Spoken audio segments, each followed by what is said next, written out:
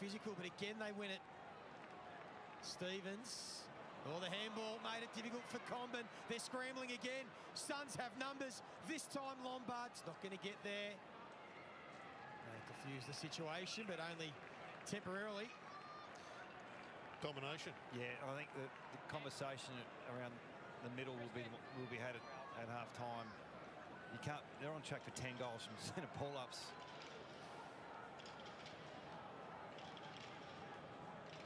Moyle do the ruck work. Witzel sit behind play. And it's been an area that haven't been great at, Joey. The clearance battle. They're on top today, +4. And the contested possessions this quarter, 27-13 in favour of Gold Coast. North have to start getting their hands on it. Daniel finds Dersma. A little bit over to the leaders as well. You can't call a timeout. You've got to work your way through these situations. Dersma's just going to kick it as far as he can. Darling! Well, there's one of the leaders right there. Imposing himself on the contest. Sherry pushed hard forward. The kick got to him. Oh, the umpire didn't pay the mark. Yeah, called play on. It still might work out. Constanti for number 2. Just what the doctor ordered.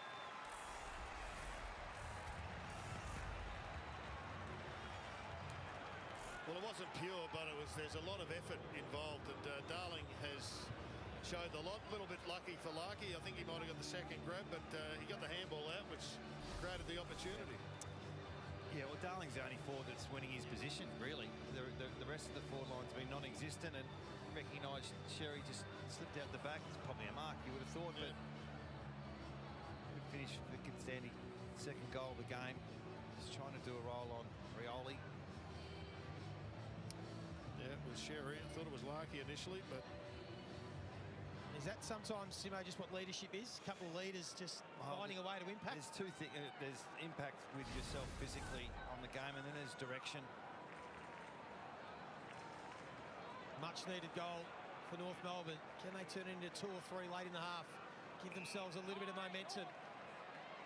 Constanti won the free kick. They took the advantage, and they'll still work their way out of it. Parker looking for Larkey. Kick wasn't ideal, and Collins able to kill it. He's hard to beat, Collins, when you have him like that. He just positions himself so well. What would you Rarely do? gets beat. Dicko, Hey, if you're Larkey, what's some of the things you can do to... All right, you got a back lead on Collins. And Give it a like, fams. Give it a like. Look at the ball in the straight line, straight lane. Rowell again. Another clearance. 6 for him already this afternoon. Just having the numbers of the top possession winners for North. Sheasel has had 16, but he's only had 6 kicks. LDU's had 15 and only 5 kicks. McKercher. That's a good penetrating kick. Collins again. He's just Oh a my wall God, back it's a there. beast. Back Andrew. Spreading hard here, the Suns. He North said like to go. stand and he's run off. It has to be Said 50. stand 5 times. Dicko, is there an injury below you? Just at that stoppage, Christian Petrarca was down for about 30 seconds. He's to his feet now, you can see on screen, calling for the ball, but was in a little bit of trouble. All right, review time. Good to see him back How's out there that and so jogging. close? Oh, because the camera's close. He's long. Hang on. We missed last week with that ankle injury. Would have loved to have played again on his home deck. Kick ball towards King. Now Stevens. Zoom out, mate. Hug the boundary line. Stevens had to keep his eye. All right, we got the Portuguese chicken. Harder than I should say. Is it just? Just a little rib tickler. Whack to the midriff. He's okay now. Short throw in. Favoured Witz, who again got it down to the Brownlow medalist. He's pulled the 3 Brownlow votes last time these two teams met. It's great stoppage craft there from the Suns. I mean, if they get that part of their game going, they're the complete team. King again's got to run and jump. Moyle had hands to it, couldn't take the mark, and Curtis back out there, wraps up Johnny Noble. He's a bit stiff there, King. He got shoved out the left arm by the Kangaroos. But it's pretty simplistic game plan when you've got those two big units down in the goal square. You just get it in there. If they don't mark it, you hit it on the ball on the ground. Umpire telling the players to move out of his path. Under the new adjustment to the rule there. Can't stand behind the umps at these stoppages. Wardlaw, he'll try and inspire his team. Oh, Davies Uniac, another fumble. That's his second. Didn't cost him. Off his porridge a little bit today, Jared, isn't he? He'll lift. Kircher trying to lift. He gets down. He's handball though, only as far as handball that too. Lombard. Rioli was waiting for it. Rioli sets the opportunity. Quite strike it. Comben. Liked, and Comben's there. Another Sun. Looks to have copped one to the ribs. Wonder how the fatigue will set in the second half with the Suns. They've put a lot of effort into this. Got a nice little buffer. Really struggling here. I think he's got. You can see to the left ribs. Comben's kick to a contest. Still down two in the middle of the ground, so hasn't got to his feet just yet. Talking to the doctors and physios. So this was after the kick. It looked like just the point of the elbow. Oh. Spargo. Right, the ribs, that can hurt. Hopefully nothing too serious. Looks pretty serious. It looks like he's coming off. Kangas win this clearance. Simpkin. Trembath needs to try and get going. Still having a quiet game today. Just the one disposal. He's coming off. Said one goal total his last 4 games, averaging 7 disposals after that red-hot start to the season. He's in strife here. That clearly looks like a rib injury. Just the right elbow, you'll see Simo. You can see just here, leans in, right on the point. Oh. Jaw rib, take the pick. Oh. Keep an eye on that one for us, Ben Dixon. Ow. Simpkin. Trembath again flew, got hands to it. The Suns' defence, though, doing a mighty job, and they're away and running. This is where they turn defence into attack, streaming through the corridor. The kick from Newland. They're out goal side here as well. I missed the handball. Humphrey just needs to pick his poison, and that poison is Ned Moyle. Yeah, they got away with that one, but that quick handball was on. Newland's kick was superb. Oh, that hot That sauce. is the Suns' counter-attack at its best. And this young man, I agree with you, Jared. He's been they've done a good, great job Moyle. to keep him. Oh, I reckon they Ned were. Moyle, to hold on to him, knowing that he is more than ready now to assume the #1 mantle, 24 years of age. Just game number 17. And in most of them, he has impressed. Oh. And disappointed, he just hung that out to the right. Well, he missed, but he's got a really good kicking style and generally really accurate. So they got a ripper backing up David Witts, who's been an incredible player for them for a long time and hopefully will be for some years to come. Oh. First miss from a set shot too today for Gold Coast. Get out Collins. my way. They're going charging through Luke Parker. He wasn't going to back down though. Good contest. Parker. But you don't often see Sam Collins that high, so he looks like he's really taken on this more assertive role and coming forward to so many more balls. Becoming an attacking weapon as well as a defensive one. Here he is, the big man. He's good. An opportunity Collins. late for either team. More likely the Suns with where this boundary throw-in is, although North Melbourne take it away. Good kick. And they're out here, but again, they've got no one inside the forward 50.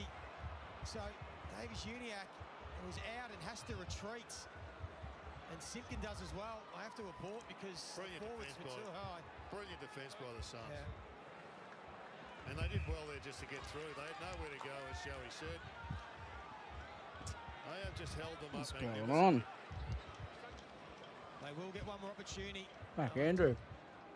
Win a contest and now win a stoppage. And Matt Rao leading the way. Brownlow medalist back to his absolute best this first half. 16 disposals, 7 clearances and Ooh. a goal. Tuke Miller and Noah Anderson both with 13 disposals. Petrarca after a fast start, 11 disposals and 4 clearances. They got some mids that have incredibly high standards, like Noah Anderson. He just racks them up every week. Gets lots of contested ball, gets lots of clearances. He's got a bloke sitting on him who's a young gun in his own right. He's still having an influence. Davies, Uniacke and Sheezer with 17 each, but it was a dominant second quarter from the Gold Coast Suns. They kicked 5 goals, 3 to 2 straight. It's half time. And at half time, they have a 38-point lead. So North Melbourne have some work to do if they want to get themselves back into the contest. But of course, this is just the start of what is going to be a super Saturday. And there is the great man, the record-breaking man. He's arrived at the MCG. That game straight after this one. And we will hear from Scott Pendlebury, the man himself. We'll chat to the team at the halftime show. So don't go anywhere. And it's the Gold Coast Suns here at Marvel, leading North Melbourne by 38 points. Plenty more to come right after this.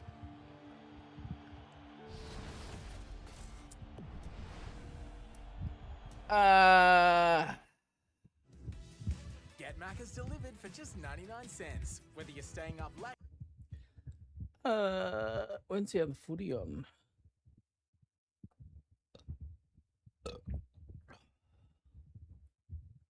Oh, Pendle's camp.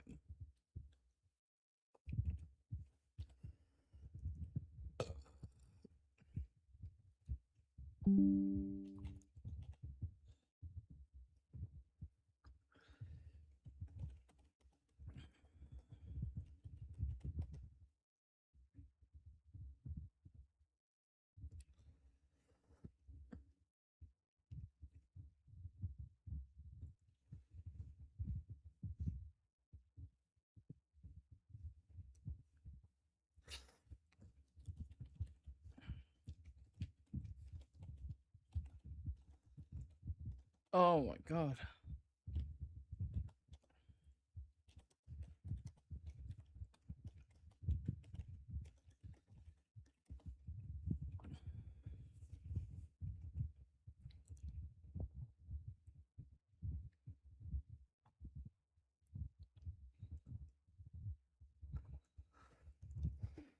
Let's try this burger.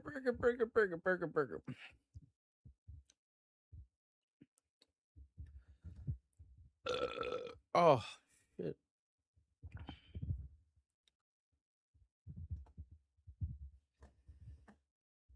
Whether you're staying up late or making a day of it. The all-new, all-electric BZ Forza Ads. Touring. All right, let's try this burger. Sorry, guys. Got distracted. So it's the Portuguese chicken burger. Earn by pushing forwards through the setbacks and the wins, all for an opportunity that others might miss. 2 worlds driven by performance, guided by data, insights, and feel. It's never just a move, it's a mindset. Because better never settles.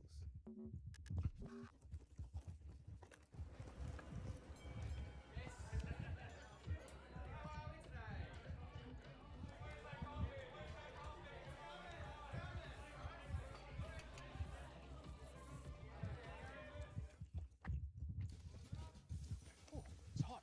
Really hot. Oh. Let's do it. Numbers. Oh. Expansion.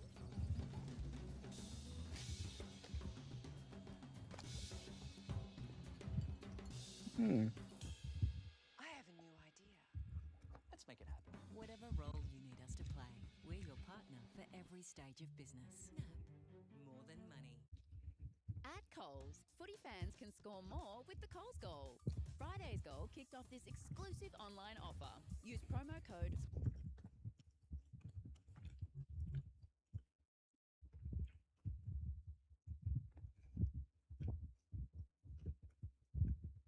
I haven't had a new song on Monster Cat for ages.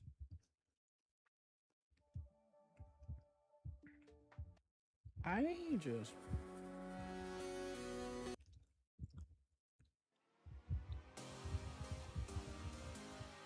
You might not get a goal out of it, and he did.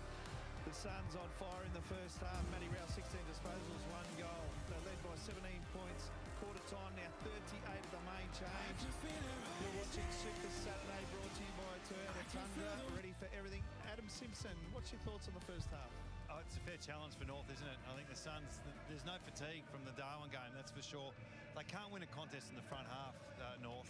Other than Jack Darling, there's no penetration there. So the Suns are on top in a lot of spaces, in particular the middle, which we'll talk about in a second. But it just looks like there's a bit too much talent to deal with if you're North Melbourne. You've been hot on that, the centre bounce scores, and it's a frightening result really when it's the second most or the most scored in a half a footy in 2 years. Yeah, and they've been pretty good at scoring from the middle, the Suns. Their clearance rate overall has been a challenge, but to kick 5 goals and a half, that's number one priority for Alistair and the stoppage crew. I mean, they've got the talent there to turn that around, and the 2 ruck models working well for the Suns today. What would you do in terms of the clearance game?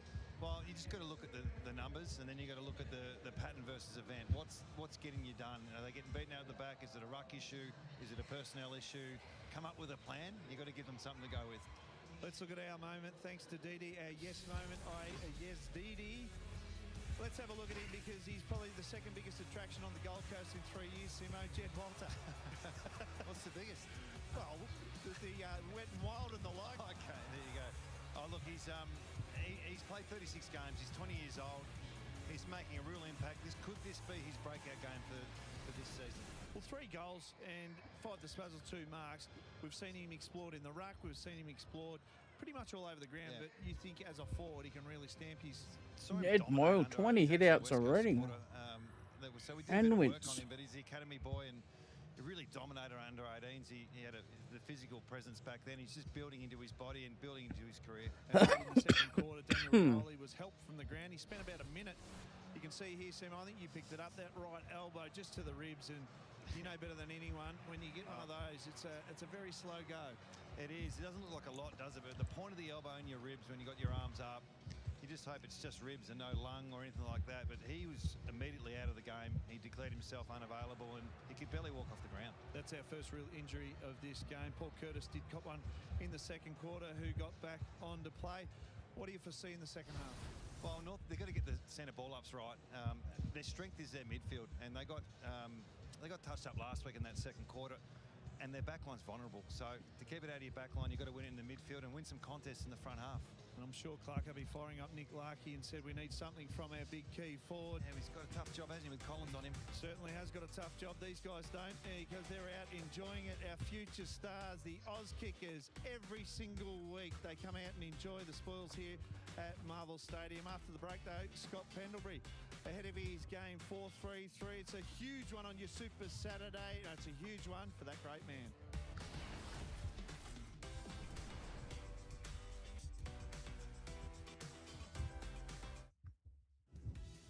Get Macca's delivered for just 99 cents, whether you're staying up late or making a day of it.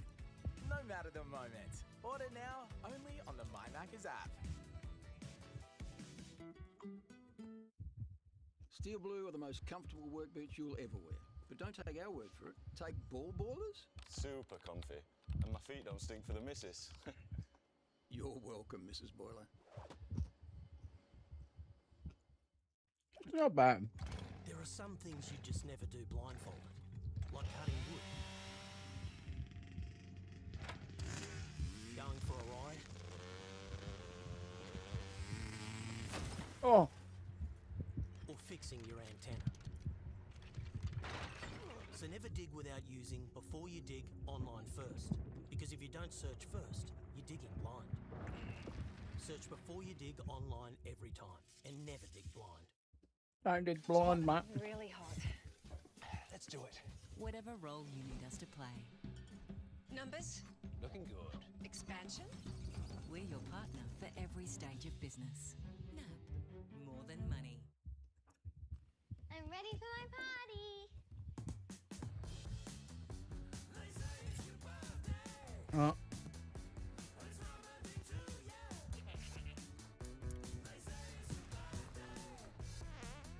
Hey, Toyota, open all windows. The Toyota feeling electrified. Cake time! all-new, all-electric BZ4X Touring. But, Toyota. Woke up this morning, I suddenly realized that we're all in this together. Over 6 million Australians have looked for the symbol and found a super fund where profits go to Ah, members, not shareholders. I'm gonna give that.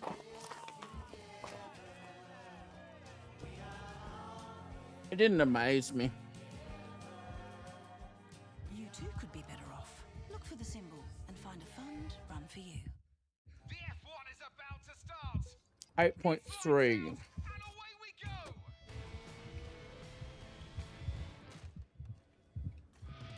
The fans can barely believe their eyes. What a moment! So be careful. Debris on track.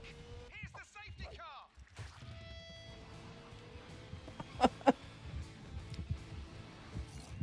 Doritos, official partner of Formula One. Taste the thrill.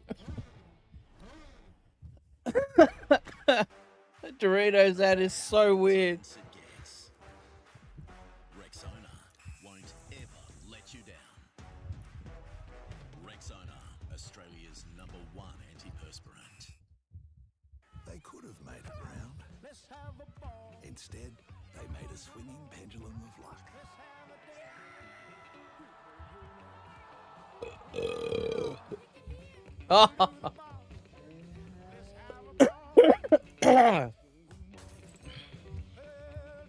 Lock the fucking Buddha! Lock the fucking! When the bounce serves you a clanger, At Coles, footy fans can score more with the Coles goal.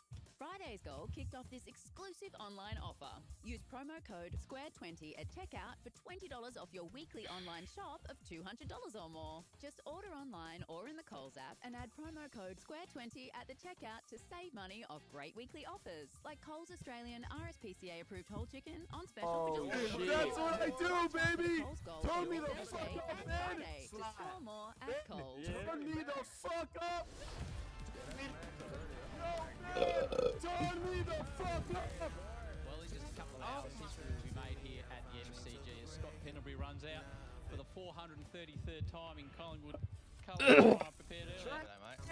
It's a bit different just walking past yourself, including the dreadlock version back there as well. There's a few different hairstyles, isn't it? So, seems like a long time ago, the one at the very start. My word, it does. When you go out onto the ground, how are you feeling? Has it just been your stock standard normal routine this morning with the kids? Oh yeah, today's been really normal. Mum and Dad stayed over last night, and yeah, just pretty much played a bit of PlayStation this morning with my son. Sonic Olympics, and Did you beat him or not? Lost the rugby sevens to him, so cop that from him this morning. But yeah, pretty cruisy day.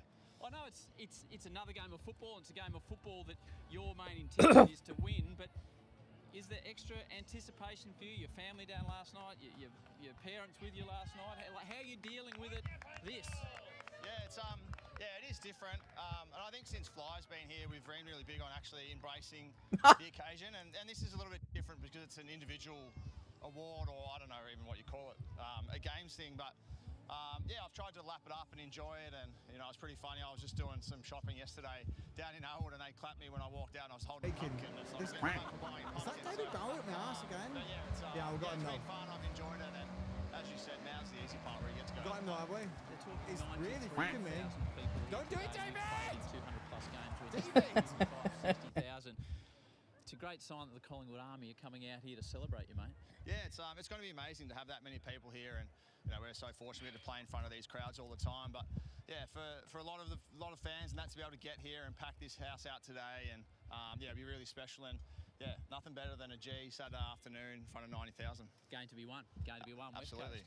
Yeah, well, they played really good footy last week as well, and you know, we know what we're up against. And at the same time, you know, I know we haven't got many points of late. I think we've got 2 out of our last 3 games type thing, but sorry, 2 points. But we've played some really good sides, and you know, drew with Hawthorn, lost by a kick to the Swans, and so yeah, we're playing all right footy, and I feel like we're building. So looking forward to trying to get the win today. This is obviously not the footwear you're going with when you run out, mate. You're going with a very special pair of boots that I know is really close to your heart. Yeah, the kids did a boot each for me from Puma, and Yeah, it's probably the best thing I've ever received in footy, to be honest. So I was a little bit shocked when I opened them up during the week. Each kid had designed a boot each, and I've got them down there, and I can't wait to put them on. Good luck, mate. Hope everything goes the way you and your football club want today, and enjoy what's a historic day in the history of the game, mate. Good luck. Cheers. Thanks, Howie. Well done. Thanks, Cheers, mate.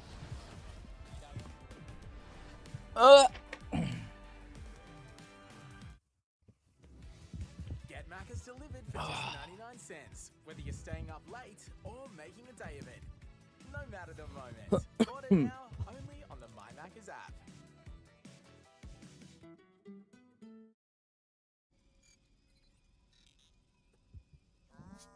With network monitoring, Telstra Internet helps protect you from suspicious activity. Visit Telstra today. Looking good today, Willie. Yeehaw! Oh, shiny. I'll let you take this one, Emma. What if AI's best guess wasn't a guess at all? That's the power of AI with the precision of Workday. It's a new Workday. The hell? The world's #1 forklift. Get Toyota's legendary reliability. Get smarter energy solutions. Get Australia's leading service network. That's the Toyota Forklift Advantage. Get a Toyota Forklift. Tundra. Toyota's flagship truck. It's here and it's ready for everything. Ready to be felt. Ready to be seen. And now, with free on-road costs, plus a $10,000 Went for a walk before. Question is, are you Felt ready worse. for it? Toyota Tundra. Welcome around the world as we have Now, Toyota. Yo, bro.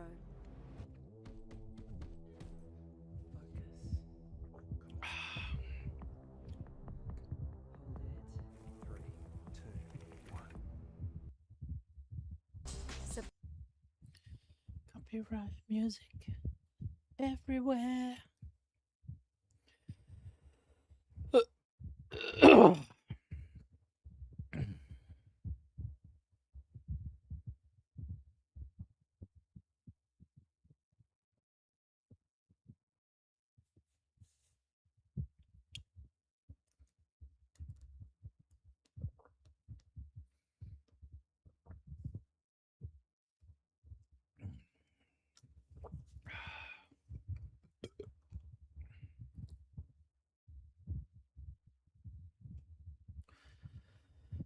Every stage of business.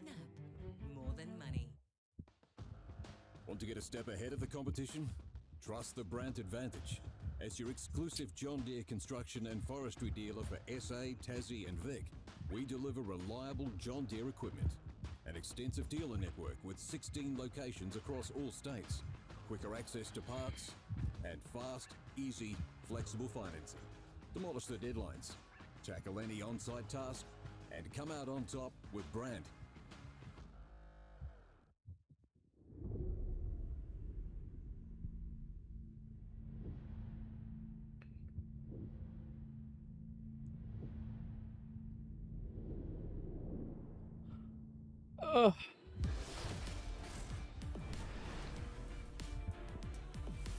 Clark, go ahead, just sum that one up.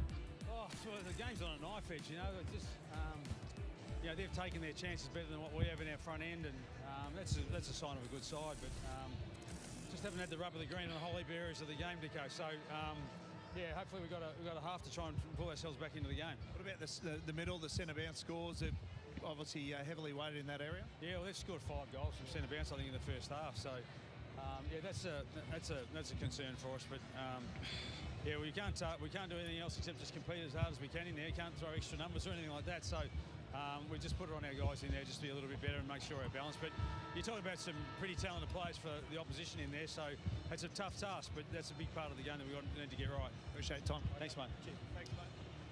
Alistair Clarkson seemed relatively positive last half full. Clarko. Midfield group for the Suns. They've been exceptional today, and it's only the third time this crew's been together. And it looks how it damaging this could be with Petrarca coming into the side. It hasn't quite flexed this year. This might be the first game they've really put it on. Yeah, and I reckon it's the best their backlines played this year. It's they have been on fire, and I think emptying out the forward line hasn't worked for North Melbourne. They've got to get some representation when they do win the ball. They've gone in, or looked to have gone in too many times with no one there. Right, plenty to play for in this second half. Trembath in the ruck. Get themselves back into the Brasheari, Petrarca, Zarao, back to Petrarca. Themselves as Petrarca gets involved early already. Jeffrey running off half-back. Jeffrey. He will go towards Long. Kircher back at half-back. Long. Goulburn already got one. He Oh, heard the voice of Miller. kick it, mate. Campbell didn't get to him on the full. Are you critical of the modern-day footballer with their hands, Jared? The handball. Too many go to ground. I mean, it was brilliant combination through the middle, but then the Petrarca handball just too hot. And often it's just because the left and right isn't as proficient as they should be. Jeffrey. See Daniel Rioli starting this Petrarca. after copping that elbow to the ribs. Curtis. Force a turnover here, North Melbourne. Davies Uniac looks inboard. He wants to go corridor, has Spargo. Constanti's worked wider. Once again, it's an empty North forward line. They have to hold. So I had to go short. And now they've got to go through the corridor. Zerha's gone forward, so they've flipped those magnets around, and Zerha takes a nice mark inside 50. And obviously the experiment needed to be adjusted a little bit. I think as a Why do they have no one forward? okay with that being great. Put him down there for his rebound and skill, and perhaps that might be the change that turns the forward half around. Well, he knows how to sniff an opportunity. Can he convert? Turned 28 a couple of days ago. Did Zerha. Already had one shot at goal this afternoon. That's his second. Oh, he's hit the post. A good accurate kicking under the roof. Tonight, Ben Dixon, you'd be loving that. The accuracy, 12 goals, 3, 6-2. It's great to watch, isn't it? That's what the footy fans come in for, the goals. Jeffries. Here's Jeffrey. Disposal number 8. Slightly aggressive towards the corridor. North Melbourne have the numbers. She's just reading. Sherry and Witts going at it. Plus 18 hit-outs for the Suns today. Significant. Yeah, look, most of the numbers are relatively even, aren't they? Simo, it's that centre bounce number that's the big one. They're competing without being able to put the score on the board. Well, Marco was right. This is probably the more talented midfielders to come up against. There's Miller, who's now just become the fourth banana in this midfield group for Gold Coast. They'll throw Bailey Humphrey into the mix, but he's penalised, so Sherry, leading tackler in the comp. Stand up, Sherry. Sorry, Joey. He's one of the best tacklers in the comp. Found Simpkin. He squeezed the ball to Curtis. Good build-up. Good ball. He's an important player to get back on the ground. Paul Curtis, super talent, can kick multiple goals. That's better ball use.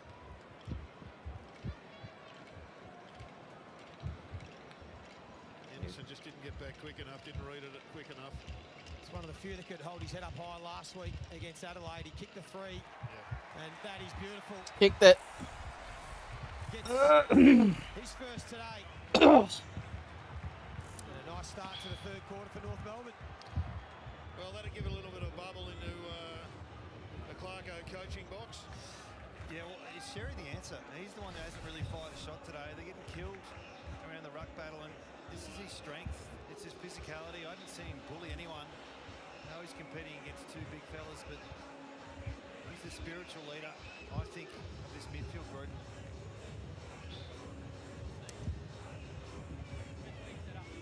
And he's not taking the centre bounces, which is interesting. He's starting half forward. Trembath's taking the ruck, so maybe the leaping in the middle. There's the change up in the centre bounce, and he rucks half forward. The initial ball up.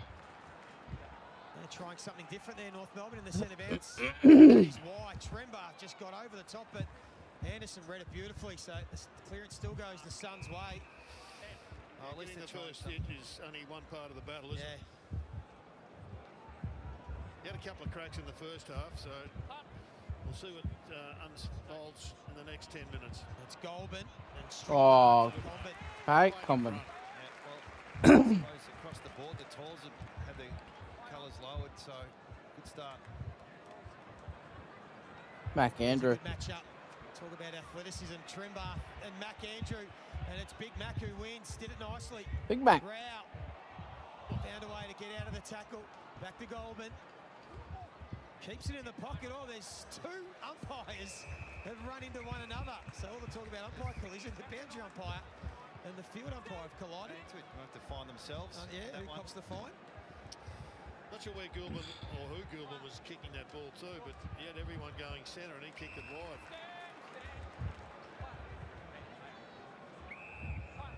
Bit more urgency in the Kangaroos play coming out of the back half. Here's Logue. Had players breaking Oh wide. my God. Instead, he just tried to force something through the corridor that wasn't really on. Opportunity for the Suns now. He's like the worst player ever. Goulburn started this quarter well in front for a third time. Gives the handball quickly to Rao, but not a great kick. He's surrounded, being kicked by North Melbourne defenders, and North get out of trouble again. Simpkin runs on. Andrew doesn't come forward. Oh, give it over. Now Zerha. Here's a contest. Larkey and Collins. Larkey! Bang! Well then, Collins tried to get body on him and he missed the body. And Larkey's just a bit of extra height. Told the story. And he missed the body because he was going sideways. See how when you don't come up at the ball and Collins has got to just reset, find you, turn his head.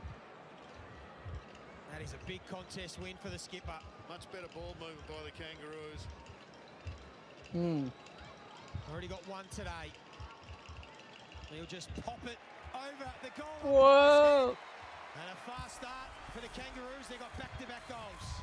The luck. Well, he's tried some different things, Clarko. Obviously, the ruck challenge with Dawson going out of the ruck now and Sherry starting forward. You've got Zerha going forward. I'm trying to work out who's gone back. And maybe Sullivan or even McKercher. So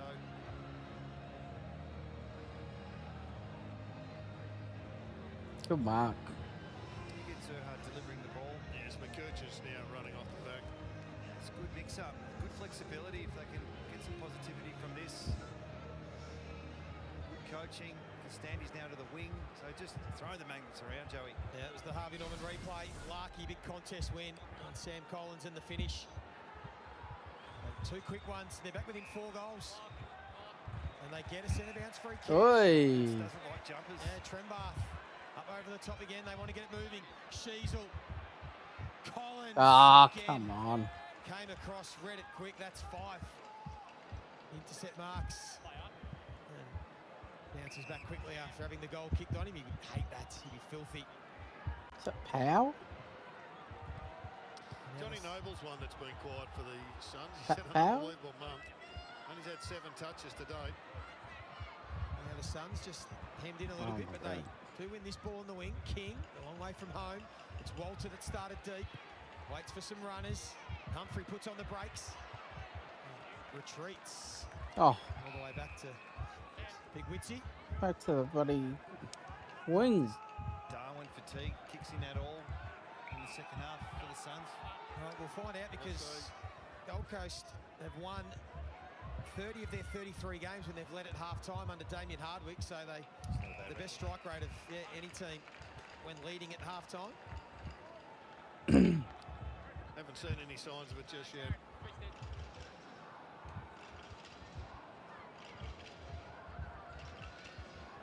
Wicks and Sherry will do battle. Trembath drifts down forward. Sherry do the ruck work around the ground. O'Sullivan. Oh, Petrarca. Come on.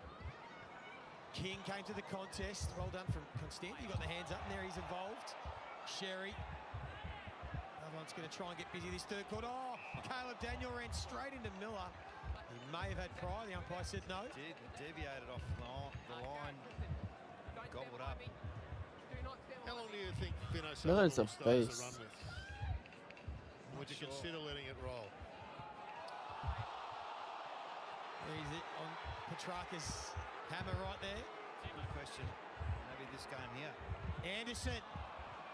Oh, Two of them from 55 launches. Mr. Anderson. Finish from a classy player. What a player. He liked his own work there. Trying to enjoy that one. What a player. He could have been sliding you at the legs by It's only the third time they've played together. Yeah. What's this? Is that a slide tackle? Did Brown just slide tackle someone? Sidestep. Has a bounce. And then launches. Beautiful kick. What a goal. Watch this. Candy. Candy shop bounce. Back inside was just a pure move. Down the candy shop. Curtis in the middle. So Wardlaw, O'Sullivan. So they're trying everything, but everything they try seems to be matched by the Suns' talent and system. That was a magnificent goal.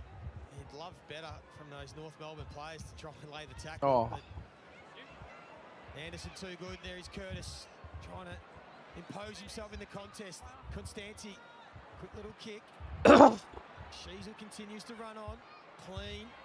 Spargo did a pretty good job to break the tackle and then get it to Curtis. Oh. He beat three of them. He beat two of them but wasn't going to get past the third. Throw it in. Saved by the boundary line.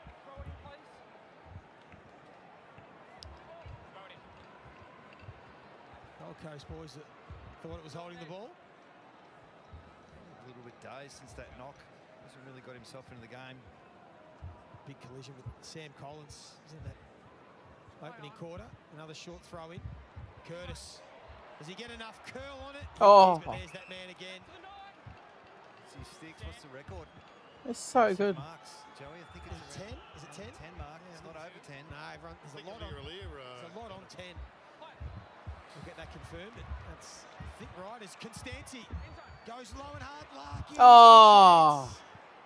Collins. North Melbourne again trying to lift Curtis. What a ball. Sheasel was there. Constanti.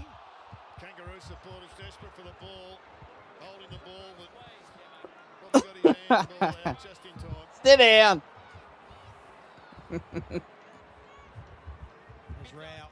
There's a big kangaroo supporter with a big beard. It's number 8. Good body work Yeah, there. Humphrey. That's 50.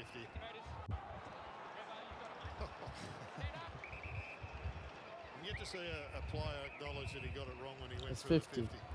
No, I think that rule's been reasonably well managed this year. There's some fuss about it early on, but it sort of is what it is now.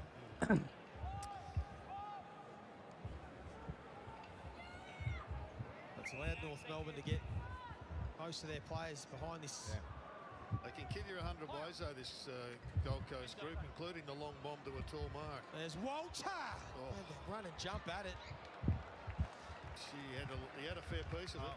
Had to be critical of North key defenders taking that space away. Just can't allow these types of players just to free run and jump. A bit of body work, a bit of craft.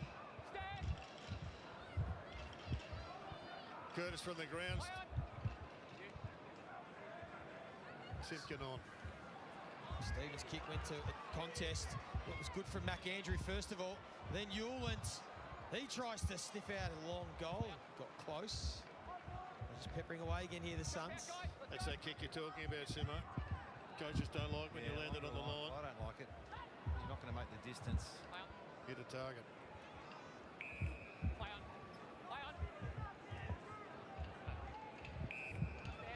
Daniel happy to go short to McDonald. Sheasel coming up for disposal, number 22. Not sure about that one. Comben just sends a high ball. Gold Coast will be first to track it. Moyle, ball picked off from Wardlaw. He looks up. There's space out the back for Darling. Collins again read it well. So did Oscar Adams. Darling has to scrap and fight against 3. He goes again. And in the end, I think North Melbourne would be happy to take the stoppage. Yeah, Darling's been leading the way terrifically well. Right from the word go. Pick him up, Dawson. Larky's trying to peel away from Collings. Any advice on what he should do with an intercept player?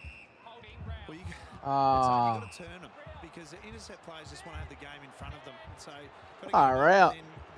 Imagine if you actually called holding for like Gary Ablett when he was when Crowley's like holding in the whole game. Take you to the ball as much as trying to get that play out the back that Larky's trying to get today.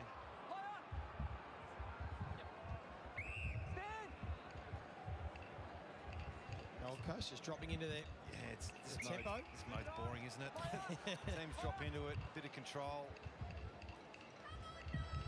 Now he goes long. Comben for a second time. He's backing himself in. What? Parker. That was 30 metres. Below us, that's where the kick goes. Should get a free kick. It's a 30-metre kick. He called play on. Darling has Adams beat. He doesn't look forward. Instead, he goes inboard. O'Sullivan still has Darling in the pocket if he wants him. That's the direction it goes now. It took a while, but it eventually got to him. 50. Just needs a few players to lift around him here, Jack Darling. Look at the comparison with his craft. When his ball's not there, he just seems to find his leading patterns late. Whether it's a direct opponent or... He leaves the space early, doesn't lead early. He's kicked 2 goals, 1 today. An almost identical spot for all 3. This one slightly further out. Ooh, He's 1 just point. pushed it across the face. 1 point. 2 goals, 2 for the veteran. Game number 330 today. And the 6 goals coming in the last 3 games. To this one, Get back to him. continuing to provide an option. Good. Love a good handball release. Really makes the game Back Andrew will open up. 10 or 15 metres and kick it as far as he can. Holman. Good pressure from O'Sullivan. Oh, we handballed it. Well, they're getting it out of their back line and into their front half pretty easily at the moment, the Suns. Yeah. When you're a one-on-one side, fatigue kicks in halfway through the third and you can start to pick your way through it a little bit. Some of the players still need to lift from North. Dersman's only had the 6 or 7 possessions.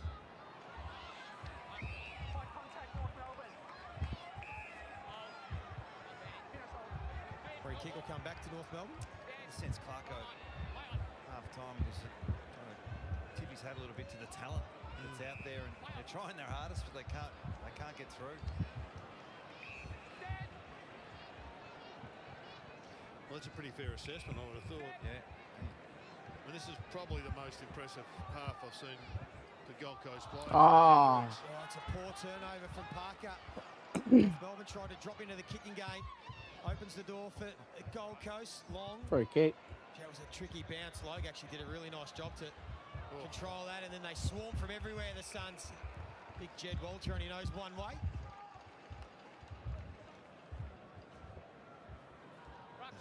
Really eating into the margin too much here.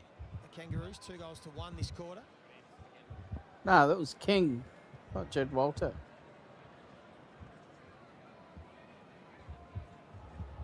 Anderson starting to put together a really big afternoon. Heard the call, touched off the boot. Petrarca, he snaps, and again, well done, Charlie Coleman. He's having himself a 50. and he'll get 50. Inside the 9.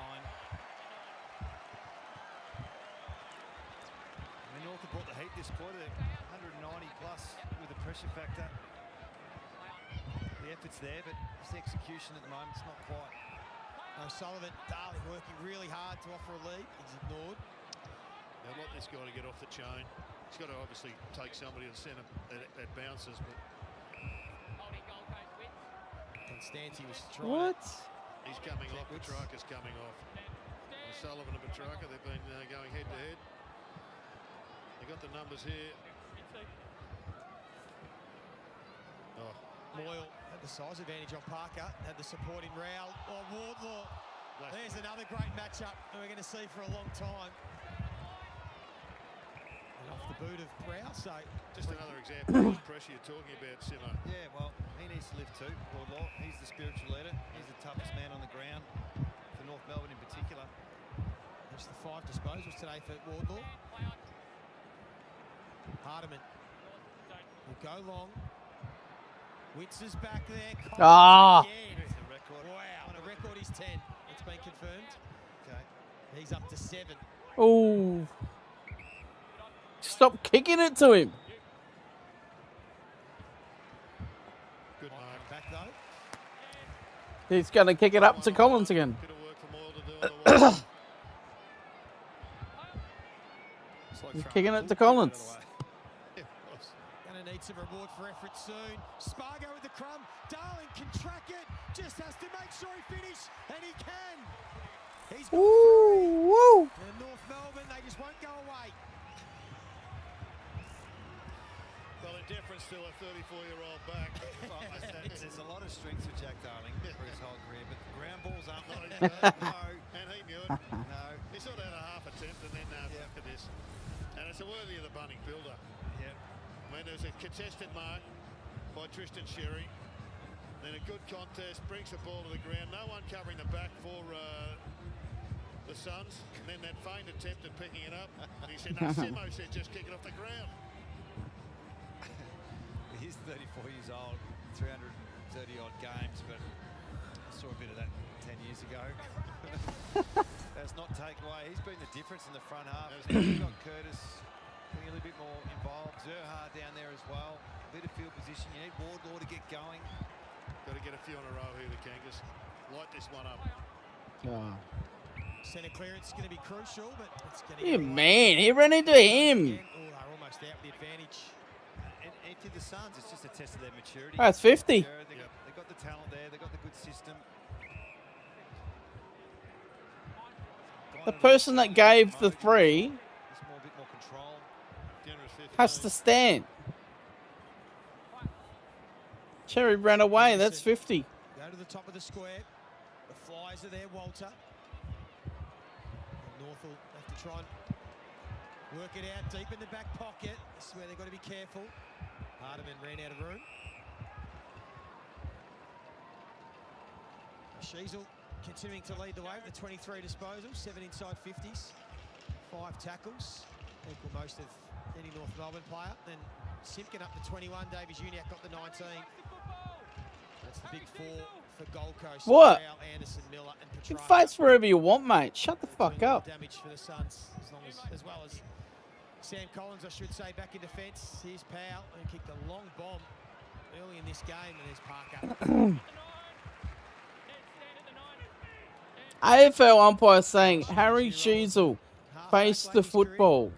You don't have to face the football, mate. Just do your fucking job. Throw the ball up. There's an opportunity, Simpkin.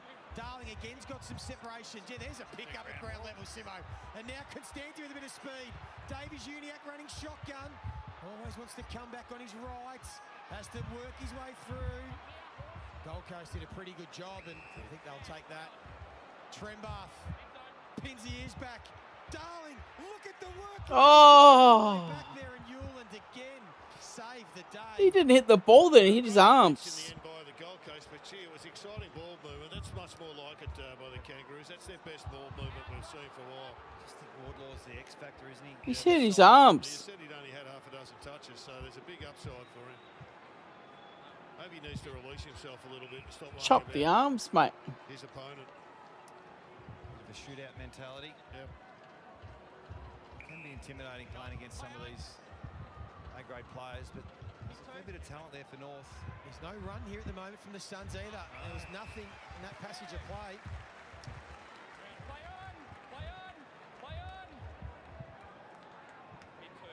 That's off the inside. That's a shank, but it might work, and it does. Got him. Deep. Larky goes in that direction. Good courage from Anderson. Oh. Spent it before he had it. And now could be the Suns on the counter-attack. Miller has the corridor open. It's Lombard. He's got the wide if he wants it, but Haven't seen them take the game on much today, have we? More of this kick mark sort of stuff. Gee, Miller made a decision not to take the mark and try and surge forward. It could still work out. Lombard. Tracks it, has time, arches the back, and shuts Oh. the post. they haven't had the run from the half-backs. He's a unit, Lombard. Is he young? As you mentioned, Constanti's doing a terrific job. There's that defensive forward on Noble. Rioli's a bit sore. Oh! Andrew, extravagant. The ball just stayed in. So Zerha will go towards Collins. Trembar. Oh! Come on! And this is a big moment for the young man. Novak can kick the goal. Yeah, he's got the length. What a grab. Does Collins get one deductor from him? Trembar's been on the wrong Happy about it. player. Pretty much had Larky's measure, but has he got the distance, Joey? I think he does. Okay. And he'll need this. As he said, 1 goal in his past 4 games. He's really struggled after that Oh. exciting start. But this is a big moment for the young man. Woo. Delivers when they need it. And there is life. Wow. North Melbourne back to 20 points. Wow. It's the closest they've been since early in the second quarter. Has he got the distance? He went bazooka. I don't understand why players come off after they kick a goal. Fatigue watches in, whether they've Keep gone him into on. control mode or not, but it's the North's big men have started to rise to the occasion. Darling's been doing it all day, but Comben down the back. Comben, Sherry, Trembath, just need Larky to get going. That's good body work from Trembath. Kept the big man down, and when he went for the spoil, he didn't have the reach. The other thing too, I think you might be right. O'Sullivan might be off the chain, and Wardlaw's starting to get into the game. So, got to take him on. Who knows? So here's an opportunity for the Suns. Miller, Petrarca, Rao, all involved. Noble taken down in the tackle. Oh my God. With the running halfbacks. I love those inside handballs though from the Suns. They don't go wide if they can go inboard. Humphrey from the pocket. And a nice job again from North Melbourne. The centre bounce has been Who are they booing? day, even just field position. They're -5 centre ball ups for the day. It's the voice of Adam Simpson, premiership coach for the West Coast Eagles, alongside Jared Healy, the Brownlow medalist. And Ben Dixon on the boundary line, enjoying a good game of footy here at Marvel Stadium. Out of a big Super Saturday. Dersma hasn't been cited, really. They just can't afford to give away kicks like that. That was just an indiscriminate error. It was to no one. It was to space. And they're lucky they didn't get a rebound. They've got to make every post a winner here, the Kangaroos. Where's the holding on there? Come on, umpire. Goals against the play. Sherry's tried to impose himself in his third term, hasn't he? I want to get tackled by that fella. He tackles hard. How's it hanging on? They feel an important night. 2 teams, mate. Oh, Bush in the back. Before 3/4 time. The goal either way will be huge. Davies Uniac tried to put the step on. Fed it back. Stevens. Back to Davies Uniac. High ball. Collins in this contest. Larky. McAndrew. Whoa!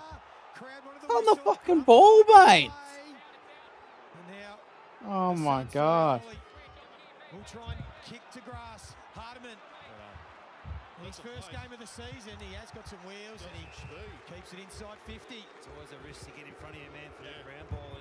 Same thing happened to North against the Swans. They're blatantly cheating. Large crowd today, but they're vocal right now. They're into it. Blatantly cheating. They've come to life here. They can sense something. They call something for the other team. They don't call it for the Roots. Like, fucking, what do you mean? Curtis. This will be something. Couldn't look Oof. back enough. Yeah, well, Rioli just gave him licence. Curtis lined up on Rioli and he just read the ball. Could have been a freakish goal, but he's capable of those. 5 disposals, 4 clearances in this turn, Paul Curtis. They've thrown him on ball. Yeah, the moves have worked. They shuffled the magnets at half-time, did North Melbourne. The ball! Rao got the hands free. Close here, that is a beautiful handball. Release Rioli, who now has some grass. Takes a couple of bounces. Curtis never gave up on the chase. Hardiman came forward but fell into the back. Ah. Missed the option, he had long charging into the middle. He was all on his own and he He was just looking too deep, too short, I should say. And King's had a quiet day, just the 3 disposals and 1 goal. Crowd's going ballistic. Out of the contest. Parker with a double-handed fist.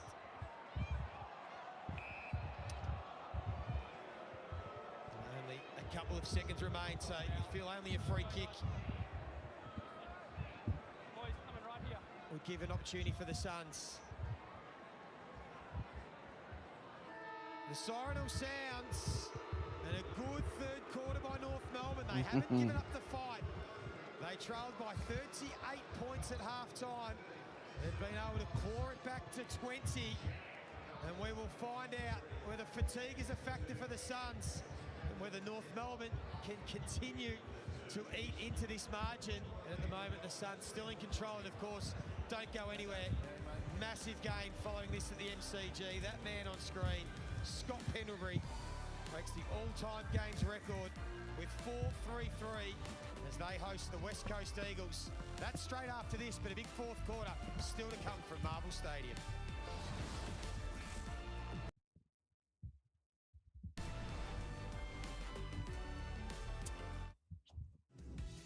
Get Macca's delivered for just 99 Let's check cents. the whether you're staying up late disposals. or making a day of it.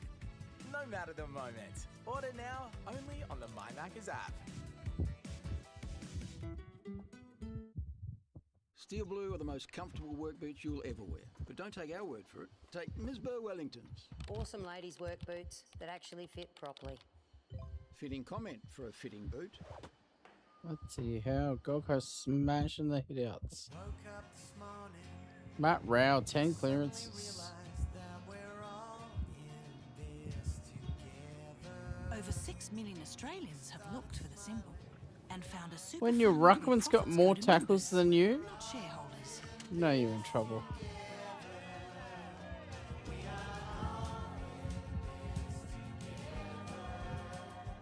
You too could be better off. Look for the symbol and find a fund run for you.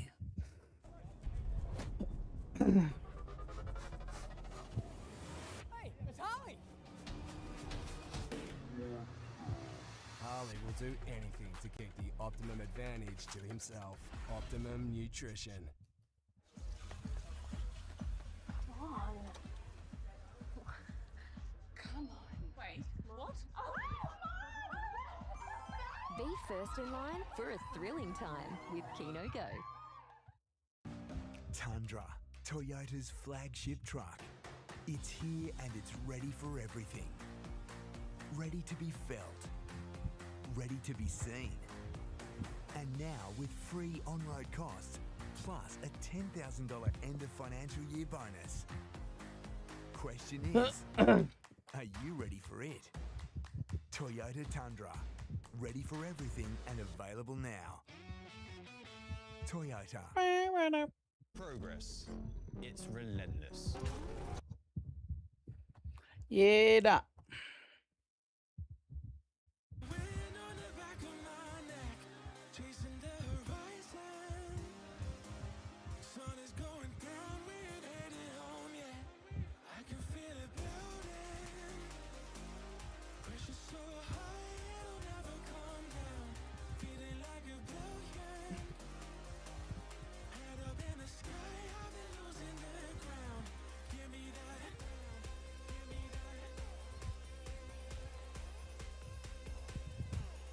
Yo, what is going on? Oh, that's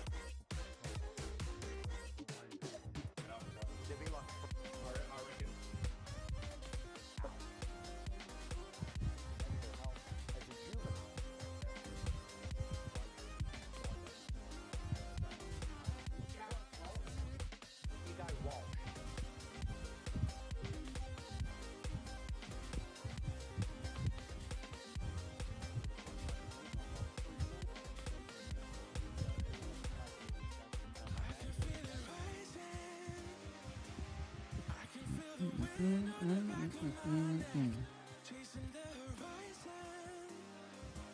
Sun is going down, we're heading home, yeah. I can feel it building. Pressure so high, it'll never come down. Feeling like a billion. Head up in the sky, I've been losing the ground. Give me that. Give me that.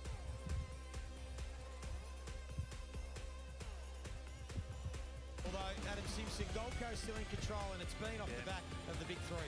Yeah, it has, and this combination hasn't been together all that often. Only 3 times this year, but the combined clearances of these three, 22 clearances across the ground. In particular, as Rao agrees with what we're talking about, in particular the middle. You know, they're +5 centre ball ups. They've kicked the 5 goals in the first half. Held to no score out of the middle for that quarter, and we would admire some of the things Clarko's tried to do to get back into the game, but you can't deny the talent. No, I love their work rate together as well. They do work terrifically well with the short hands inside, particularly. They get the first one out, and often it's back inside, and so the third one ends up going direct to goal. Well, Dicko, you liked what Alistair Clarkson did spinning the magnets? Well, at half-time, after 38 points down, I thought he was going to give half a spray, and he was very positive. We all thought, wow, glass half full. And the reason was he flicked the magnets around to great effect. And we could see in the quarter, Charlie Conman, 3 contested, 3 intercept marks. So it was chaos up the field. Different look for Gold Coast to coach against. I really liked the positivity when Alistair walked out and said the third quarter will be different, and it was. Got it back to 20 points now. Big advantage. Started with Trenbath in the ruck, though, really. Starting again. Yep. You got Sherry as centre half forward. Trenbath into the centre bounce. Here we go. In the midfield. Cam Zerha's gone back into the forward line. Colby McKercher providing a bit of punch off half back. Will it be enough? Straight away. He's penalised Davis Uniac. What? I'm not complaining too much. Race his. Rao. First inside 50 of the quarter. King. As we said, hardly sighted today. Finally got some separation off Comben. Couldn't take the mark. It's always dangerous, those key defenders just dropping off, conceding the mark high up the ground. Come off that time. And now Sherry comes up from half forward to do the stoppages around the grounds. How have you seen the umpires today, Jared? I think they've been fair. Okay. Yep. I mean, you can never please anyone with umpiring, but I think the North supporters are overly happy about some of the decisions, but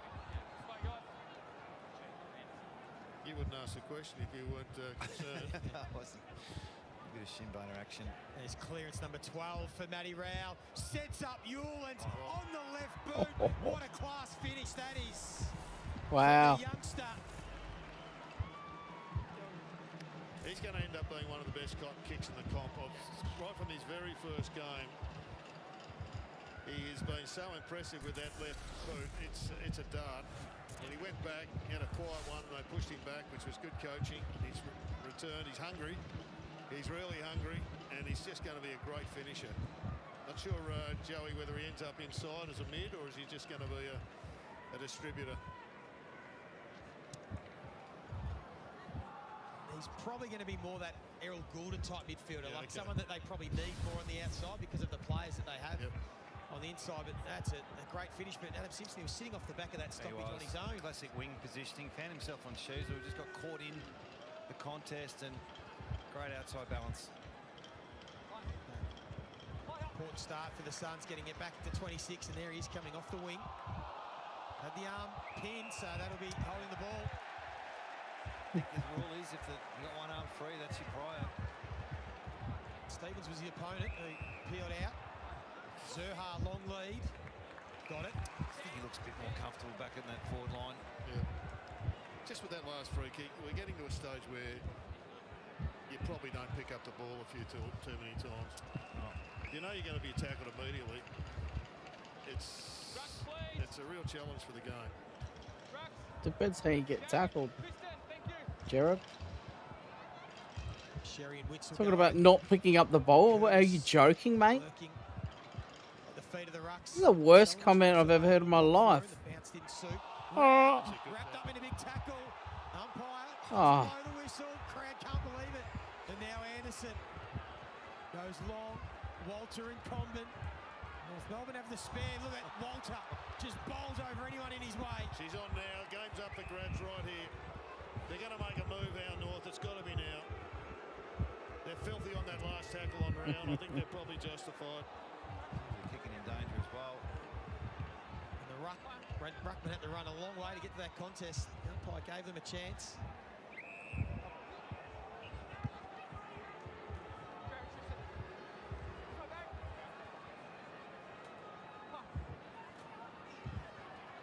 O'Sullivan, quick hands.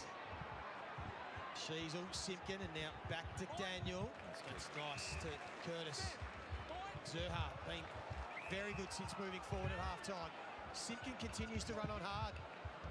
Got it. Larkey offers a lead. Caleb Daniel offers some more run. Wants to go longer. Trembath and McAndrew. Trembath's got it. He's an athlete, this bloke. If you can pick Big Mac. Big boy. You are a serious athlete, and he's had a terrific second half, this guy. Just noticed slightly that the Suns' defenders just dropping off a tiny bit, whether it's fatigue or just good forward craft. They were dominant in the first half, Joey. Darwin to take. They're playing at a more electric pace, though, the Kangaroos. They're lowering rise a little bit too. They're not just bombing it in. They know they need to keep going, the Kangaroos. Trembath, maybe it just took one or two contests and maybe regain that form from early in the season. He's got a couple. That's back to 20.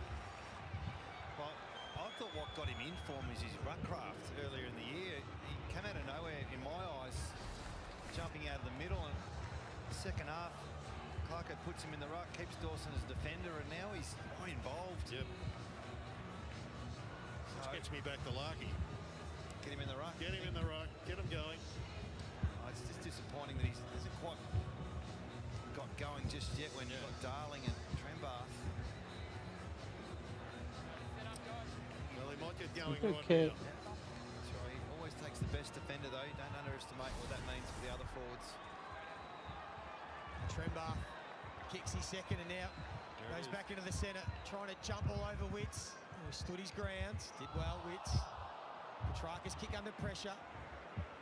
Trembath tracking it, so's Petrarca. Just went without it. Davies Uniacke arches the back, takes them on.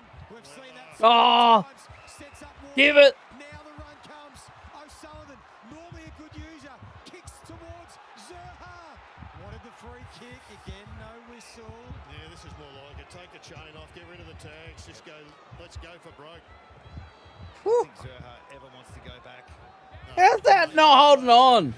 Fuck me. God damn. Back to my real job. It's as close as they've been, though, 20 points. They haven't been able to get it inside three kicks. And that's a nice kick from Noble. Too easy, that clearance. The run of Rioli is excellent. Got some separation on Constanti. Yeah, he's been well held, though, today. He's done a lot. Rioli. 249 metres gain for Rioli. He'll get some more metres here. Petrarca will have to stand under it. King comes and presents. Oh, Simpkin, it was awkward. Not sure what happened there, but it might be costly because Petrarca has been a dead-eye all season long and just goes Can't get started to get going, and the Gold Coast just kick one.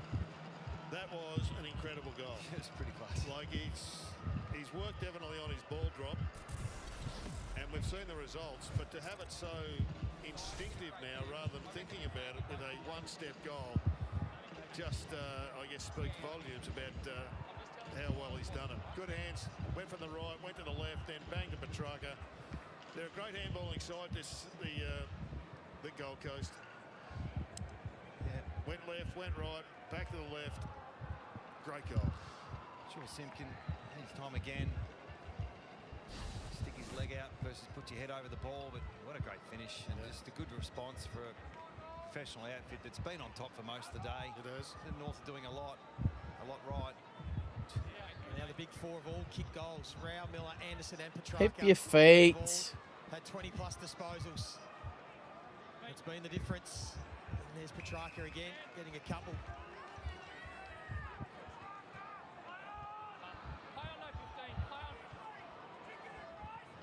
Noble will get on the end of it. Oh, no, he won't. The kick from Newland was a bit too strong. Look, fan zone.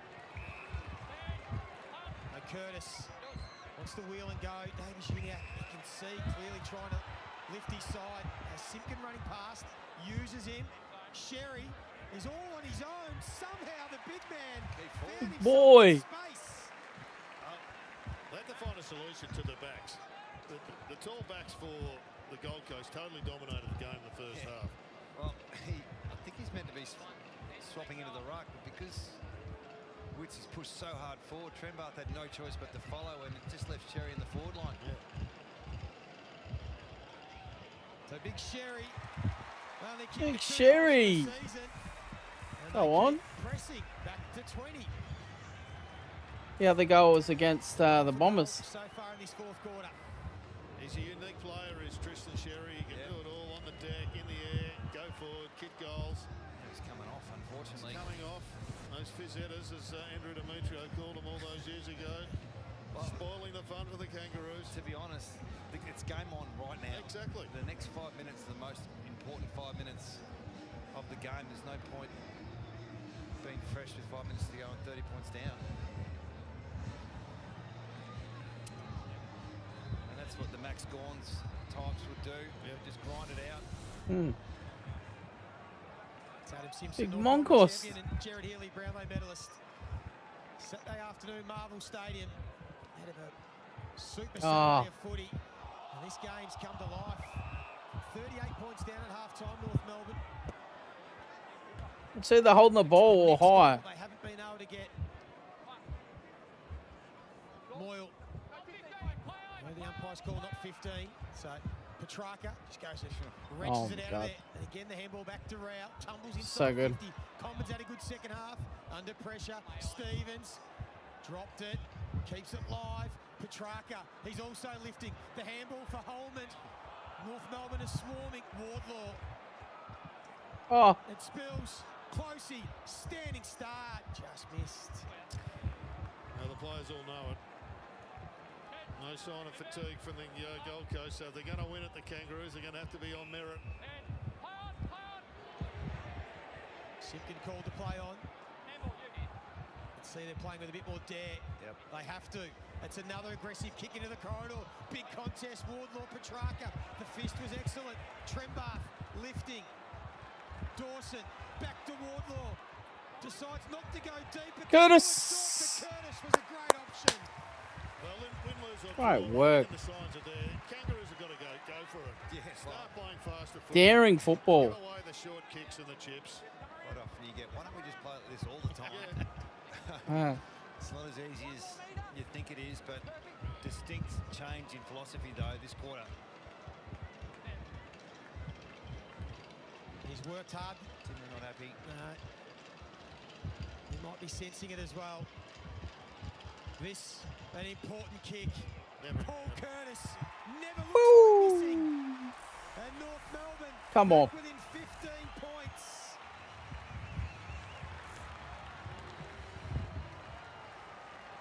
Well, that was a back half transition special, Jared. There was a ripper. Everyone went flat stick. Put the clutch in, dropped it back a gear, and said, righto, let's start revving at a bit higher rate. I think they started the game like that, and you're just too switched on if you're the Suns. That as your fatigue kicks in, and you take on the corridor, and then drop the tags. Drop the tags. There's always going to be a contest you got to win if it's a back half transition. Curtis is part of two chains, two parts of that chain. Here he is.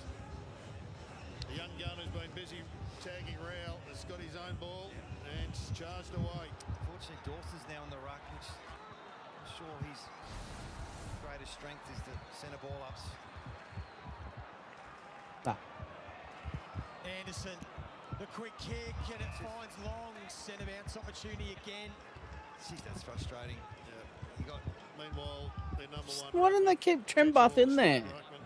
Getting refreshed on the bench. Trembath went deep forward, obviously rucked for a long period of time and got a bit fatigued. And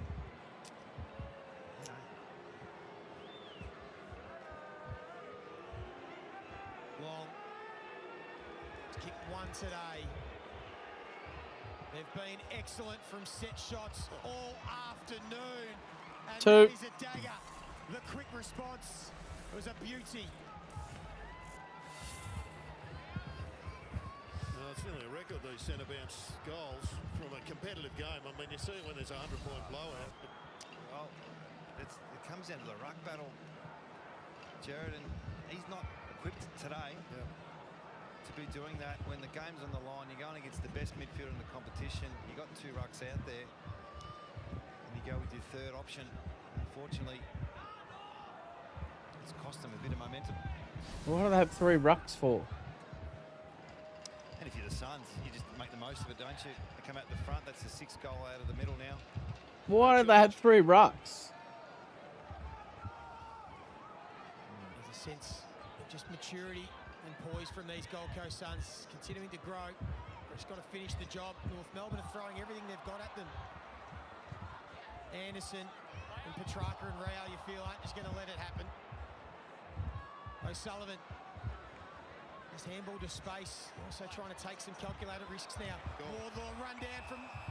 In the back. Oh. In the face, in the back. Just charged in and got him. And now Petrarca, he peeled out, he's in space, which has allowed Goulburn to get inside 50s. His man had to come forward. Now he'll be patient. Why? Keep your wits about you. He's not making the distance. He didn't take the marker meter back. Kick it to the top of the square. Walter got hands to it again. That's been the story of his day. He's kicked the 3. But he's showing some big signs these last couple of weeks. Ryan Simpson, though, when you look at North Melbourne, how often they've allowed Ben King or Walter to get run and jumps without putting any craft required, Joey. Any body work into it. Darling, been one of the best for North Melbourne today. No dispute about that. He's been excellent. Good kick inboard. Now they've got the runners. Wardlaw has Spargo. He's waiting for Zerha to get to work. Instead goes short to Larkey. Now he goes to Zerha. He's going to have to beat 2 of them, which was never going to Shepherd. I hope he wasn't going for goal there, Jared. No, I don't think he was. A few other options on, but not enough height for goal, but kicking it to a 2-on-1 doesn't work. Generally, anyway. Well, they're running the risk, though, aren't they? They're taking the game on. No, they've been excited there for their comeback.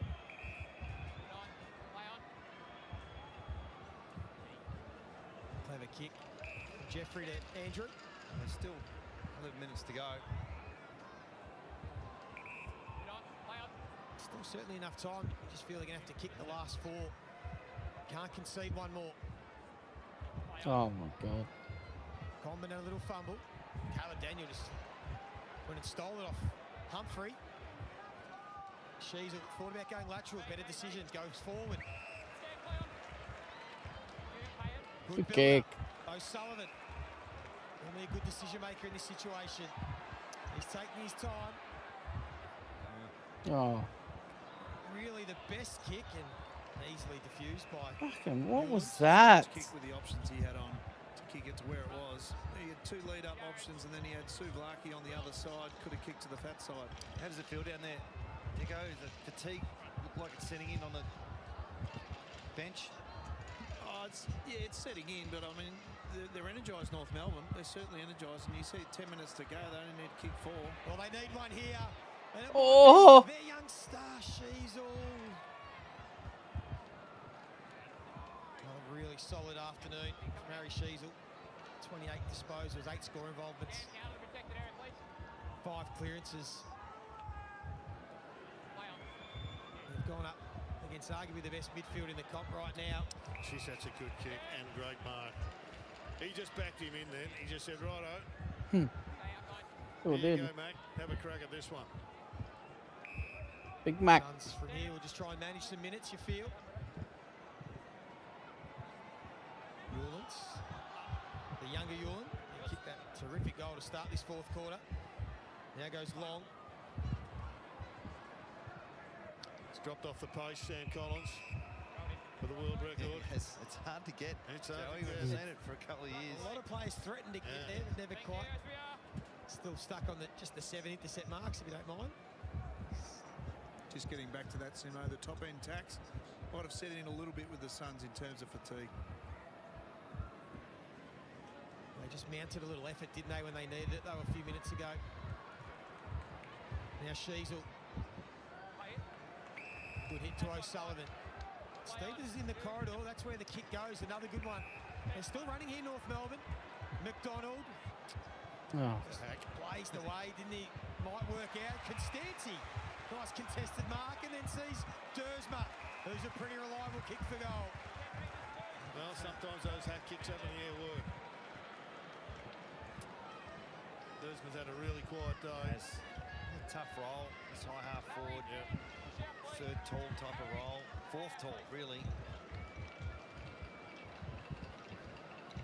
He's been better this year. Just the 7 disposals. Didn't hit the scoreboard last week against Adelaide. He's got the same numbers today. But this is a big moment. Again, to get them within 3 kicks. And they are well within touch. That was a great finish under the heat. Wasn't a big night, but a big afternoon, but that was a big kick. Joey, is he capable of playing inside mid at any stage? I think the tank has to improve. That's he's got to really work on that fitness to get to that level. Well, here he is running. Well, he's sort of jogging, but he's positioning himself, and he's got there. Saw the hole. Didn't go too early. Good result. So what's next? You got Sherry's back on the ground. He just arrived back on the ground now. Trembath back in the ruck. So the combination that worked really well is back there for the last 8 minutes. Corridor. Let the ground ball players though to get to work. And they are running North Melbourne. Now kicked 8 goals from their back half. Now there's disruption with There's only the 3 Suns. North players. Oh no, there's 4.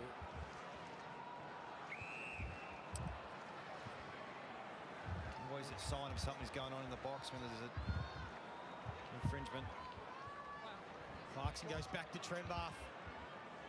Same result though for the Suns, although the clearing kick from Anderson not his best. Maybe some fatigue. Now Davies Uniacke takes his time, gets some penetration. Larky and Zerha. Larky twists, turns. Oscar Adams had the handful of jumper. Zerha, That was high. Was he taken high? No, he was penalised. What? Everyone held their breath for that half a second. Gee, he looked like he got taken high. Oh, that had to be high. Yeah. Make your own mind up in the box. Still a chance. O'Sullivan tracks it. Got it to McKercher. Off a step.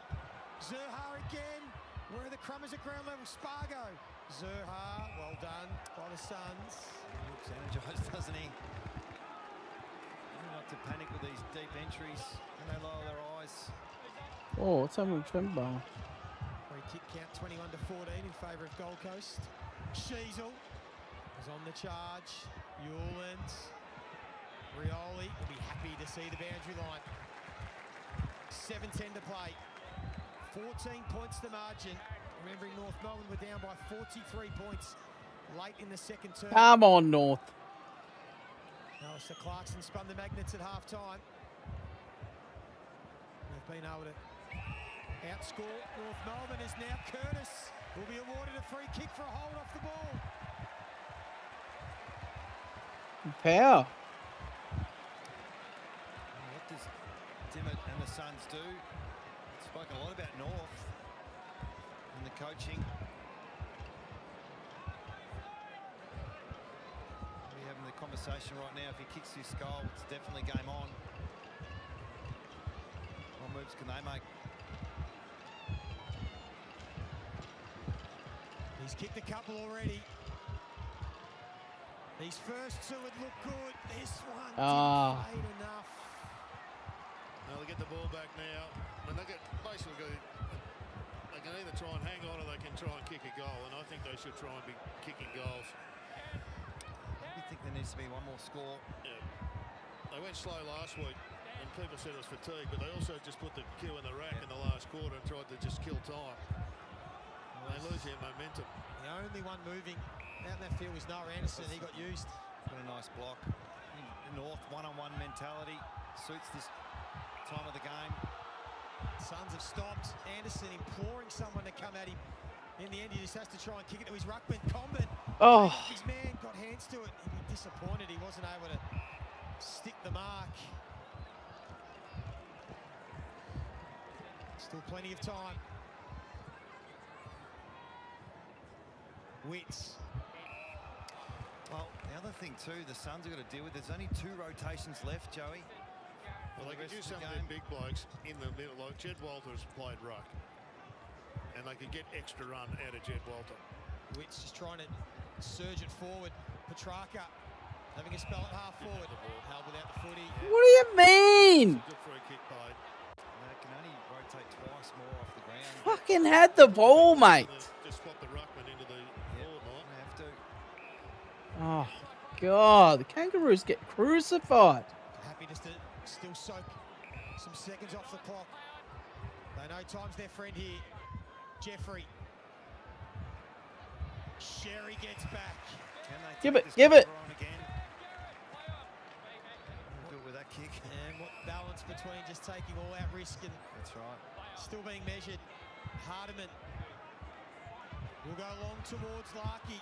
Not a bad option to go to the skipper. Got hands to it. Collins, terrific tackle.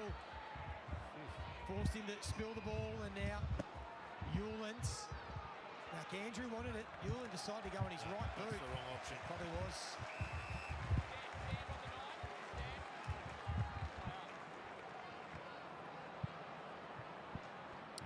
Here you go North. Got one up the middle, as you said. Parker. He gets it, and this is a kick to Stacey. Oh. It's a good one. Sheasel continuing to run hard. Davies Uniacke forward to the ball. If he wants, he can go for home. He goes towards Larkey, who's got some separation. Oh, the handball missed the mark. Made Spargo work for it. Jared Healy. Come on.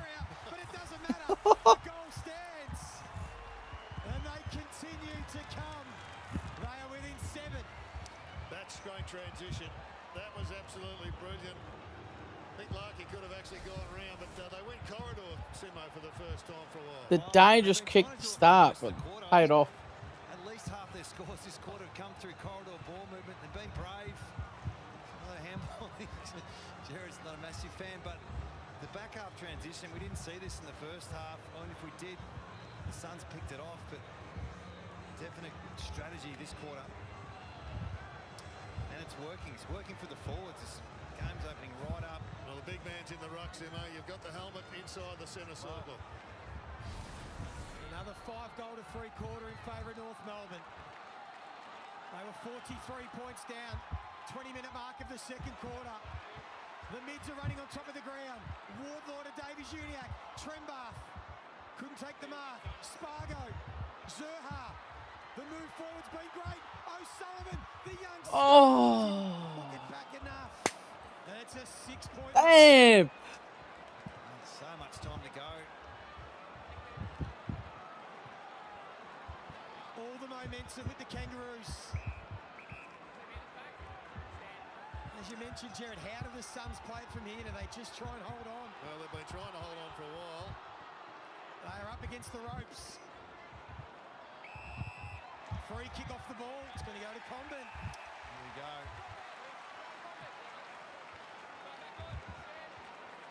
Move. Clear the space. The Flyers are there. McAndrew got the fist. Powell was clean. Rioli went without it. Ah. The handball.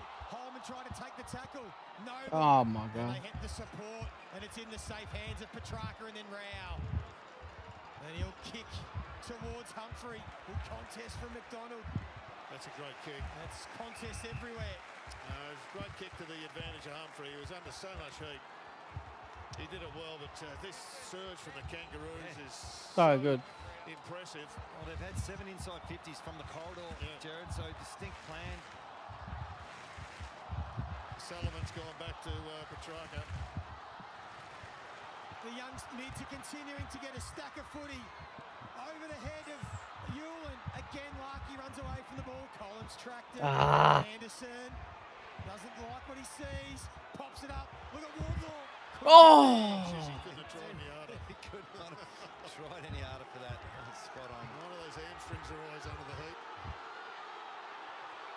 Crowd are imploring the umpires to call play on. Rioli, who looks tired and sore, happy to kick the contest. North Melbourne have the numbers. Sherry's handball a bit sharp. O'Sullivan, she has in his last quarter been Dived on it.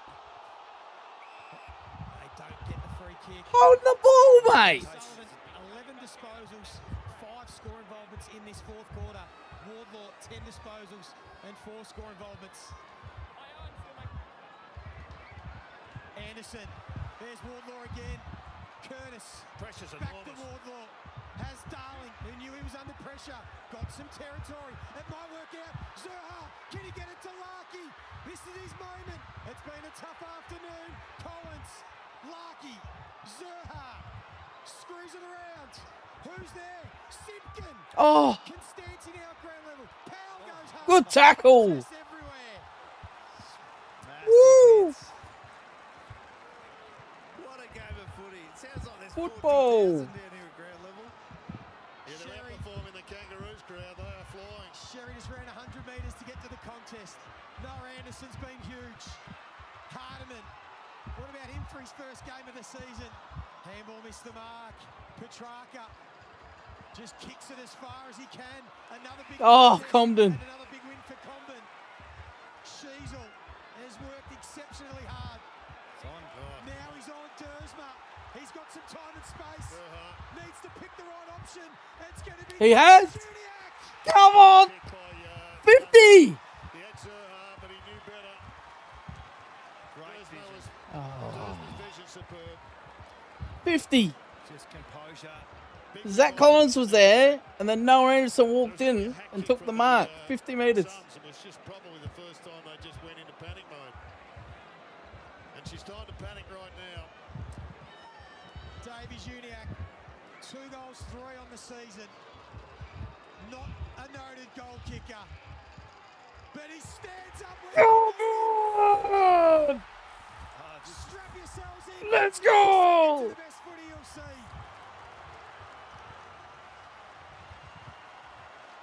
The question is now, Adam Simpson, how do you play it? Do you play to win if you are both teams? Well, I think what you're trying to say is what do the Suns do now? They've been defending for 25 minutes. So if you're North Melbourne, just keep going, keep activating the same things. But if you're the Suns, you've got to completely change your mindset. There's that hack kick from Petrarca. I think they're the ones that come straight back. And I think you'll learn from that. The club will learn. But this is brilliant. There's 2 options, one left, one right, and he took the corridor. It is the superstars of the Suns midfield up against the young stars of North Melbourne. Moyle, the young ruck, got the hand over the Ball. Petrarca. Hardiman's in the contest. Goes back again. This is a big ball. McKercher. Wardlaw has been unbelievable in this fourth term. The kick. Go. Beauty. Parker. Go. Throws it on the boot. Here's a contest. Collins. Hold on. There's a whistle. Larkey. No. Take your time and take the It's no advantage. I hope he didn't hear the whistle, Nick Larkey. But in an afternoon where the Kangaroos fans have felt hard done by, they get the whistle when they need it. That should have been play on.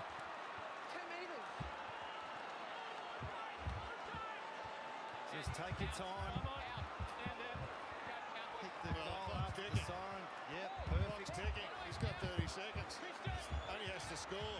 The largest ever comeback win by North Melbourne was 44 points back in 1947.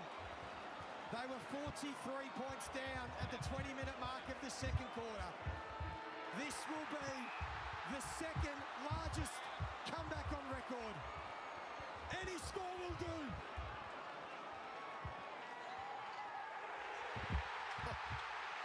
Come on, boys!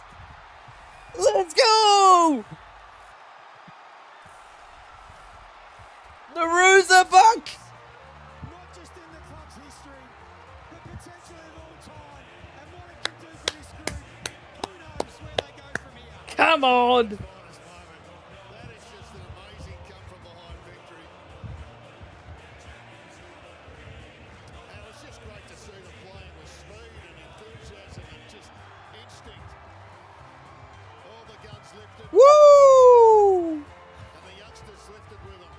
Go on. Started at half-time, didn't it? Did all the changes that Clarko made. He was class up. I saw Dicko roll his eyes. Let's get down to Ben Dixon to soak it all in. Cam, talk us through it. Goal after the siren. It was magnificent, that last little moment. Yeah, mate, honestly, those boys were just unbelievable in the second half. We gave them a big head start, but so bloody proud of the boys. Like, Jesus, that was so good. So good being part of it. Marco was so positive at half-time, 38 points down. He flipped the magnets around, the whole game changed. Yeah, he played his role, didn't he? He was a bloody good coach, and yeah, we had the weight of the world on our shoulders over the weekend, and yeah, we just came out and performed, and yeah, just so proud of this group. We've enjoyed your stint down back, but I think you prefer it up forward. Oh, mate, honestly, I've said it before. I don't care where I play. Just let's win some games, eh? What about the courage from the team, though? Like, when you got 4 minutes to go and you kick one, they kick one, you couldn't kick multiple goals, could you? Nah, honestly, credit to Gold Coast. Like, they're an unbelievable side. They played such good footy in the first half, and yeah, we just matched them, and yeah, how good. Take us through the last moment. It wasn't the spectacular mark, but it was a free kick. What was going through your head? Oh, well, it was definitely there, you know, holding me around the waist the whole lot, but yeah, it's just nice. I thought, to be honest, I didn't think it was a free kick. I thought they played on, but yeah, who cares? We got 4 points, eh? Well, the boys are shouting you tonight. Well done. I reckon they will.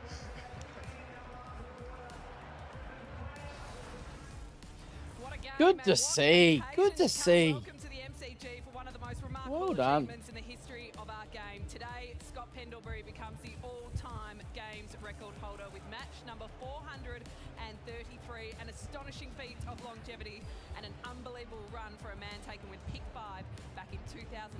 He equalled Brent Harvey a fortnight ago. Today, he breaks the record. David King, Jack Rewalt, you always feel lucky to be here at the G on occasions like Grand Final Day and Anzac Day, but this is just something else, isn't it? Oh, it feels amazing. It's a real buzz around the place. What a day, what a milestone it is for Scott Pendlebury and his family. I mean, they've been there for the whole journey. They've seen the sacrifice that he's had to take and make over the years, and I'm so proud of our game at times, and I'm really proud of the Collingwood Football The Club and how they've Pendles. handled this man, and it's been tough for them over the last 4 to 6 weeks. They've taken. Now, does that come up over here? Yeah, this one. See, the Said he was Cats is happy that too. this game had come to make sure they get so many people in the house today to pay tribute to Scott Pendlebury. It is a sea of black and white behind us here. There's been 13,300 What a players win. play VFL AFL football. 720 odd played 200 games. 112 have played 300. 6 have played 400, including Scotty.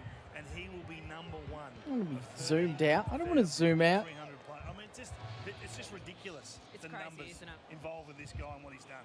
And they're expecting 93,000 here. This is just such an incredible show of loyalty by all the Magpies fans. As you see some of those champions you mentioned, there's absolute royalty in the house today.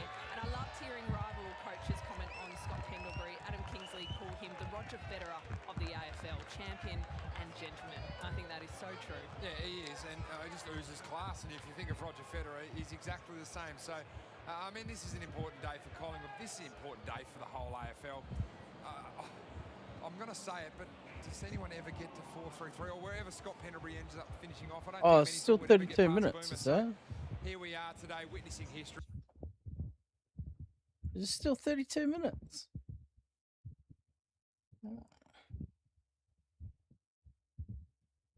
Have you put into Sydney's handball game? Oh no, a lot. It's been an interesting battle because both both teams have some similarities in the way they play. There are some obvious differences as well. Look, I think last year was a bit of an aberration. Like their ability to get the ball through the middle of the ground and play with speed. Again, it's a fascinating challenge. 11 minutes. Probably the best team in the comp last week with a different style out of their back 31 half. minutes. I think probably Sydney are the second best team in the comp, and they're much more manic out of there. So it's going to be game on. To be a test for our defence, but I think it's an opportunity as well. You know, they do take it on, and it's effective when it works, but they give you a chance defensively. So when it is like that, basically, the top 3, top 4 offensive teams in the competition, do you work more on the defensive side of your game throughout the week? Well, we probably tend to anyway, but I think we've spoken enough off air, and Jono, you definitely know that we kind of think about those two things sort of working in concert. It's very, we're not like the NFL. You don't work on your offense and then separately work on your defense. Sort of one influences the other. So we're really conscious that we don't flip-flop too much in terms of our overall system, but we absolutely focus on the opposition. I wish it weren't that way, but the days of just saying, oh, we just go and play our game are over. Da da da da da da da da da da da da.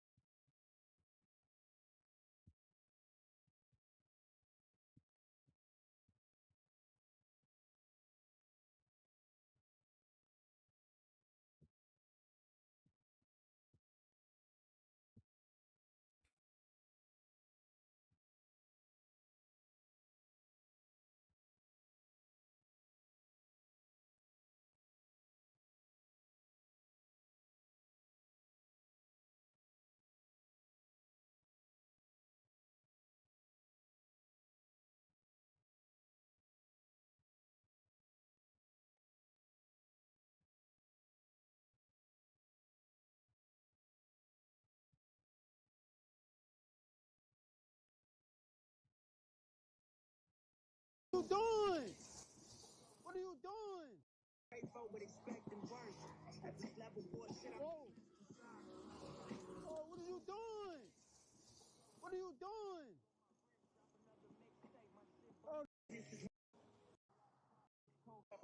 My check's too late.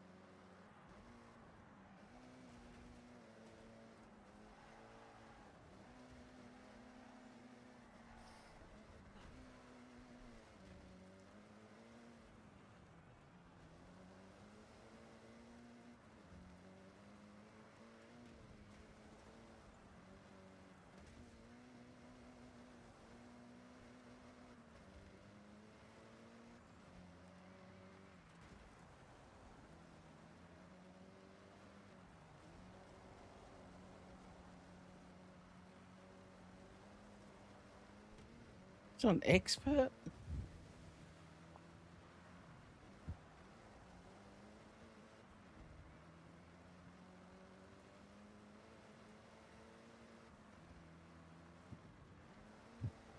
I call it clean racing when you hit the walls.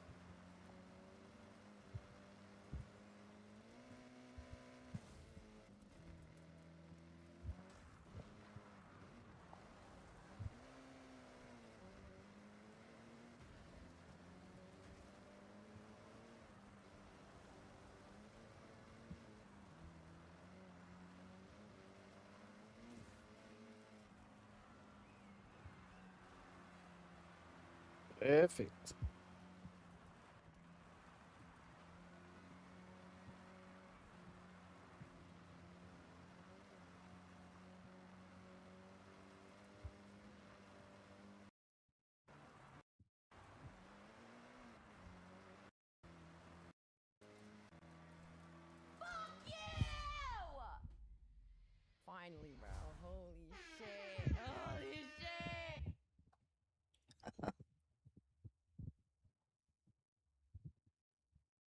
Manual. She's switching on the. Oh, she's 2. Expert. That's crazy.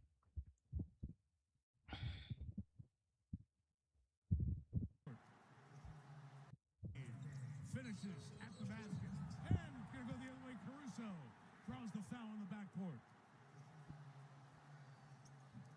Captain Chaos at it once again. He caused the turnover on Harper on the last possession and then creates this offensive foul by Castle. Possession and then creates this offensive foul by Castle.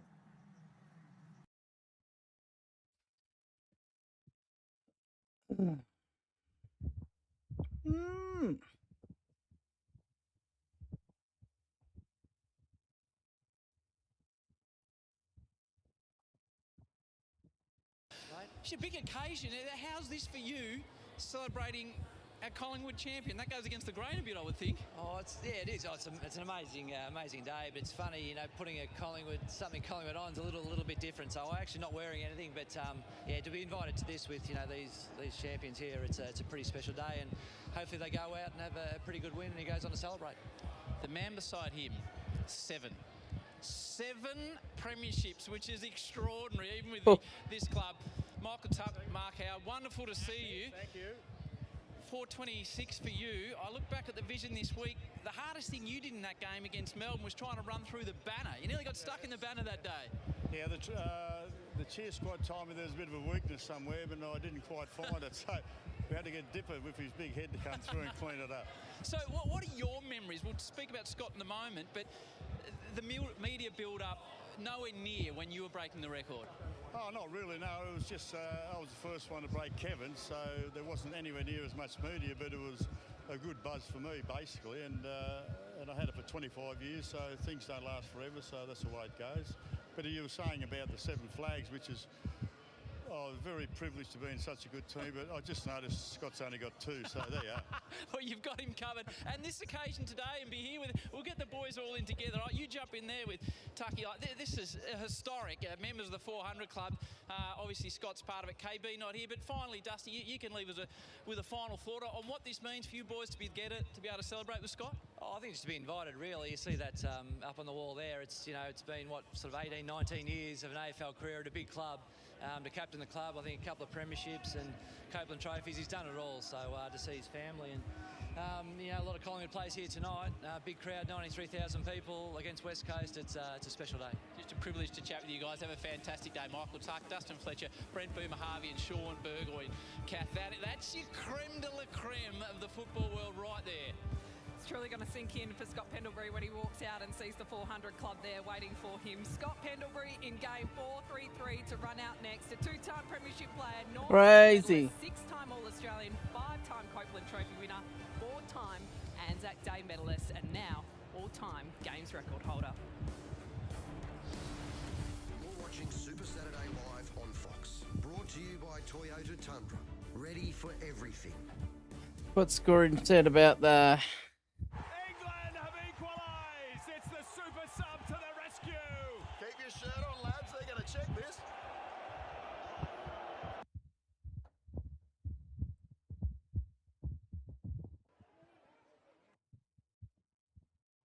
So Atkinson now called to work at forward.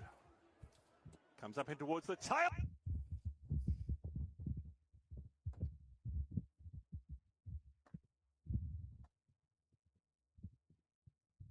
What's going on?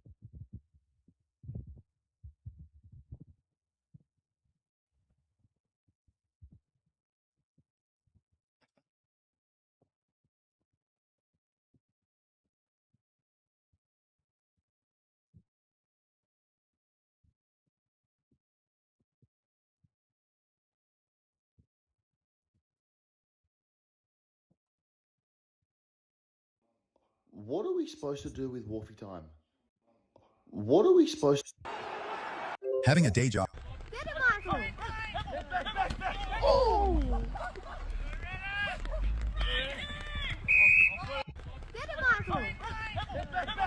Oh. Because they've won 10 in a row? 10? No way! North have done that! They're never dead! North are never dead! 43 points down. 43 points down. Dead in the last quarter. And they come back and win it. The shin boner is always stiff. Get erected, Arden Street. Just gave it to him. Gave it to the Suns. I love you, North. Let's go. No way. North have done that. They're never dead. North are never dead.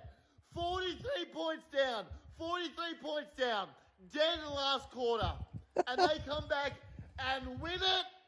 The shin boner is always stiff. Get erected, Arden Street. Just Get excited. Oh, shit. Get excited.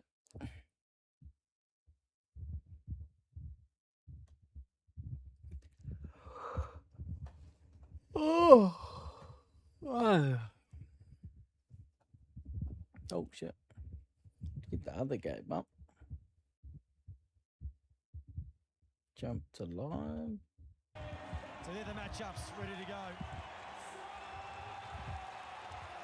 Great atmosphere here at Gem HBA Stadium. Here we go. Company, wherever you're watching. The match of the round. Are you ready for this? We've been waiting for it. And it could well be a grand final preview. We're underway. Grundy against Edwards with the experience. And Handlebury. Swans get the immediate clearance. Humphreys, O'Connor, Dempsey. It's always nice to get marks early. Yeah, it's nice to get marks early too, just to assess what's further up the field. Down the line he travels, and Edwards and Neal, they could have raffled it, and in the end they spoiled each other. It's a big challenge as that ball comes out for Mitch Edwards today too. Coming up against arguably the best ruckman in the competition at the moment. Luke Jackson, Max Gawn, and Brodie Grundy. Yeah, Grundy 34 possessions, 12 clearances, and best on ground against Collingwood last week. He did at least 12 clearances. the last quarter and a half without an opposition ruckman against him. A pair of Edwards out there. I'm not sure what the correct English is, Edwardses or Ed-Y, but there's a pair of them out there, one for the Cats and one for the Swans. Mad scramble, not in the back, umpire lets it roll. But even that one by Curnow just then, just the soft drop, and nothing comes of it on that occasion. But once again, Papley at his feet, Rowbottom at his feet. Edwards reaches around Grundy and gave the free away. So this week Grundy is very good. The ball ups and boundary throw-ins. That's where he sets himself apart from others in the competition. He did kick a goal last week as well to go with that dominant game, which included 12 clearances. Heads to the pocket. Cleary's back in. And Cleary takes the mark. There was that kick from Grundy. One step. An unlikely target, I must say. I was looking at Amati and Curnow, who provided really good leads. And Cleary on Stewart. For Caden Cleary is goal scoring wise, he's kicked 310 career. 310. Oh, that's a way to get it back on track. That's my spot. Woo! Gary Ablatude might have something to say about that spot down there, but what a goal from Cleary. You're right there, Dwayne, with his accuracy, so he just right foot checky from the boundary and absolutely hits it flush. Great start by the Swans. Here we see here the free kick. I don't think there's much in it, to be honest, but you just see here the middle of the goal, top of the goal square, Curnow, Amati providing really good leads. I think the Geelong defenders clearly weren't predicting this to go to Cleary in the pocket.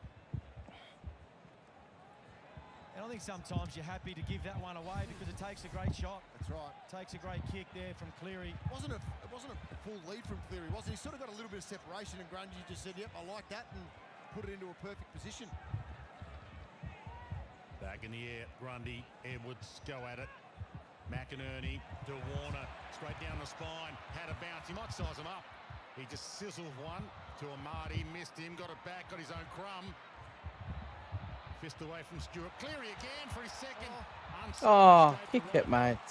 Lays the tackle on Humphries. Good wing tackle. Ball. And prior, according to the umpire, because one arm was free. So you see there the energy from the Sydney Swans players. It's time for Cleary to be a bit more selfish, I think. He got closed up on his left side, so I think he's got another from that peripheral. Just there's no better tackling in the game. Oh. A few better shots at goal than Rowbottom. Yeah, that's a big miss, that one. All momentum their way at the moment, the Swans. Cut off from the kick in, and Cats their own worst enemy with a few things at the moment. Blakey got one to the jaw, so hopefully he's okay.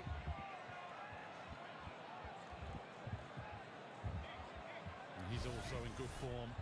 Nick Blakey, 39 possessions and a goal last week against Collingwood. 902 metres gained last week, Nick Blakey. Career high for possessions last week. Huge game. And kicked the goal. His eyes were looking inside. Still looking inside. And he kicks inside. And he hits McInerney. Lace out.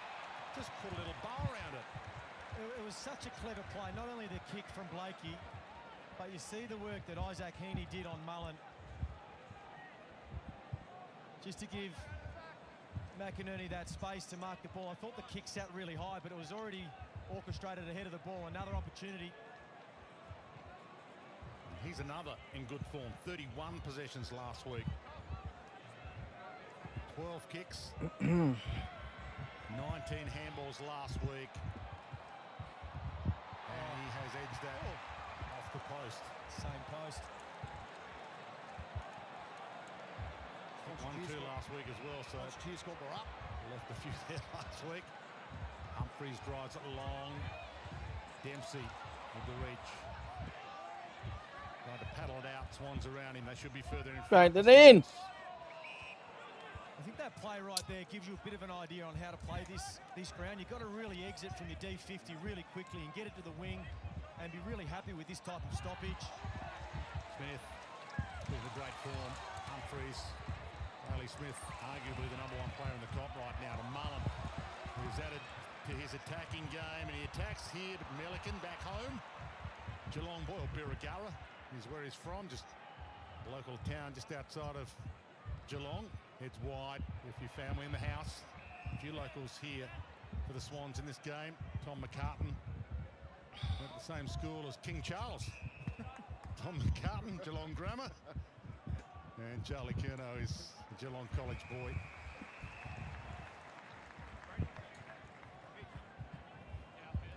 Patrick Dangerfield starting on the bench. Danger! Tom Stewart having a rest as well. And there's Chris Scott, 16th season as Geelong coach. A 68% win-loss record. The greatest win-loss record of any coach that's coached 300 or more games. Jack Henry got low, out of play. I think Dangerfield just starting the bench allows him to manage his minutes. Make sure he's got max. It's a fair bench. When you look at that, Yeah. Smith, Dangerfield, and Stewart. And blitz halves. Yes. Where's he? He was on the end. Oh, yeah. Yeah, and they had Bowes in the twos. Stanley didn't play in the twos. Good mark to Martin. And Bush was the call. He's looking to go to the open side.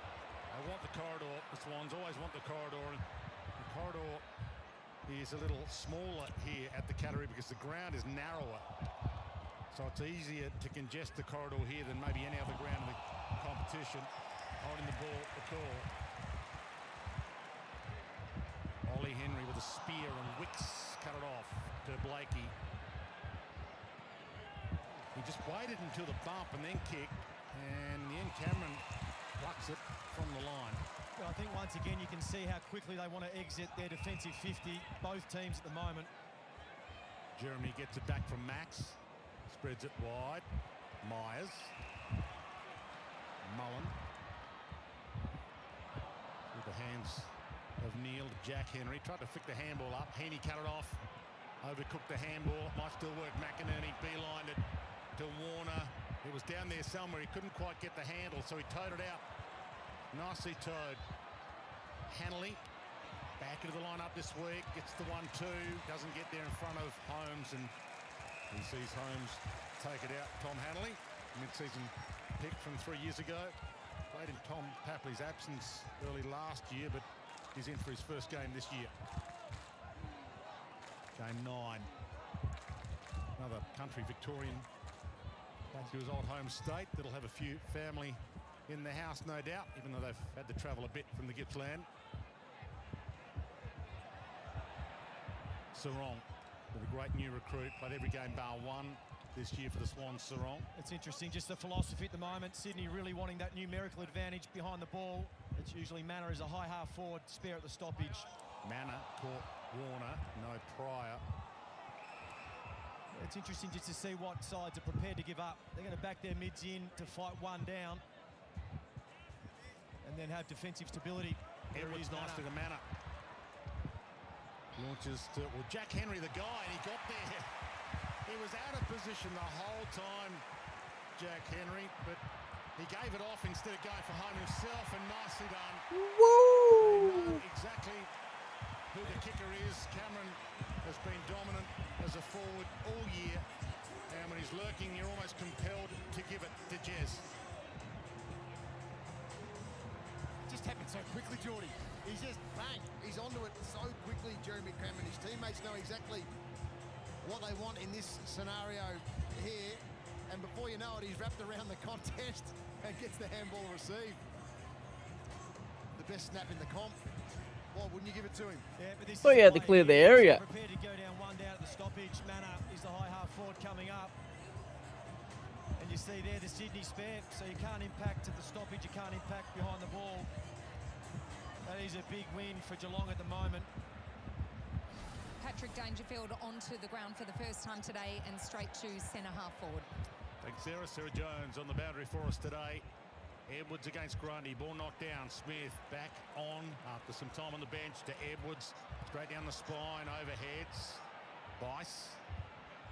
Ricks. Bice. And here they go down the spine if they can. Just fans it in the Amati direction. Off hands, Guthrie. Calm. Out wide, and that's a lasso free kick. They get it. A few teammates for the Swans getting to Bice. They want that extra handball there so they can go a little bit deeper with their connection from the middle of the ground. More out on the falls and maybe more lasso free kicks on this ground than any other. As Edwards gets back in the hole.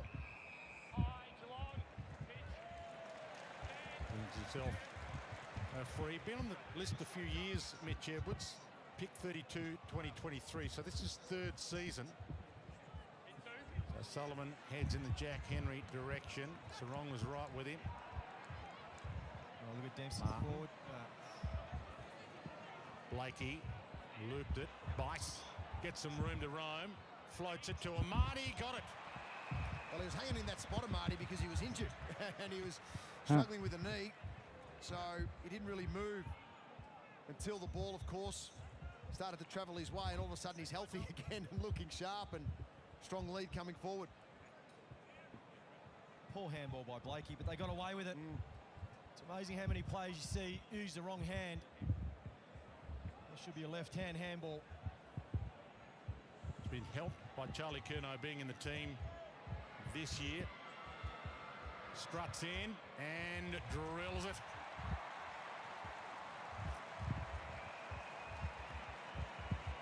Good goal. There was a big win on the outer wing, wasn't it? Ollie Dempsey shot forward. When the ball hadn't been won, it was still a 50-50 contest, so they just lost a few layers of defence. You see there, he's just flashed forward a little bit, and then there's just room for the Sydney players to run and carry, even after the mistake from Blakey.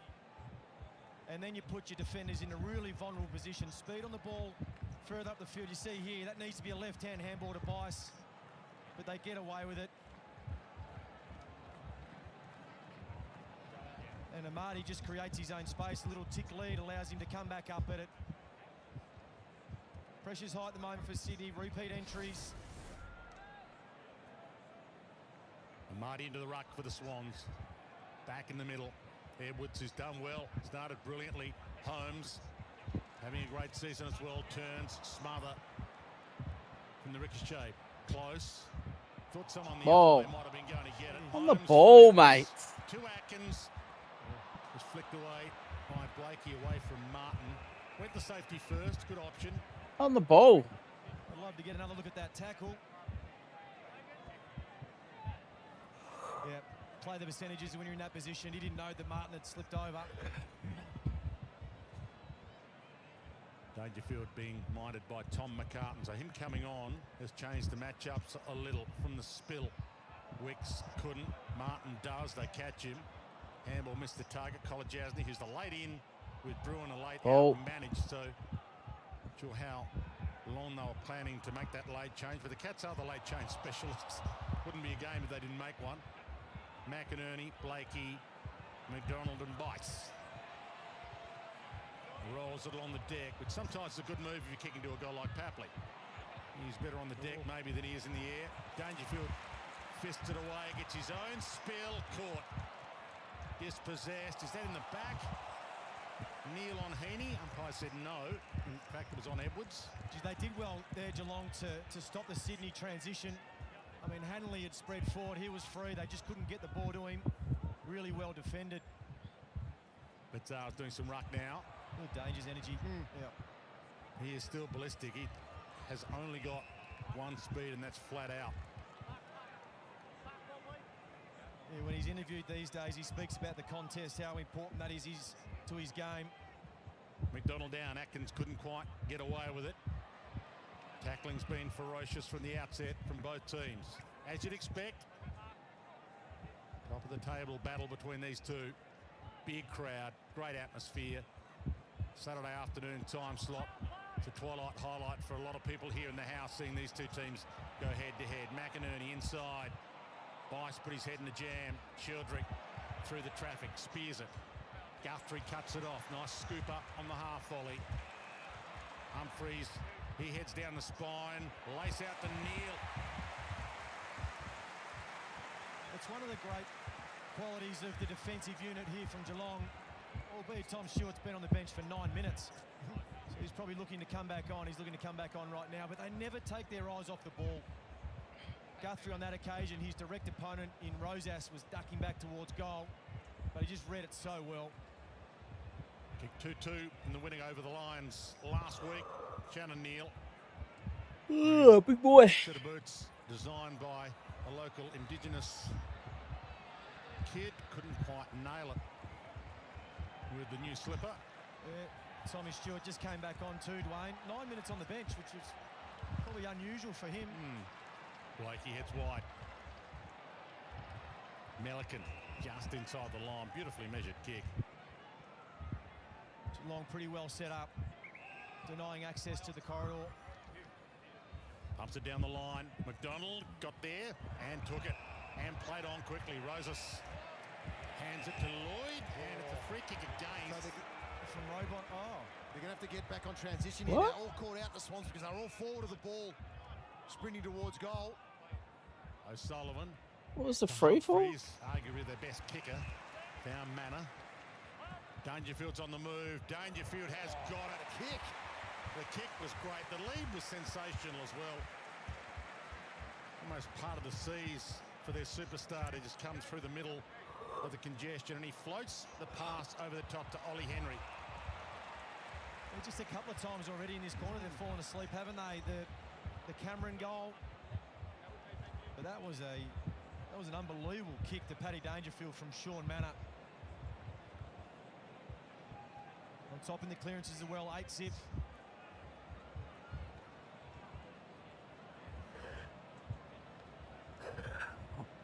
Oh boy. The local hush, and he nails it as well. This looks like being some sort of contest Nailed it. between these two. Well, they won the ball back to catch a free kick on centre wing, but then 2 minutes from that was for the big game. Excellent. And this is the number one kick in that passage of play. Man at the Dangerfield with a bullet inside forward 50, and well done to Danger for identifying that and seeing that quickly so Henry could mark. 25 out directly in front. Easy finish in the end. You're right, just caught the Swans on the hop. Communication was down, allowing that to happen with Henry getting that far goal side.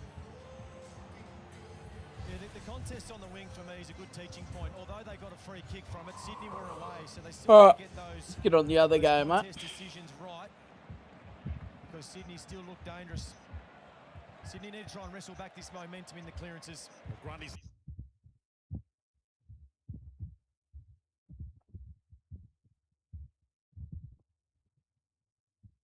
all week, and it's been a great one. Who is the best Collingwood player of all time?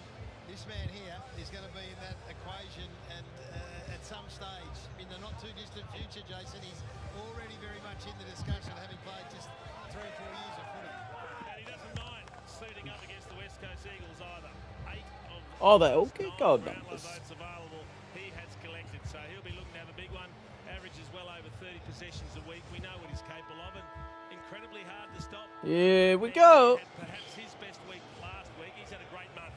Now ranked in the top 15 in the competition. He had 34 touches, kicked a couple of goals last week. That's the sort of performance you want to start seeing on a regular basis. So the man himself is in the middle there with 5 others. So you can't have all of them in there, boys. So side bottom peels off to the wing. Lipinski comes, Steele is it that comes out to this wing. So DeGoey, Pendlebury and Nick Dacos. It's a fair starting centre square against, as Kingy pointed out, Yo's been in great form, along with Harley Reid, along with Kelly, and along with Williams. Their centre bounce work's been great. So state set, incredible scenes here. It is a black and white army filling up the best sporting arena in the land.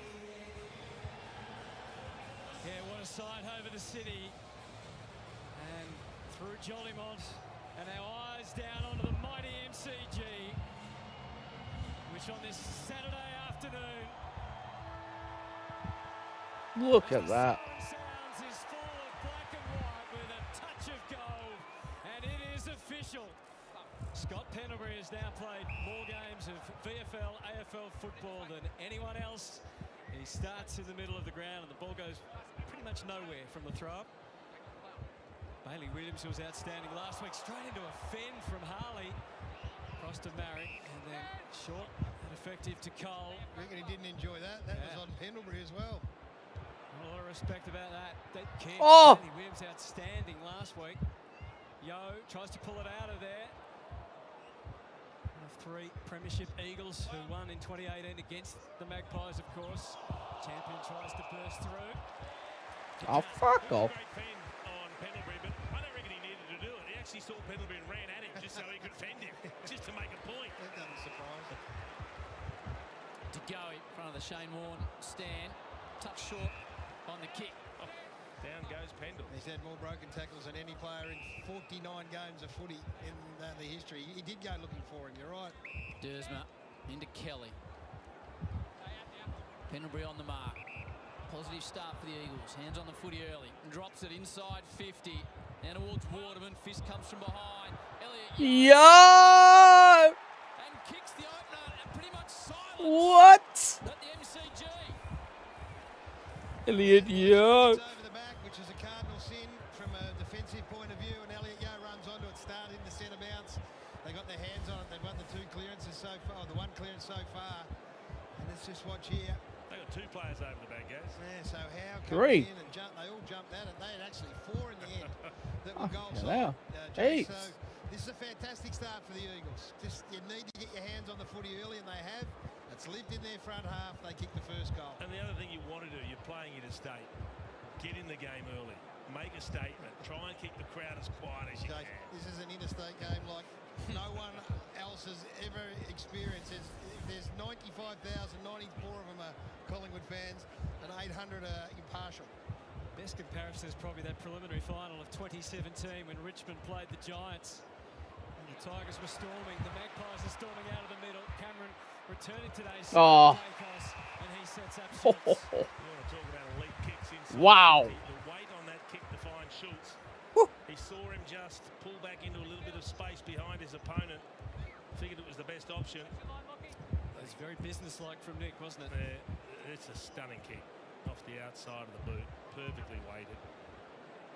Oh, So Lockie Schultz, look, he ate the ball. a goal a game so far this year. Kick 1 last week. There's a lot of the pressuring and the tackling, but now it's a matter of converting, which he does not. I was going to say 1 point. Fans liked it early. They did. They must have just dropped off. Can't leave the front of that square, centre circle open like that. The Eagles have been good inside that centre square, but just checking he was okay. 7. Did he apologise? Ginby drives it out of defence. Fist comes straight to Kelly with a little step, too much on it for Williams. Really handballing that nicely much. through Cameron back in the side after a week out. First touch for Pendlebury, and the crowd acknowledge it. Back to Chris, man that breaks records himself. Sends it deep. Fist comes from behind. Dacos is in the area. Marrick will be under pressure immediately. Does well to get the hands out to Ginby, and now Baker.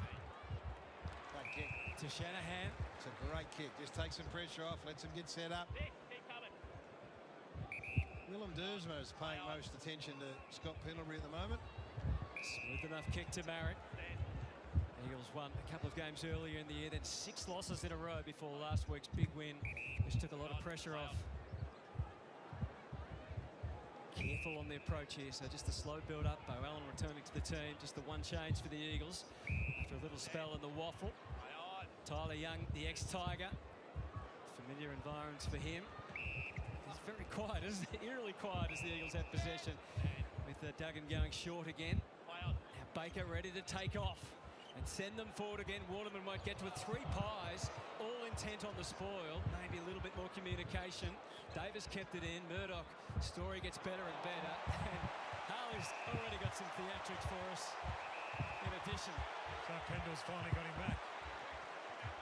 He did. I think after 433 games, you understand that you're not going to be able to suck in Scott Pendlebury. Oh, that's charging.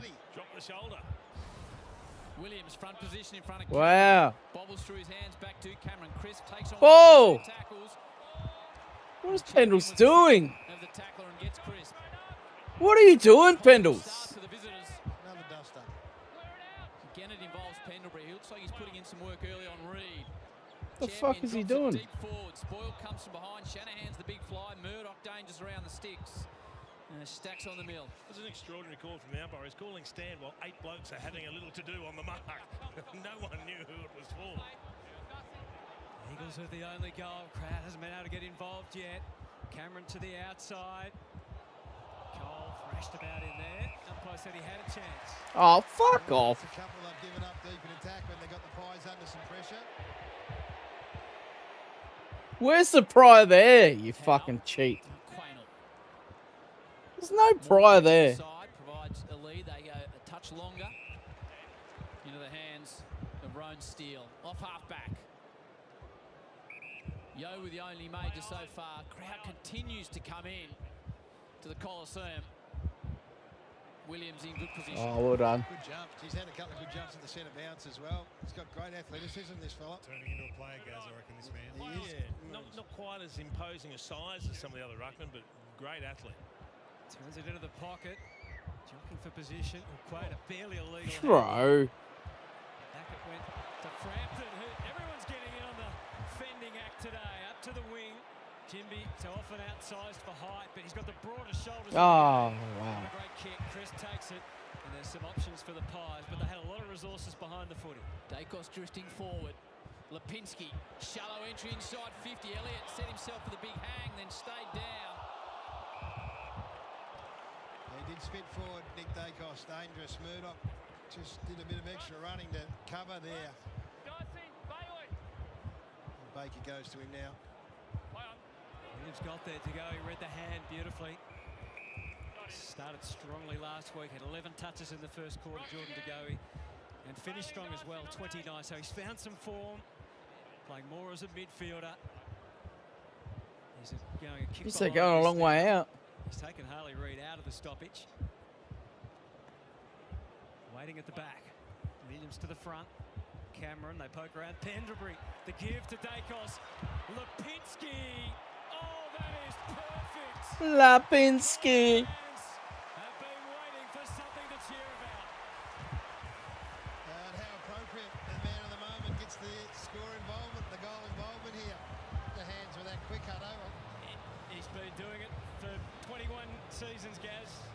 Setting them up for others to knock it down. Great setup. So it's interesting. So Dersma sort of playing high, coming up off half forward and running with him and trying to get Harley Reid some space.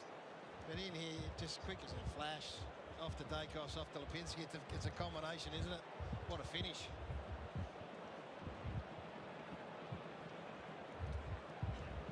Just needed to get something to the crowd going here, though. They're sitting here, they're patiently having a look at it, but there they are. They're ready to scream their guts out today. The Collingwood fans, they've come here to see a show. Paddy Lipinski's got them started. I couldn't believe it. Eagles drew first blood. So The they're on the fan can believe it. A goal apiece. Oh, what was that throwing? MCG, black, white and gold. Pendlebury heard the voice of DeGoey, who was happy just to shin it forward. Only getting one a touch high was Hayes. Crowd thought so, umpire didn't. Oh my God! How late?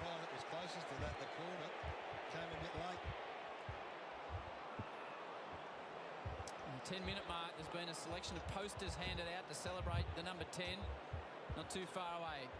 So Hayes is the recipient in the end. Williams again in good position with a fist down to a dangerous area. It nearly got through to Nick Dacos. He's still hunting the footy, the little champ. Goes back to Lipinski. Dacos from a tight angle can't do what Lipinski could. And it's across the line. He got a free kick out. He's got a free kick. Joe Shanahan, it was to put the pressure on. Oh my God. Pushed him offline because you wouldn't have put it beyond the champ to get to be able to bring it back from where he was. But the push has been deemed to be in the back. Oh my God. On the players today because there's so much noise. It's really hard to hear the whistle at the moment. So we've already seen Lipinski slot one. If anyone can do it, that gold looks magnificent on the back of the Collingwood jumper. Perfect shot from behind. I thought it was just Pendles getting the gold on his back. It's the whole team. For Nick Dacos.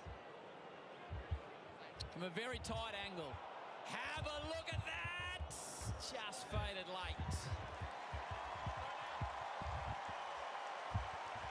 And have a look at that.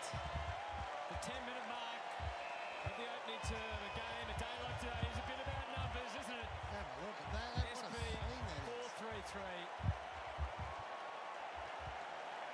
It's like an Olympic opening ceremony. That's exactly what it's like here. This is one of the more amazing scenes that you can witness in a game of footy here. That's incredible. Couldn't have happened at a better time with the break in play either, Gary. I think the West Coast fullback there just held it up. Did the right thing. Beautifully choreographed. And the man who wore number 10 for all but one of his 21 seasons. Started in 16, of course. There's Josh Dacos. Murdoch, full of determination. Reid, Shanahan didn't do much favours for Hoff. Somehow Shanahan Kelly. got out to Tim Kelly. Another Eagle with the experience. Oh, come on. In the MCG when he was a cat for a couple of years. Frampton got them organised. Maynard able to float it. Hard running from Hayes. Didn't want to take on Young initially. Uses his left boot. Jimby playing in front. The spoil from McStay. Ticked off by the umpire. McCarthy, champion.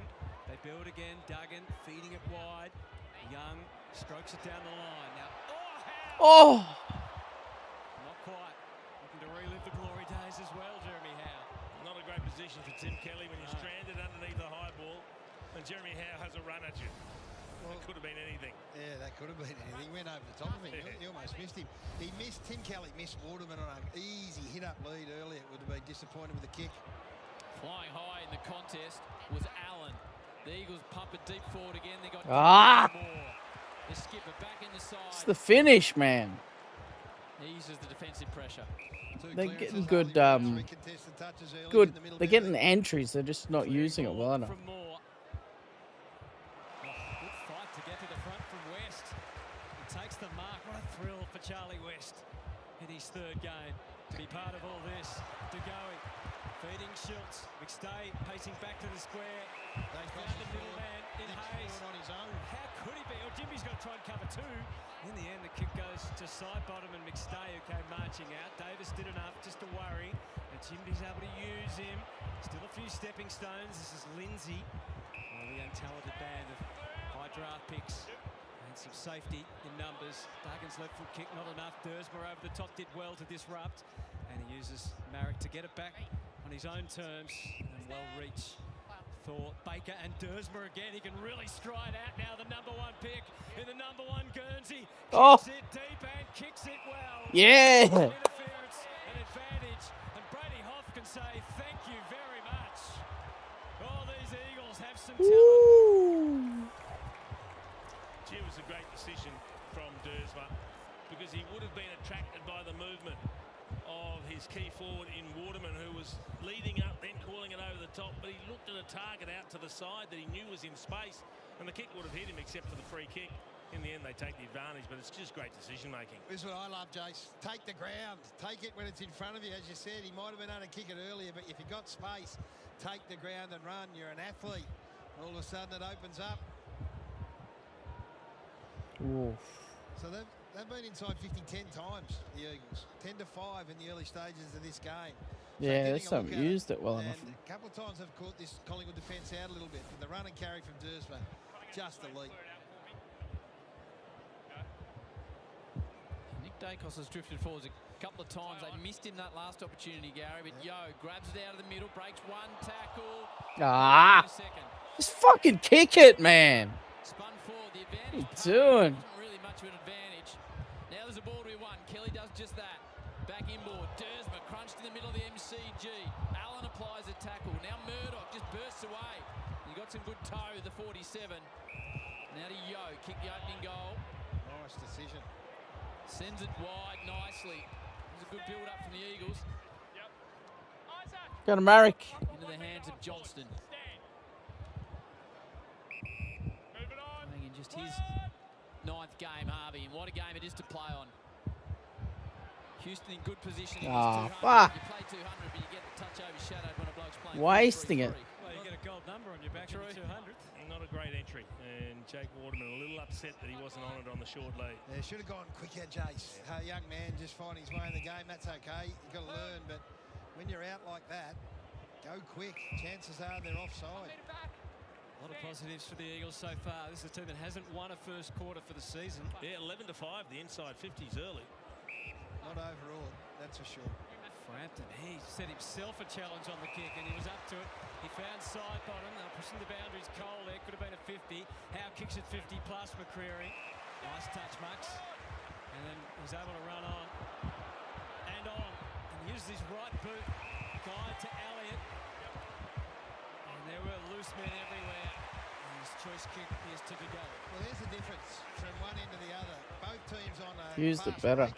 So going one end, the West Coast Eagles, fast break, gets to Johnson and he stops and doesn't keep going. Collingwood, on the other hand, fast break through the middle of the ground. The ball just keeps in motion, perpetual motion. Bang, gets back, hits this kick quickly, numbers everywhere.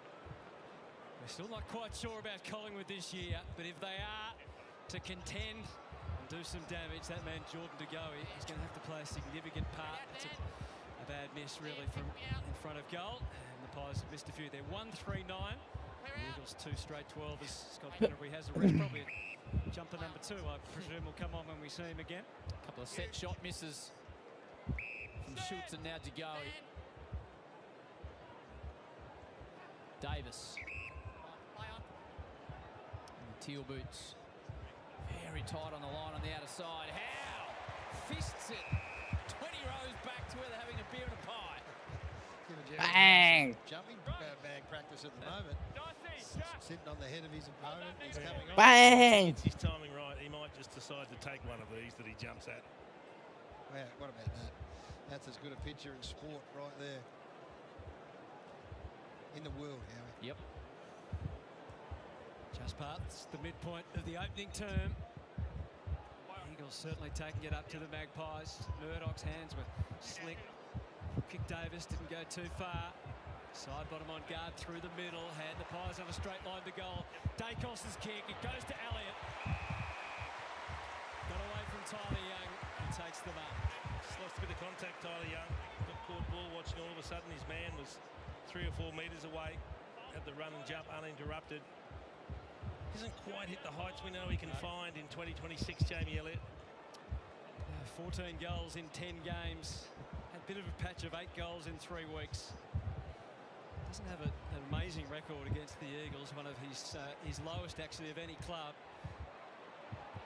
And he too is just a little wonky on his shooting for goal early. That's the difference between the two teams. So Both goals that Collingwood have kicked have been from turnover. They've been able to connect on the way back the other way. West Coast just a bit untidy when they do get the footy turned over. What they have done is they've scored 5 times from 7 inside 50s as opposed to West Coast, 2 scores from 11. Beg your pardon, 1 goal, 2 scores. And those set shot misses will just start to concern Collingwood a bit. 3 they'd expect to kick, 3 they've missed. Just spilled straight out from a Collingwood player to a West Coast opponent. That's better though. 50. Quickly get back off the mark. Man, it's fucking tackle him, bro. Shanahan, impressive young player. Called to go. Frampton closed the distance pretty quickly. Houston threw it almost down to the direction of Pendlebury. Crisp sits on top of it. Reed just raging over the football. Lipinski, good chain of hands. Spread out wide. Quaynor. Now Steele on the outer wing. Couple of pies, but Jinby reads it best off the boot. And he wanted to move it straight away. McCarthy. Further extension to Young. Go. Make their way to the members' side of the MCG, which is packed, as all portions of this ground is. It's better. Duggan drives it Go. down to Waterman. Kick it a bit out. Yo spending plenty of time forward. Got his hands around it. Legal spoil from Howe. Frampton. Back again. McCreary realising he's called for action here. Didn't have a look at a great position to mark, but he's followed the Sheridan. Got it to behave itself on the wing. The build through Crisp was an awkward position. He threw it out. Dersma there to pounce and maybe punish. Oh. It's not the best kick. It does get to Elliot Yo. Oh my God. Nails Yo in front of the pile. What are you doing, mate? He's got a hand pass option right in front of him. Just give it. Just chose to ignore it for whatever reason. He wanted to do too much there, I think, too. Yep. Billy busts it straight down the line. Dacos just came off. There was wrestling. First time I've seen Dersma live. Gary, gee, moves well, doesn't he? Yeah, beautiful. Just the last kick he'd like again, but they're winning the ball back in the middle of the ground here last couple of times for the Eagles. Bazzo, recipient of the free for the Shepherd. Howe sets himself. Bash forward. Straight into the hands of Allen. Quayner's going to be under pressure here, but he's so good in the one-on-ones and takes care of business. 15 inside 50s to 7. But what they don't have at the moment, Gaz, is any connection target. inside 50. They haven't kicked one. Or maybe that last one that Yo dropped was a decent kick, but they're not kicking to the advantage of the forwards. Houston able to loop the handball over McCreary. Gets to half-back, time for a bounce. And to accelerate away, one on another. Reed in pursuit, McCreary angles the kick for long. And a handball to the outside if he wanted. He instead, he's going to try and link up by foot. Elliott was camped in the pocket. Really didn't kick it to his advantage at all. Oh. A real meal of it. Now he has to try and Fuck. hand it off to McStay. McCreary did so much in the build-up. And Dacos couldn't quite get the angle. Jimby. We'd be breathing a sigh of relief for Ruben Jimby. That was one of those moments where he couldn't believe the kick came straight to him. And Jimby. 1 goal, 5. So 6 scores from 8 entries for the Magpies. 8 goals, 14 for Nick Dacos this season. I suspect the alarm bells are ringing in the Eagles box from a defensive perspective. Had some great looks going in, Jay's just been untidy. Cole drives it towards centre wing. Big fly from behind. Williams nearly brought it to ground, not quite in the end. Allen heard Crisp, rode the Dersman tackle, somehow spat it out by hand. Contested ball, the way of the Eagles. Davis. Williams brought to ground, just got hands to it, did well. Now back to Dersman, started the game nicely. A wobbling ball forward. Moore's being protected by his Maynard. Shepherd. They haven't got that part right just yet in the front half, the Eagles. Doing a lot right, though. Brady Hoff is watching Scott Pendlebury very closely in the corridor where he tends to reside. Pendlebury pushing forward as Dacos works across half-back with his 7th disposal. He and Jimby the most on the ground so far. Plenty of overlap and options across the ground, but he's working through Frampton towards centre half forward and towards Long. Jimby there with the spoil. At the front, Long first onto the follow, onto the loose ball. McCreary was waiting for the right moment, but he doesn't give the right handball. It's interesting how you picked that up. Scott Pendlebury went right to the goal square. Took off right to the goal square as if he was going to play out of the goal square momentarily. Now he works his way back up to the stoppage. Hoff. Next to the record breaker. Dacos looking to run a bit of interference as well. Williams and Cameron. Allen as well to control the football. McCarthy spills to a dangerous area. He's had a couple of goes. Nick Pendlebury. Nick Dacos misses again with Pendlebury running beside him, so 35's had a couple of chances and missed. Have they ever? Thought you'd combine two of the great Collingwood players there. I thought the hand pass was coming. 7 scores, 10 entries, just the wrong sort, Jace. Yep. Back to 1 point. Cameron and Williams and Harley. Wow, crash. What a tackle from Maynard. Get off him. A bit of assistance from Jordan De Goey. They did that with relish. A bit of history between Maynard and Harley too, I think, from memory. Oh! Maynard's got history of just about everyone. That's safe to say, isn't it? Bailey Williams back into the middle, and wandering ball. Retrieved by Crisp, and the forward handball is creative. Steele runs and pumps it deep. McStay, they crash into each other. Long might have hurt himself in the process. He'd done the good body work, Long, and he was all set to mark that until McStay came crashing over the top. Dacos on his own at this stoppage. Williams grabs it out, and the hurried kick does not work out at all. So another set shot opportunity for Collingwood. Well, they're doing a lot right, the West Coast Eagles. They're just not the finished product, which we understand and know. But they're not overawed by the occasion. They've had great field position. Just the last 3 or 4 minutes, they've lost control of where the game's being played. They just haven't been hurt on the scoreboard yet. Elliott's missed. De Goey's missed. Nick Dacos has missed. Roan Steele has not missed. Reckon he's got the coverage. He does. And finally, Collingwood straighten it up. It was a much-needed goal. They needed to get some reward from all the looks that they'd had inside 50. They've had some good shots, been unable to convert. That man there, Braden Maynard, involved in the build-up with a big, heavy tackle. You mentioned Maynard has history with a lot of players. You're right. It won't be long before the other bloke has history with a lot of players as well, Harley Reid. But he enjoyed that one, Maynard, monstering the youngster. Yeah, he's got some already, Jace. Those quick kicks. Yeah, nothing untoward in the tackle from Maynard. It was really physical. He and Reid went on with it for a while, so we'll keep an eye on that. But the Maynard went on with it. Stage. Peppering. Repeat inside 50s. Repeat entries. Reid didn't do shit. 2 goals, 6 from 11 entries. And a handful of Collingwood kids to be part of the big occasion. Reid bursting out of the middle. Forced to kick off the left boot. Gave Jack Williams an opportunity. The contest was made. Now the scrap at ground level. Crisp over the top of it. Oh. By Kelly, but cleared by Pendlebury. Don't just fucking pop it out for no reason. Bazzo, long.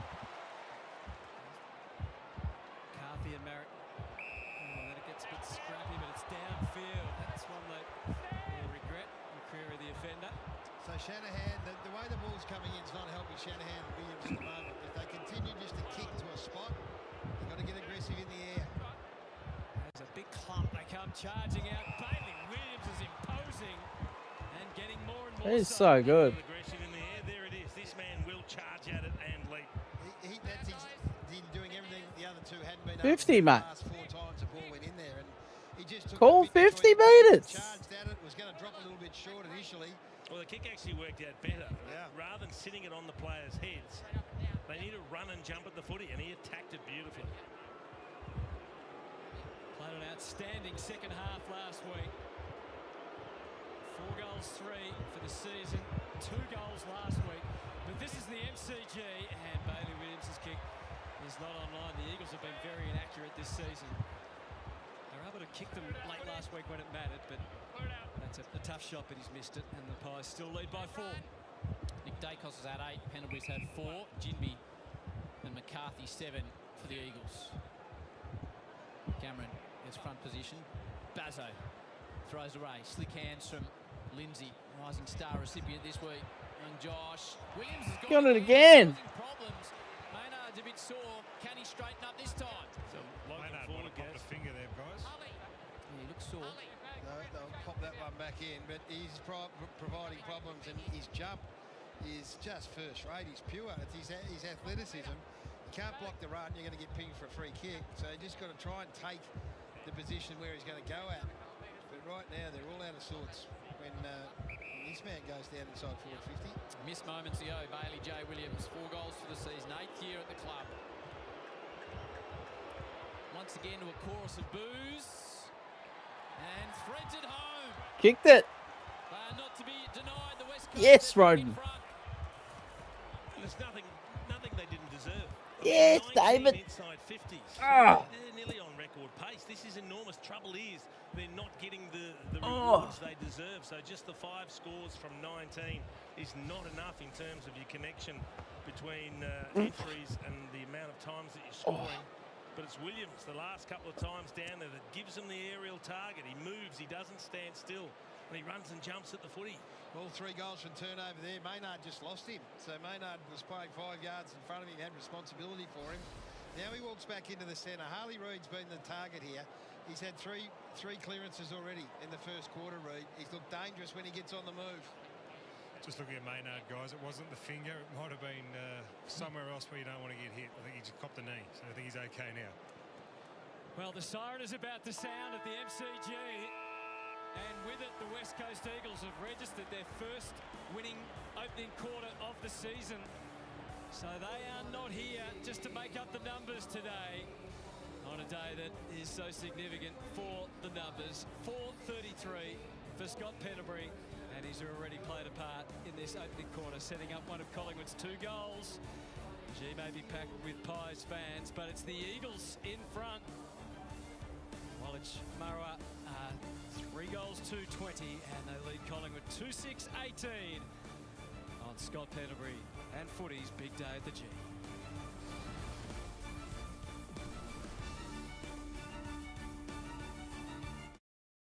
Top midfielders run over 15 kilometres a game. That's sustained performance. Just like Host Plus, who have sustained strong long-term returns over 20 years. A top-performing super fund, that's a plus. We know many of you spend your working lives being helpful to others. So at Aware Super, we're super helpful to you, so you can get the retirement you deserve. Being super helpful starts with our friendly Aussie call centres. It's allowing you to manage your super and your retirement anytime, anywhere, with tools that make it easy. And it's helping your super grow, while working to keep your account safe and secure. For super helpful service, join Aware Super today. I'm ready for my party.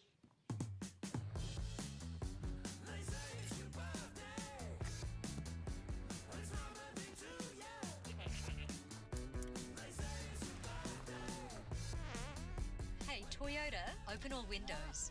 The Toyota feeling electrified. Cake time! The all-new, all-electric VZ4X Touring. Toyota. Go Harvey Norman Intel Blitz, 3 days only. Bonus gift cards up to $300 on selected Intel Core Ultra Series 3 laptops. Bonus $300 gift card on Lenovo Yoga 7 laptop. Or Acer Swift 16 laptop plus bonus gift card. Hurry, ends Monday at Harvey Norman.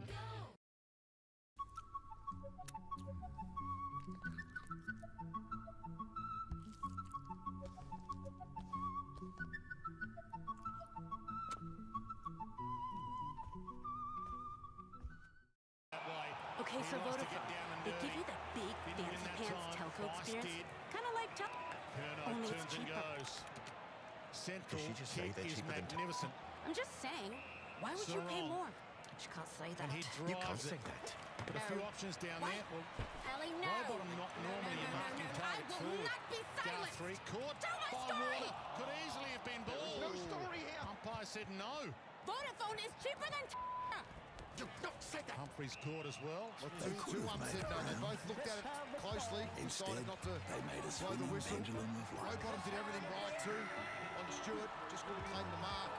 Nine words of affirmation down that end for the Swans. Not many Swans fans down that end. That end's more like a Where's Wally pick when you look in the crowd. There's like one Swan supporter in the red and white beanie amongst a heap of blue and white cats. It did look like the ball was knocked out in the tackle, though. The bounce should have been holding the ball. Cut off the deck, Dangerfield. Holmes, who loves a run. Hi. Marlon. There you go. Martin. Howdy. Marlon. Straight down the Geelong freeway. Special buy? Close. We might get it back here. Down the middle. You're doing a special buy? I have no idea what you're saying right Heaney, now. Cleary. And now there's open space It's like a for the buy. rebound. Bice. Okay? But, you know, it's Shieldrick. special. It's a buy, but it's Bice special. inboards, Special buy. Sarong. All right, Wicks. mate. All right. McDonald. Sarong got the half forward. Warner goes up. One hand, a little knock. Curnow bumped out of it. O'Connor, Humphreys against the grain. Blitzars, always comfortable in defence. Comfortable anywhere, really. Neal, Holmes. This is some sort of contest. Holmes and Blakey What a moment that was for Scott Pendlebury running out in game number 433 with his children, Jackson and Darcy, who resigned. His boots he's wearing today. So quick, Mullen. And gee, it was a bit of a clash of the milestone players early on. Harley Reid was not intimidated by the occasion. Early fend off to Scott Pendlebury. Neal with the flick. Atkins gets a moment. Play. David King, Jack Rewalt. We'll touch on Pendlebury first though, because it was some sort of scene at the 10-minute mark when 90+ thousand here at the MCG just stood and applauded their champion. Yeah, it's incredible. I've never seen anything like it. Obviously, they signed it being handed out with SB43, but there was this lull in the match where they did an unbelievable job to chase him. And then he had to go for round two. Soaked it in. West Coast had a kick out. It was the longest kick out of all time, about 35 seconds. That was brilliant. That was theatre. That is what today is about for obviously Scott Pendlebury and the people that have come along to watch. That was Collingwood nailing it, wasn't it, Key? Oh, I love it. I'm loving everything about today. There's jumper number 1. You're keeping tabs on how much money is being made today too. There goes 100 grand in the back pocket there. That trainer is, I don't know if he's trustworthy or not, but he's got his hands on some pretty good gear at the moment. You certainly weren't trustworthy with the Puma boots pre-game, but we'll get to that a little bit later in the post-show. In terms of the match, I mean, it's quite an interesting battle, isn't it? And West Coast, they have come to play, as I said. They will not hesitate in spoiling this Pendlebury party. They're +3 in clearances, +8 in inside 50s. They just need to clean up those poor entries. Well, this is what they can do. We spoke about in the pre-game. Form now, the power that they leave stoppage with always creates a problem. Harley Reid had 3 clearances alone in that first quarter, and he's just going head-to-head with the bigger bodies in the midfield for the Pies. So there's no designated tag on him right now, and that's a small risk. They've got themselves into this game, the Eagles. Williams is playing really well as a midfielder as well, drifting forward. So if that man can keep doing what he's doing, he'll pose some problems. Yeah, I think they got it wrong early days, West Coast. Trying to be too perfect going inside forward 50. We saw those numbers in terms of retention, how they are using the ball. That last little 2 minutes, we saw Bailey Williams getting forward and him being the pivotal point. I'd be surprised if Andrew McCorder didn't go with that again. It's game on as I hand it back to our commentary team. Second term, the Eagles lead it by 2 points. Williams has been good forward. Pendlebury, Chris tries to ride the Yo tackle. And somehow just gets it clear. Now Kelly, Harley Reid can't miss him in the bright pink boots. Sends another inside 50 more, just starting to get back into his work. 3 intercept marks, Darcy Moore early. Good form. Hangs it up towards Cameron. Spoil comes from Lindsay, bit outsized. Happy to give it to Howe, who's flown a couple of times with a big fist from behind. Hasn't gone the big hanger yet. Nick Dacos. Got plenty of frequent fly miles. My word, he does. Like to see another one today. Oh, through the hands of everyone. Lipinski didn't expect it. Williams busy. Harley takes the tackle, dropped the shoulder, and was the recipient as a result. All they had to do was wrap him up there, Dan Houston, and he had him cold because he went the fend off early, and then he just went high with the next part. Duggan. Will take any ground at all then, the Eagles. Will they continue on with the switch? Young. And out the other side, Lindsay. A man from Geelong, his first time on the MCG. He did play here in the under-17s. It's a beautiful kick of the footy. Yes. Lovely, love to get the ball in his hands. And they've worked it all the way down. Well disposed by Kelly initially. And then Johnston. Back to Lindsay, who's a talented cricketer as a youngster as well, so the MCG would have even more special meaning for him. He takes off. It's a bit of a wobbly number into the pocket, not easy to mark. Williams threatened. Waterman did more than that with the crumbs, but he continues his inaccurate season. Williams looking dangerous when he pushes hard forward. He's a handful at the moment. You know he's a good cricketer because his dad is a cricket coach and he's got an indoor net in his backyard, which is a fair setup. Down the line. Used to do a bit of work with Aaron Finch as well. He did. And Ollie Peake, who's on his way to play for Australia. He's got a younger son, Harry, who's choosing between cricket and footy at the moment. Reid, big fly from behind, split the pack open. And they take care of it. Yeah, so that's the predictable one that hasn't quite worked, apart from the Bailey Williams mark. So he's got to try and work a little bit harder, maybe separate, put a block in. They're filling the leading lanes really well. Murdoch doing a great job on Josh Dacos. He's only had the 2 possessions, Josh Dacos. He's done just about everything in his career, including kick the ball back into play, Scott Pendlebury, so why not on this big day? Able to identify Charlie West at the other end of his football journey. Down the line for Schultz, set up for Young to spoil his opponent, Elliott. I thought he was in the van there to win the footy, but it's gone over and out. Murdoch did that job last week on Lockie Whitfield. Yeah, did it well too. Those creative ball users. When they've got the ball, Collingwood, it is a hard tag. He is all over him. Josh is trying to get in the way here. Nick's trying to get in the way here and just got absolutely ragdolled. Williams to Kelly. End over end ball forward. Maynard stands strong in the contest. He's got competition though. Johnston dropped the head. Good tackle. Holding the footy. Good tackle. Eagles by 4. Maynard off to Nick Dacos. Shenanigans going on off the ball with Johnston and Maynard. Dacos' 10th disposal. Trusted his left and downfield. Tim Kelly couldn't resist. There wasn't much of it. No, but there never is. No, Jason. We have this conversation every I know. But they're hot on it and the players haven't woken up to it. Yeah. Just don't touch them. Schultz guides it in. Lipinski was tempted to give it back to Maynard, flashing past.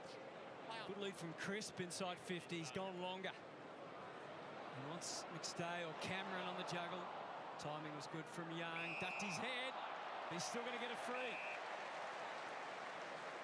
Did look like he ducked, but they saw the high contact and paid it. So Jack Crisp, who's had his nervous moments in front of goal of late because he's been waiting to kick his 100th goal. And this will be the 9th score from just 12 inside 50s. Yeah, that is the grave concern. Everything else, you'd be ticking boxes from the Eagles' point of view. They've been untidy going inside their own 450, but this is the big issue at the other end of the ground. He's a record setter himself, of course, with consecutive games. Jack So the Crisp, issue, Gary, players ducking. his 100th goal. We have absolutely lost him. Yeah, it's proving very elusive. He's had some really genuine gettable shots, set shots to try and reach the 100, so it's probably in his head, you have to say. Don't think he needed me to, was him, Gaz? There's Josh Lindsay short from defence. 2 goals, 4 from their set shots there. Not good enough. No, it's playing into the hands of West Coast side that need a little bit to go their way. They're big players too that have had those misses. Elliott, Schultz, DeGoey. Now there it is. There's payback. There he is. Yeah. And Harley, we'd like to see that just given a bit more freedom. They controlled themselves well. It's good to see. I think he might have had, he was in the ear of the coach down there, Gaz, right in front of him. So he didn't want to carry it on too far. He's watching Dacos, blocks to put on to try and free up Josh on the way through, and it worked beautifully. DeGoey, just lofted ball, but trying to locate it in the air. Jimby was able to beat McStay to the punch, literally. Lindsay gets crashed into. Good work from the young man in Hayes. Doesn't get a lot of possessions, but he does some nice things. Double fisted to the outside. Another opportunity going forward. Close to the line, Lindsay. Hayes was there to apply the pressure. No one got to the last ruck contest for the Eagles. Just gave them a free go at it. From a clearance point of view, it's 10-7 in favour of the Eagles.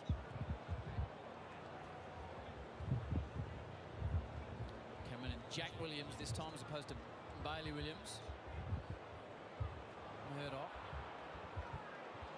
Allen. It's just not going anywhere right now. There's been no great flow. It's been hard work. Two teams just struggling to find some freedom in the way they play. Williams off the outside of the boot. Steele camps over it. Gets good pressure. Clean, really clean from Nick. Back to his brother Josh. Delayed it out to DeGoey. Here's the important kick back to Steele, who has kicked one. Tight angle. Wants to lay it off. Well, Is it going or how? Oh, it's going. Get the ball in his hands and good things happen. He's had 6 score involvements, more than double anyone else on the ground right now. So he's the one they have to go through, which everyone the footy world knows, trying to stop him is a whole different matter. Eyes are still darting for Rowan Steele. Doesn't look like he's going to take the shot. No, was never confident. Unselfish play in towards Chris. Schultz should finish.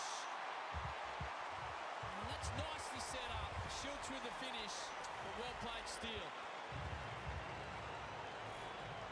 It was all a little bit easy in the end. It looked like, I think it was Duggan was going to take the intercept mark. Ball fell to ground, and all of a sudden, Lockie Schultz has found a huge pocket of space on his own. Ball sits up and he kicks the goal, and they continue just to score when they go forward. Had good purchase on it, Duggan, but then no attention to Schultz. Go and have a look at this again, Jace. Just watch where he comes from. There's no feel, no touch. West Coast Eagles coaching box is just scrawling through the vision right now to say where was the responsibility for Lockie Schultz. Ball got over the back. He's completely on his own. Yeah, and I mean, reasonably dangerous play. You'd think someone would pay him a little bit of attention. First goal of the second term in front of a close to capacity crowd. On a fine Saturday afternoon, twilight into the early evening. Tagoe and Dacos get down to business, try to link up with Josh. Well handled by Murdoch. Jack Williams feeds it out wide, trying to find some space. It was Allen feeding it even further wide. Duggan on the bounce, good effort just to pick it up by Hoff. Back to Duggan again, curls the kick and did it well. Mark taken by Cole. Have a little avenue down to Waterman, he's trying to work his way around. That's a horrible kick in. Use other players, man. Kicked it straight over his head and copped a burst for his trouble from Reed as well. It's a horrible miss, Jace. That's the issue they got right now. Completely on his own. They're getting it inside 50, Gary, but no, there's no issue about that. Field position's great, but have a look at this. Harley Reid here, he can't miss the man. He's got pink boots on. You see him at just inside the 50 on his own. He's got his hands up. That's just an easy hit. Right. Oh, my God. 33 inside, 50s to 24 the way the Eagles. You can't miss those boots. Open your eyes, mate. Eagles by 2 at quarter time. Collingwood through Schultz with the only goal of the term. Intercept is on. Chris get the bounce he was after. Scooped it out to side bottom. He gave it straight back to Jinby. Now Allen straightens up to Duggan. Centre wing in front of that. Move it. Too slow, mate. What are you doing? Got to be a bit careful here. Smooth moving Dersma. Didn't get much on the kick. Diving attempt in slip. Went through down towards third man. Now Murdoch outside of the boot. Marrick has a little bit of space. Straightens up. A little worm burn. Wait. Waterman does really well to pick it up. In the end of Yo. But again, Fucking hell, Yo. good position. Fourth intercept. What about the pickup from Waterman? What are you doing, mate? The build-up. Can someone hit a target? He's getting frustrated too. Yeah, and entitled to be. Fuck me, man. Elliot Yo's having a stinker. Handball forward a long way. Uses Steele to go. He used the threat. He actually invokes it. Goes at the young man deep to Elliott. Step ahead. That's the difference. On the way back to goal. And that's the difference. They are so good at finding pockets of That's space the and they difference. find the loose player when they get in transition. Collingwood, a beautiful kick over the top to find Elliott. Tough shot for goal from here. But it was a no-risk completion inside 50. So Jamie Elliott, a day where the target has been hard to find for both teams. Some of the most experienced players out there. Continues a warp thing to the top of the square, taken care of by McCarthy. How do you describe it? A warped thing. It was warped. Real shame. Stinker. Continuing the theme though. That's 11 scores, 15 entries. They just score at will when they go in. That could be a record conversion rate at this stage. McCarthy. 9 disposals. Allen in a little pocket of space. And they do this pretty well, West Coast. It's when they have to go forward that they have trouble identifying the right options. Not prepared to go to the interior. Howe sets himself. Again, happy to go with the fish from behind. No room for Yo or Hoff. Harley Reid pushing forward now. Just forward to the stoppage. We're still having a break at the moment. Yo up up around the footy, getting it forward to Moore, kept the hands free, which could have spelled his doom with the umpire, but the umpire said play on in the end. Good follow-up pressure there. Two good tackles. Keep the ball inside now, see if they can get something happening from a clearance point of view. Cameron guided it successfully to Lipinski. He's just come back from a break too.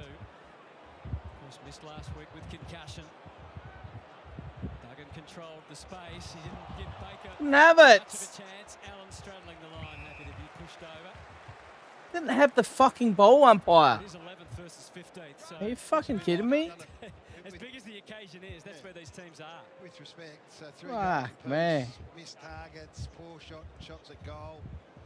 Hasn't lit up at any stage. Pies have gone draw, loss, loss the last 3 weeks. Crisp, Lipinski, Nick Dacos creates a bit of space, then tries to spiral it forward. Most Nick Dacos like, and McCarthy again, well positioned at centre half back. Back to Jinby. Didn't want to take the kick that was 45, 50 metres to Marriage. Instead, still on the menu for Lindsay, but he's prepared to play it back.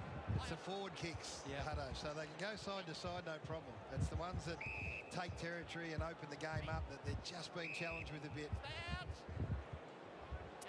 Kelly at his best is sublime, but exacting kick for anyone. Long down the line, he goes to the safety in numbers. Williams almost reeled it in and then followed up well. Murdoch takes off and he has a bit to work with. Jack airball it! A little too far. The fuck, mate? Found the ball, Waterman which way? Back he goes. Cole, great centering kick. Better. Johnston takes the mark right in front of goal. Now that's the sort of kick we've been crying out for from West Coast. Really? With all those inside 50 entries that have Good gone kick. to waste, then you find that. He wastes absolutely no time. That was most importantly got the job done. One of 9 Eagles on this stage for the first time at the MCG. Well done, Harvey Johnston, and the Eagles retake the lead. So that's the glimpse into the future that you want. You get your strong contest and then some run, some carry, some break the line, get it out into the open. It's a little dinky kick here. Shanahan's ability to put pressure on and win the footy back. And then they're forward the ball. And some good forward running, and then this kick here. That is sublime. Magnificent work. So that's the buzz that's been around the West Coast Eagles after their win against GWS last week. And it's a good look Pendle at it right Cam. there.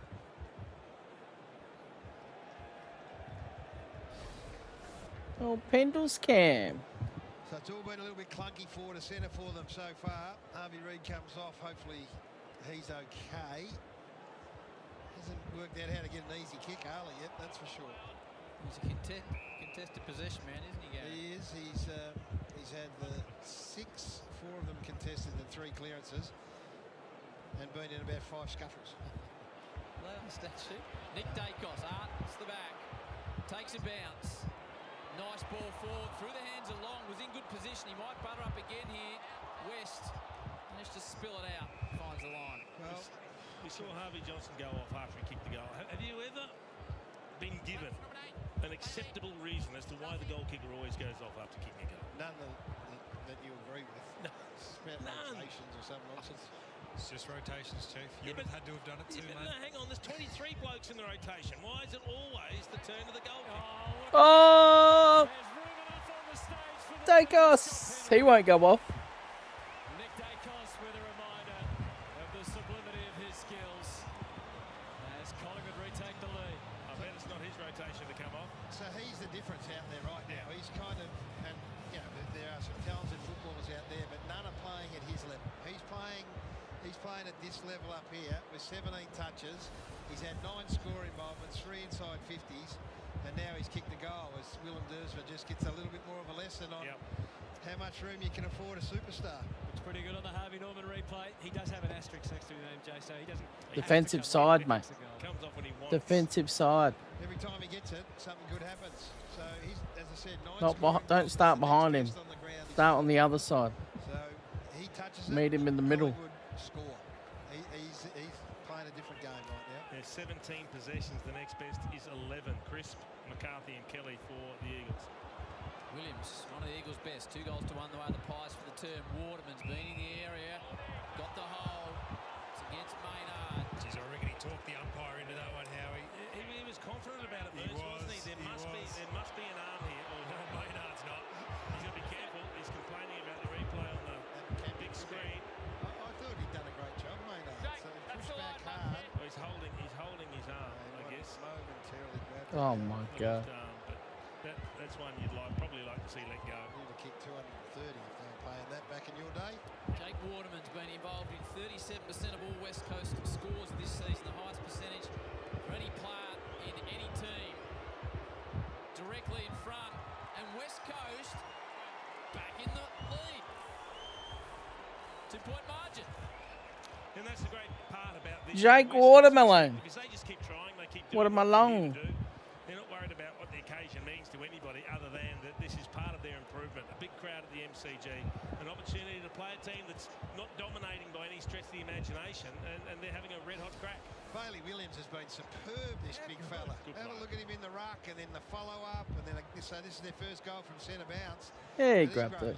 He did grab every it. time you see him play.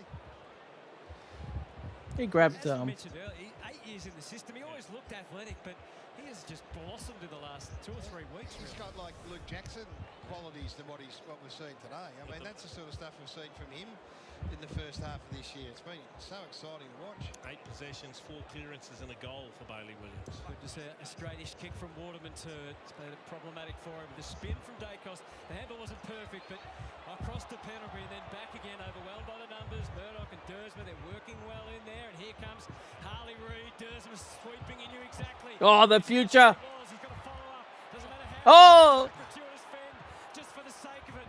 Mesmerising stuff. Not perfect, but getting it. Ah. Reeled in the mark and needed to. His confident level at 50 games, Chief and Gary, is unbelievable the way that he wants to break a tackle or palm someone off. Imagine what he's going to be like in another 50. Yep, no one's broken more tackles than he in the first 50 games of their career. Stayed. Looks not to pick the football up. McCarthy does. Spins but retains possession. Back by Bazzo. Jimmy hasn't got the required distance to Lindsay with that nice left foot to McCarthy. He waited to hand it back to Lindsay. Might have set his teammate up, Davis, for a fall, but they've done well. They've worked the hands. Cole down the line, over the head of Houston. How's that not a free? Couple of touches. Jack Williams stays in, gives it back to Murdoch. Got enough wheels. And Guile to win the footy. How's that not a free? Waterman, this will test him. A couple of really clever touches. Absolutely pushed him in the back. Keep that ball alive to go again. Great play. Yeah, he has. Josh Dacos. How's that not a free? At this stage of the game. Look at this, just keeping it there and then getting involved again in a beautiful little square-up kick. This is big from the Eagles. It is. So weathered the storm. Collingwood haven't taken their chances. West Coast must. His time was up. Oh. Maybe as a result of that. Snaps 45 out, Chief. They just never work. Did he run out of time? He did. Yep. He just ran out of time. Yep. But I don't get it. He just kicked a nice set shot goal, and then you go back and you think, well, from here I might just kick it round the corner. And you've got to strike it perfectly from that far out. Josh Dacos runs out from fullback down towards his skipper Moore, who's entered the team and playing good footy. Darcy Moore. The Eagles, so the Pies have got to get moving here a bit. They've got to try and find some flow through the middle of the ground. There's been no great urgency, and that's a credit His to first West Coast. touch this quarter. Locked up the holes they want to go to. Crew. There's nothing inboard. So just a shallow entry inside 50. Big fish from behind. Jamie Elliott was out the back and dangerous. Takes a bounce, keeps it low, straightens it up, nails the goal. Great finish from the number 5, David. Roden enjoys it, as do the Pie fans here. Well, we just want to go back, and these are the learnings of a side that's making their way, but Didn't need to go. Who leaves his man, is it? To go to the big spoil. Yeah. So if you're going to leave, you've got to kill the contest. The ball can't go over the back. He leaves Jamie Elliott on the ground and misses a footy. That is, he lands on his feet, takes a deep breath and goes, oh boy. Going to see that one again at half-time. So that's just an out-and-out mistake. Had two teammates there. You didn't need to go. Didn't need to go. You get too upset with that as a case. That right, you're trying to be proactive, being positive. You've gone to lend assistance to kill the ball, but you've got to execute the fist. Yeah. You can't let the ball get over the back. What he was doing on Young was doing Elliott anyway. It's not the ideal matchup. Ninth lead change in this game. Williams goes solo. So Darcy Moore doing some ruck work for the Pies, which is interesting. Obviously with Steen gone, we might see more of that in the future. Feeding it through Crisp. Hayes determined. Oh, Pendlebury back over his head. Those instincts. Oh my God. And in there it helps his teammate to a free kick. Is he upset the coach, Darcy Moore? It's unbelievable seeing Darcy Moore in the ruck. In the ruck in the centre. Incredible, wasn't it? Like father, like son. He didn't really actually jump up, did he? Just stood there. He's not stupid. Hayes to a crowded goal square. Jim was there, the fly from West. Pendlebury just waiting for a handball to be fed out to him. Instead, it's Lipinski. He's already kicked one great goal from the pocket at this end to the other end, and now he misses this time. What do they say, Chief? You do something poorly the first time, they won't ask you to do it again? Yeah, I like it, Moons. I like it. There's a match up out there. Tyler Young on Jamie Elliott. Jamie Elliott, you don't want to kick 3 in a row because he wants that match up to stay. Well, It's a strange one. He lost him in traffic again. Tyler Young went to the ball. It's I might have to look at it. Football now. 35 games at the Tigers. Such a beacon in the air. Where's the hold on there, Williams. Fuck's sake, Jack mate. Williams. Round the corner. Pendlebury was going to go to the spoil and then realised he probably could have taken the mark. Caught in 2 minds. Ball spills free. Allen to Hold it. Maynard with a bit of physical presence. Now Crisp. He's got inboard options. Does really well dancing through traffic. The number 25. Elliott comes. Fist takes care. That was Bazzo that time. Yep. But I think that was just a handover, so Young stays with him.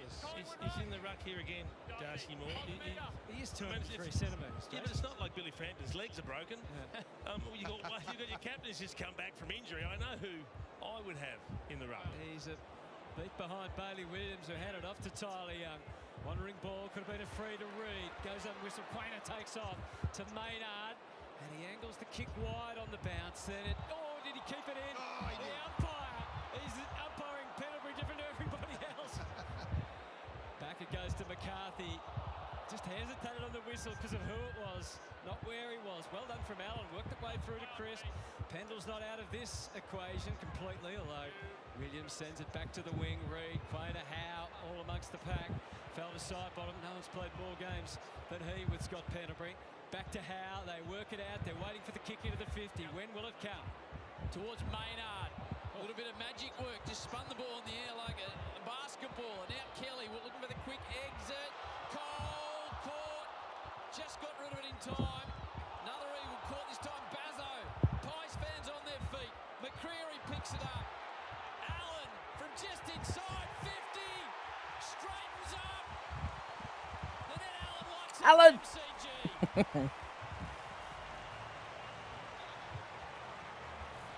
He deserves it in the end. He deserved it. He worked really hard. That was in the Oh my God. They kept him involved. But Ed Allen had a really good moment about a minute before this, where he straight lined the footy, kept it in play. Oh my And God. now he's just had his best period, I reckon, over the last couple of weeks. He's starting to. That boundary umpire's not going to be working next week. Footy club, he can play. That's a nice finish. Until now, he's been one of those players that dominates. At VFL comes in, hasn't really been able to grab his opportunities, and in fairness, he hasn't had a lot of continuity. But last week he was good with 17 touches, and that's him on the bench, Hutto. Yes. Hey, just a quick one down here, guys. Chief, you picked it well. Darcy Moore's now gone downstairs. I reckon in that ruck contest we got caught behind Hutto.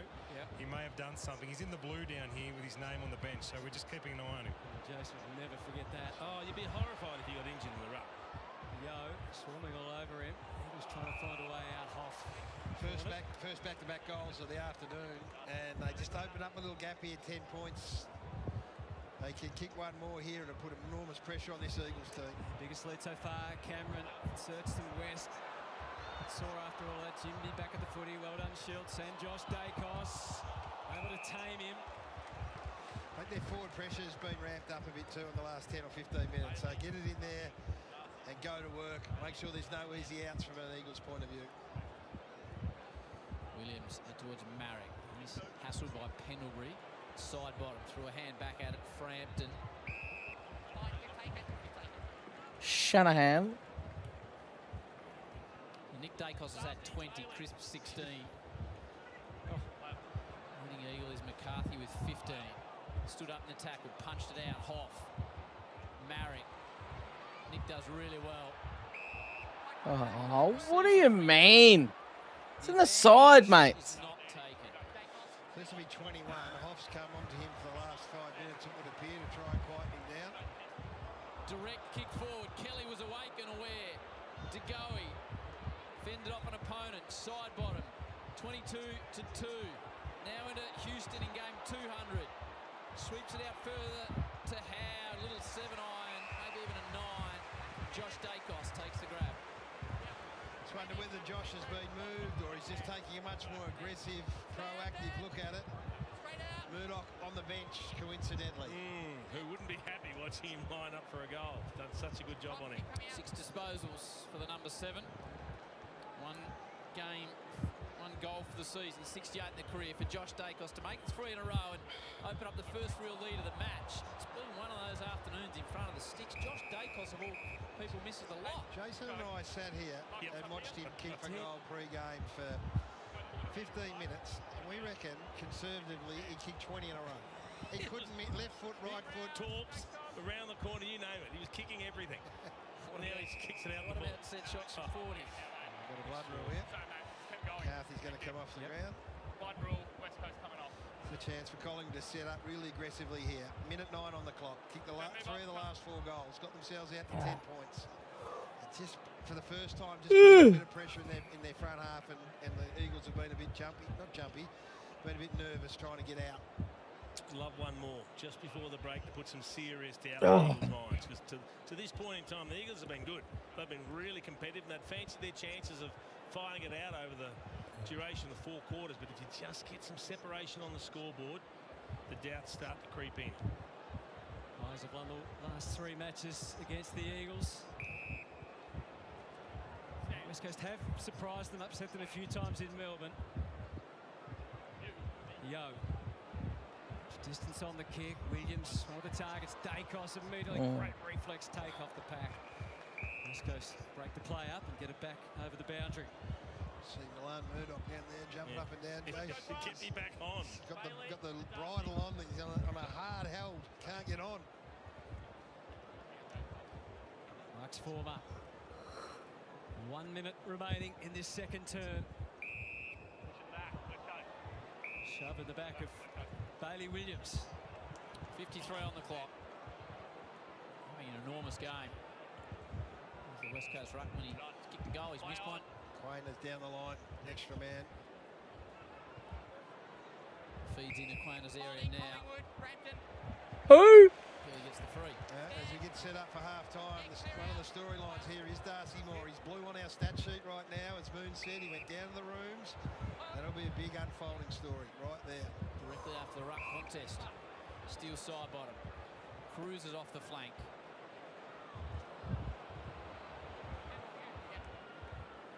We had a Crisp who's had plenty of it.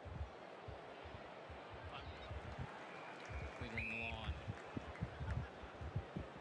Dacos 21, Jack Crisp 17, McCarthy 15, Ginby 10 as Craig McRae looks on. Allen having a spell after that goal. Williams and Dacos, the 2 standout performers in this first half. 4 goals to 2 for the term for Collingwood. Last gasp. Wobbled forward. Nicely picked up. Steps inside. Centering. Oh. A little bit too late. Still pretty tight here though at the MCG. Oh. The Eagles led it by 2 points at quarter I time. need some lollies. I'll be back, guys. 4 goals to 2 for the term. They lead it by 10 points at the major break. 433 games. The record breakers had 9 disposals. Plenty more of that at half-time. Major break here. The Pies lead at 6-9-45 to the Eagles 5-5-35 by 10 points in front of 90,000 plus at a packed MCG.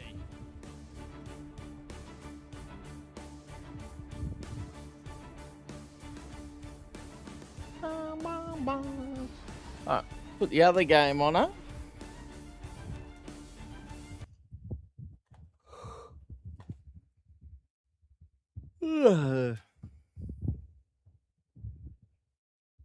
Well, McCartan used his body magnificently. Alright, go get some lollies. On Cameron. He's had a good first half. Lurked around half back for the second half of that second quarter, but he's kicked a couple, Jeremy. Ollie Henry's kicked a couple. Marty's got 3 for the Swans as Dempsey sent it through his hands. De Koning left it behind, had to go back and try and win it. And Smith gang tackled, and that will be the plan, you would think, not give him any room to roam in the second half. Yeah, watch for the lift around the contest. Only down by 2 in the clearances, Sydney, but miles down in contested possessions. Warner decides not to take possession. Dempsey does go to O'Connor. That's the one thing you can bet on this Sydney team is responding.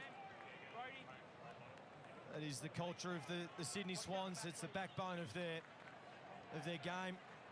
Here's Smith on cue. O'Connor got under that a little. Umpire says the mark will stand, so Wicks takes it. It's a good mark. Really difficult position to be in. Heaney floating more forward now, it looks like.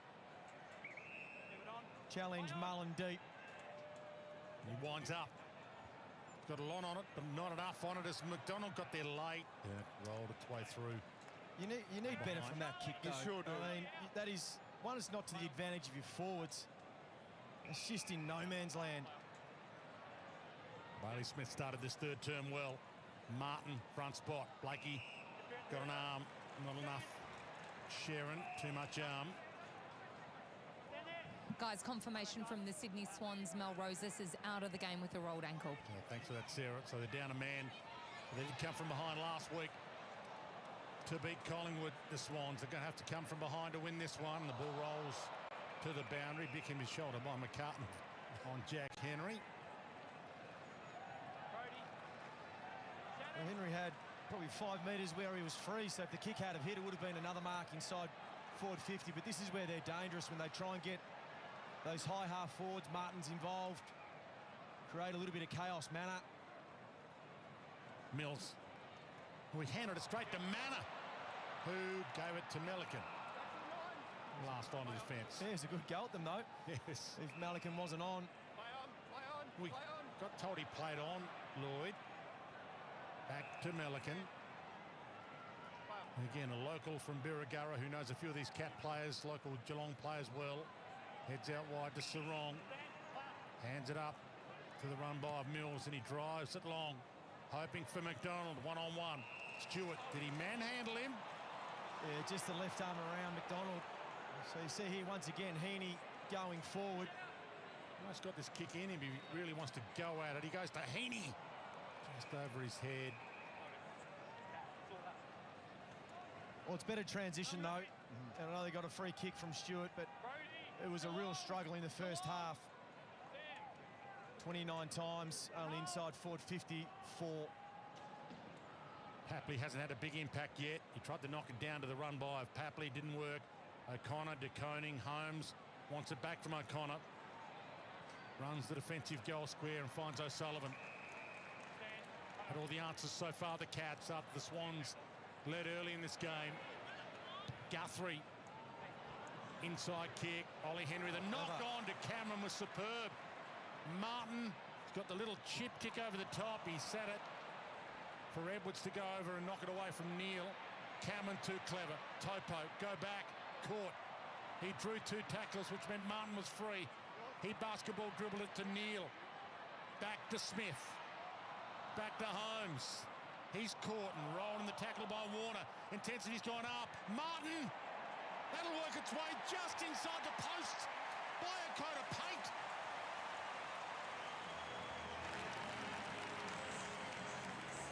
Somehow, Jono. It's unbelievable. Harvey Norman replay will show the Cats just not giving up and getting the ball alive in the contest. Handballs to nothing really in the end, but they just put it to the area and they just kept the ball moving and alive, and in the end it falls to Jack Martin with a beautiful left foot snap. But it's a little bit of luck in the end, Geordie. It really is, but keep it alive and anything's possible. he only needs a half a metre, doesn't he, Jack Martin? I loved the run from Lawson Humphries in the back end.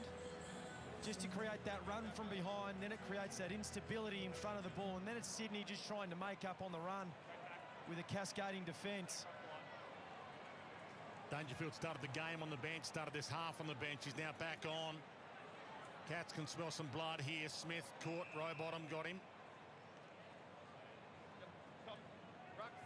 Chris Scott, he's got a smile on his face. Best win-loss record of any 300-plus game coach in history.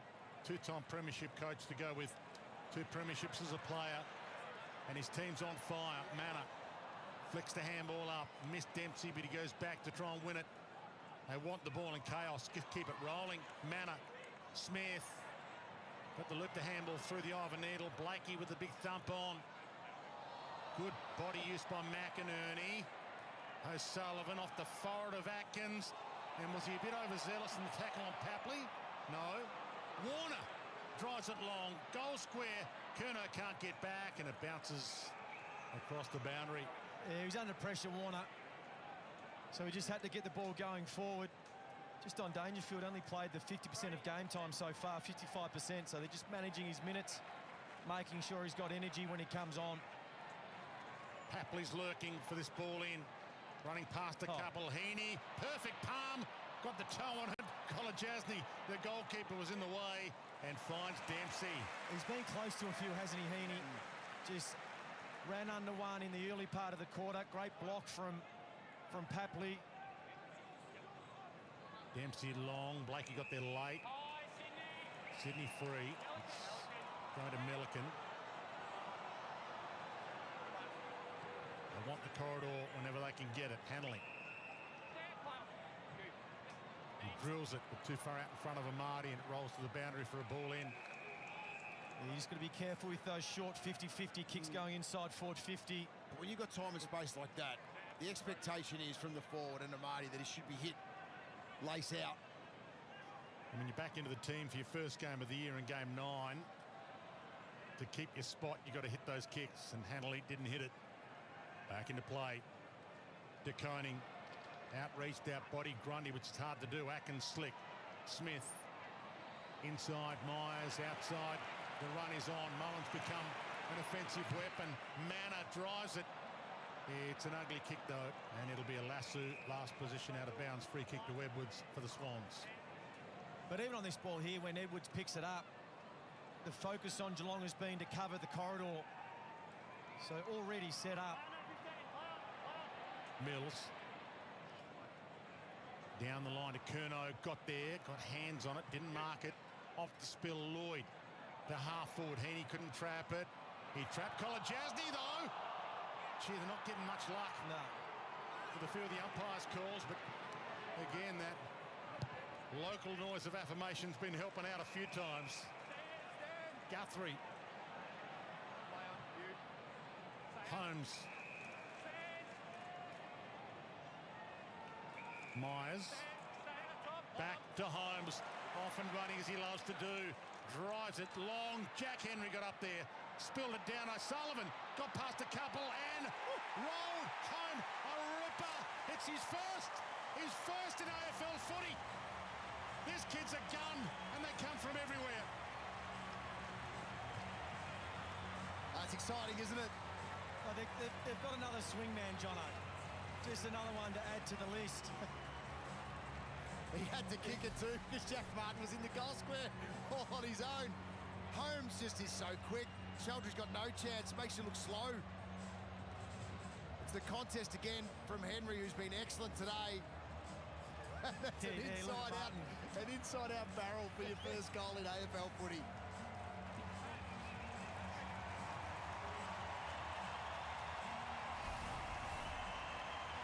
As he makes his way deep into defence. Nothing better, is it? Run the length of the ground. Pick 11 2023. The Cats target recruited him because he was the best defender in the draft and they needed a key defender. And boys are paying off. De Koning from Smith. Little fumble. Holmes. Lloyd. Dangerfield on the one-handed scoop up. Turns and goes and hits the target, Martin. I'm not sure I've heard this crowd as loud. It's been deafening in here. Cat fans have been accused of being a little passive at times, but it's been loud in here from the moment they ran out. Full house. They haven't had a full house here since the new grandstand has been in, but every seat is taken, and the Gary Ablett Terrace just behind Jack Martin here, where they've built standing room, is also jammed. That's across the face a little. Big flyers go up and are behind. Very clever to build standing room in a grandstand, just to keep that tradition in that area. You can hear it. I'm hoping that's coming through your loudspeaker in your living room out of home. Certainly make the defenders nervous. Wicks to Lloyd. They've got some work to do, the Swans. But again, they came from behind last week to win, and they've won their last 7. Sheldrick gave it up. McInerney touched the call. So O'Connor knew he had to go. Humphreys, who's enjoyed it, playing the jumper that he helped design. Smith from Myers to Edwards. Flick on, was good from home. Smith kept it running. Long kick from close. Jack Henry takes the mark, top of the square, gave the handoff some consideration, but he can put this into row 55. They are running in waves at the moment. See, they're still making mistakes on transition, but they have just got the numbers. It was Bailey Smith, the important part on that occasion. Look at him run. Jack Henry grew up a torpedo from here. Just about put this kick into his backyard. He kicks their 11th. Geordie, the little things in footy that mean so much. Centre wing, Swans are going forward, Geelong touch the kick. I'm not sure who the player was, but it became so important because they create the turnover at centre half back, and from there, they get their run. That ball's not touched. This doesn't occur for the Cats, so don't give up on defence. Turn it into attack. That's the perfect kick over the top to Henry. He deserved that goal. He's competed extremely hard today.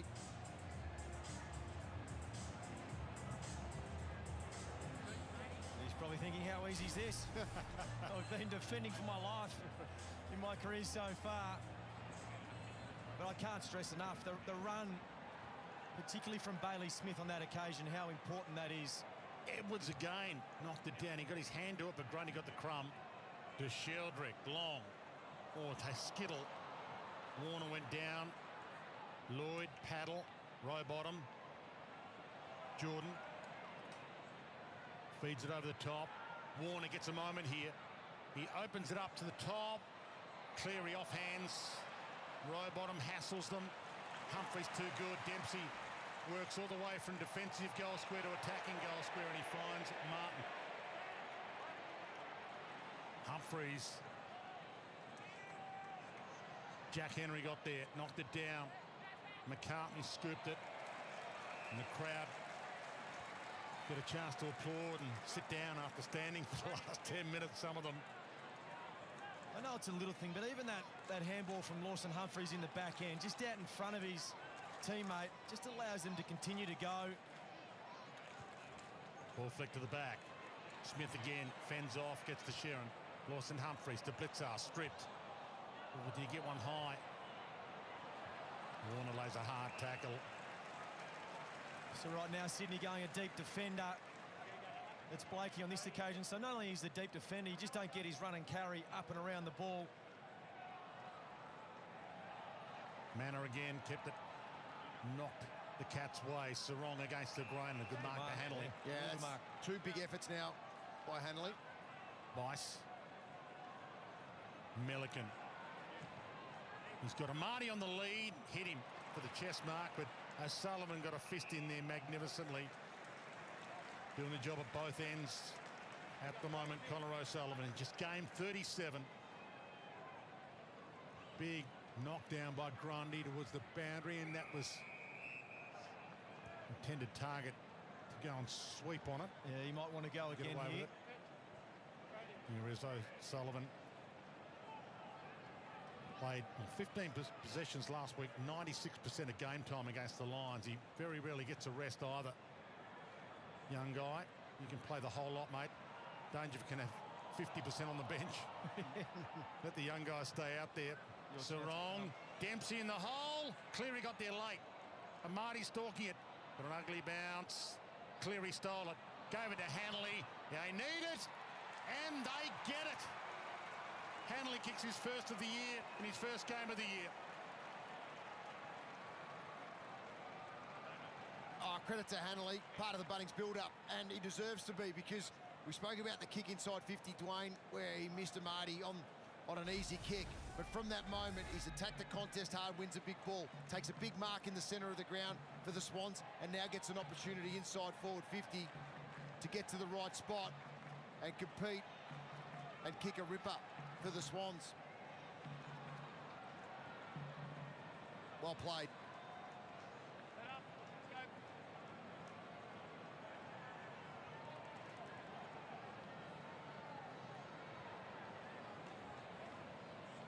Cats had kicked 8 of the last 9 goals of the game until that moment. Back to 32 points. It's a big margin. But there's a lot of time left. Grundy goes and gets it now. The top team in the comp, the Swans. Row bottom. Caught by Blitzar's got it out. Heaney hasn't had a big say yet. Curnow, Amati! And that's, in a way, what Curnow's there for. If he can't mark it, Amati might sometimes become the guy. And in this game again, he's become the guy. Kicked 3 goals in the opening quarter. None in the second. This is for his 4th. And he can kick a big number. Joel Amati, he kicked 9 goals against the Crows in his best ever performance. Could have kicked 10 that night, but John Longmire took him off with a few minutes to go. I doubt Dean Cox will be taking him off. Amati's got 4 straight. First goal from centre bounce. Midway through the third term, I love Brodie Grundy's follow-up work. So the intended target was Isaac Heaney. He couldn't get there, but Brodie Grundy followed up, kept the ball alive.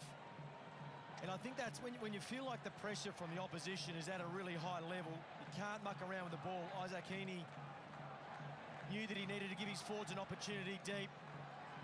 And then it was just a forward craft of Joel Amati to get himself in a position where he could mark it. 2 goals in a row. Who's building a massive quarter, and that's Bailey Smith. 13 disposals already with 9 minutes to go in this quarter. It's huge. 2 kicks, 11 handballs, been massive. Next best for the Cats is Martin with 7, Lloyd with 4 for the Swans. Edwards, a big swipe forward, all the way to centre half forward. Myers, well, he didn't want to give it up, and the umpire let him have an eternity, and then he handed it away. Atkins belts it long over the back. Blakey caught by Ollie. Did he have Pryor? Did he have Pryor? No. Oh, he looked like he put his arm out to fend, Dwayne. Yeah, but if they're not going to pay the one in the middle, maybe they won't pay that one either. And certainly not happy. Yeah, that's the thing with Pryor. How long is your length of spring if you're an umpire? Blakey to Cleary to Bice.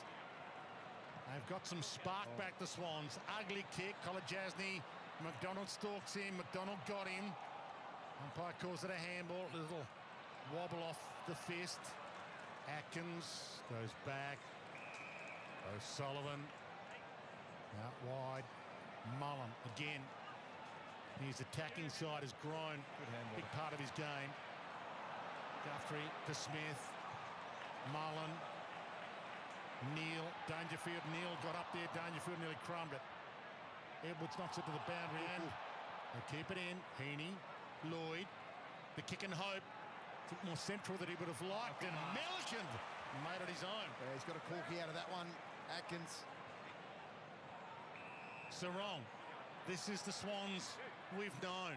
Down the spine, although Rowbottom drops a bullet from Blakey. That's a kick they need to go for. I think Geelong have got really good stability behind the ball, covering those long kicks to grass. A little bit more lead up through the middle of the ground if they can. So Jordan held Smith. Play on to advantage if they want it. No, they won't be allowed to do it.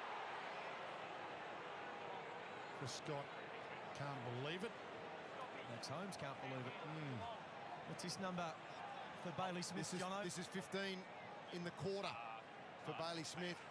And his stats say that he's the #1 player in the competition this year, depending on how you read the stats as Atkins comes off. But there's been no birds from Bailey Smith this year. He hasn't rattled anyone's cage. He's just playing footy. And boys, he's playing it well. Humphreys drives it goal square. Over hands. And Sarong combines with McInerney to get it out. I think it's the best 6-week patch of his career, Bailey Smith. Yeah, we've seen him, I mentioned the bird, but thumping the ball into the head of Jarman Impey, a few other things that have happened. He had the boss of the AFL down for a cup of coffee. But it's just been footy, footy and footy from this man, Bailey Smith. And he's on every billboard around the country. Some more billboards. Bailey Smith from Sydney Sweeney. He's letting Jordan know all about it too. Arm around. What a quarter from Bailey Smith. Wearing less. Wow, that's it. It's huge, Dwayne. 16 disposals. He had 8 in the first half, exploding in this third term and absolutely destroying Jordan with his run. 16 touches, 7 minutes to go in the quarter.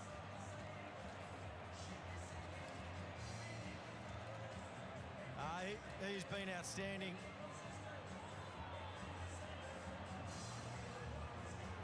He's raised the level. He just does the simple things really well, and then occasionally does the unbelievable things. He's a machine.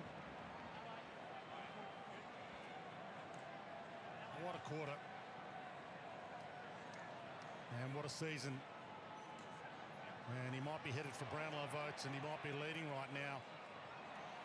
Little tap in his direction again. Smith, De Koning, Holmes. Hunted down. Myers. Chip kick, delightful. Like a raffled it. Close and Dangerfield. Oh, Smith wants it here. It was the right decision in the end. What he does do is he times it. He gets front and square, and then he runs on when he realises there's an opportunity for a hand pass over the top. No matter how it goes through, as long as it goes through, and that's the quick answer that they needed. Let's watch it come off the boot here. It's never in doubt for the champ. He just loved that off the boot. And they have kicked 2 goals from centre bounce. The Collingwood fans nonplussed, of course. Nonplussed, they Gary. Stay in touch. 10 points. Nothing. Well, it's the single most parochial crowd I ever remember seeing. Yeah. There's about 11 West Coast people behind 1 goal. That's the cheer squad, and that's it. And the ruckman taking turns at the moment. It was Collingwood and Cameron out to the wing. Harley Reid is fending as he's picking up the footy, but no nonsense approach from Long. And the quick handoff to go with it to McCreary. This should be a deep entry. Dacos is playing deep at the start of the quarter, waiting for the crumbs. He was at the back. They went to the front. Oh, trouble for Baker.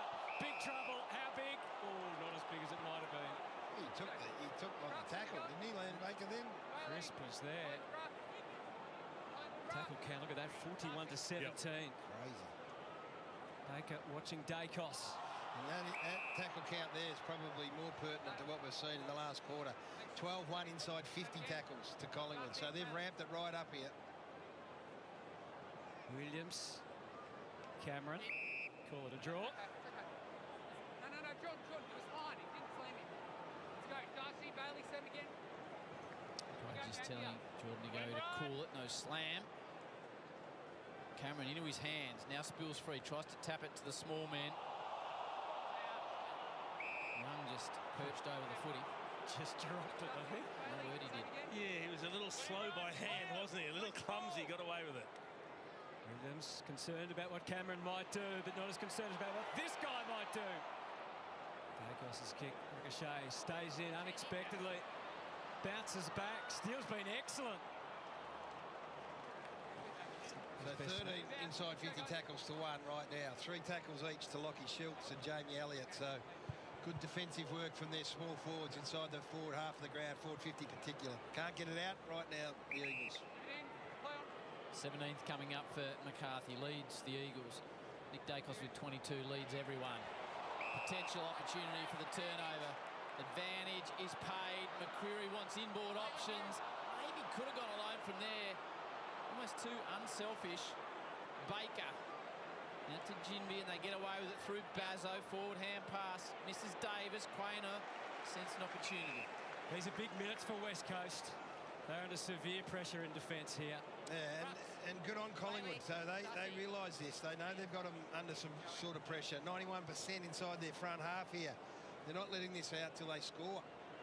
Come on, West Coast. Back at it again. Cameron, quick kick, too quick, disrupted by De Goey accidentally. Try and stumble on through again. McCarthy just eked the handball to Davis, snatched by Chris. De Goey had time for a look, and a left foot kick that has landed. Free kick. You can usually commit murder. Puts it in the back. 50.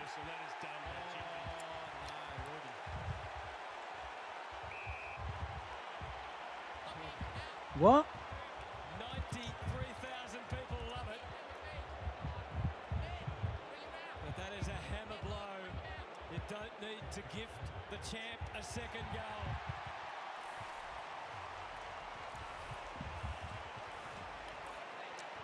And it's not over yet. You just do what he did. You just pulled over Gibby. Harvey Norman replay for the first time. I need to have a look at this. But when you're under all sorts of pressure, you've got an opportunity to get the ball out of your front half via a free kick that was paid. So the free kick was against Nick Dacos. Yep, and then just... Oh, God. Went down a bit easily. Well, but didn't need to do it. I think it's easy. You might think it's easy as well, Jace, but why would you give the umpire an opportunity to make that decision? When you've got the ball, no need to get involved with an opposition player. The umpire was 50 centimetres away. Yeah, and you haven't been able to get the footy out of your back half for the whole quarter. Just to argue, should it be paid though? I wouldn't, Hutto, but all these down the ground free kicks are being paid regularly. Titanic contest in the middle. Pendlebury, Reid.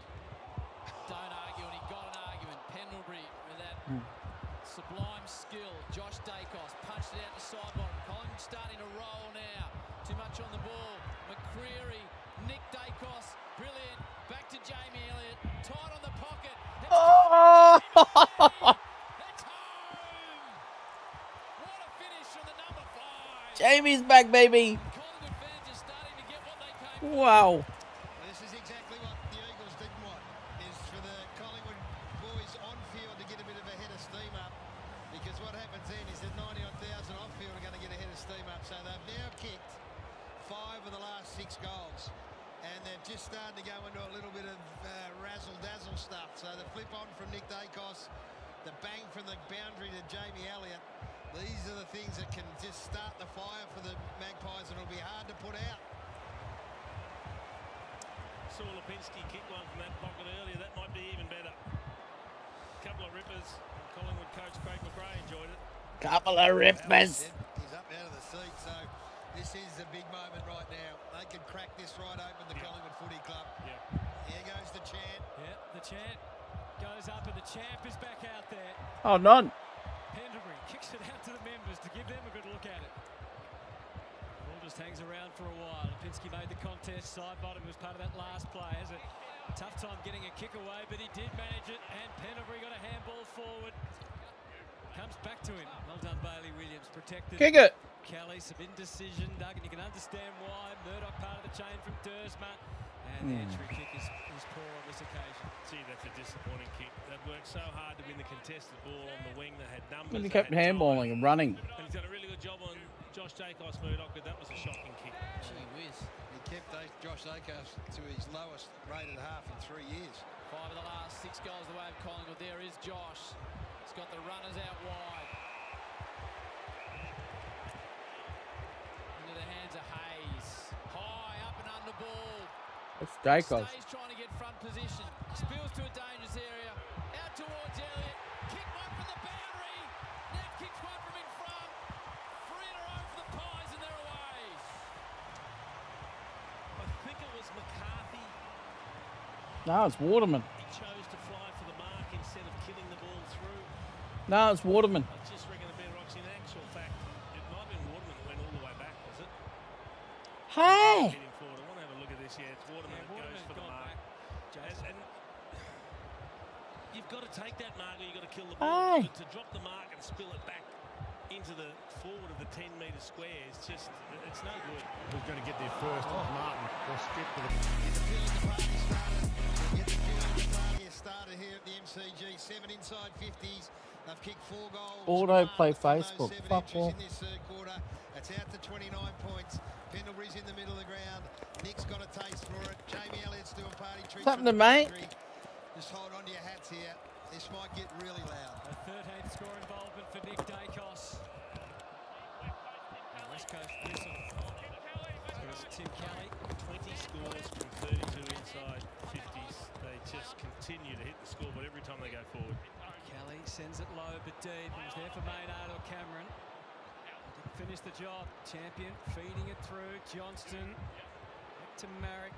Now Champion in the pocket. Happy to feed it back. And Duggan, co-captain, takes the mark. Can the Eagles find someone inside 50? Very densely populated, as you would expect on a slow play, and Cameron just waltzes across and takes the mark. That was the trademark of Darcy Cameron in the last few years, getting back and providing cover for the defence. They are a hard team to score against.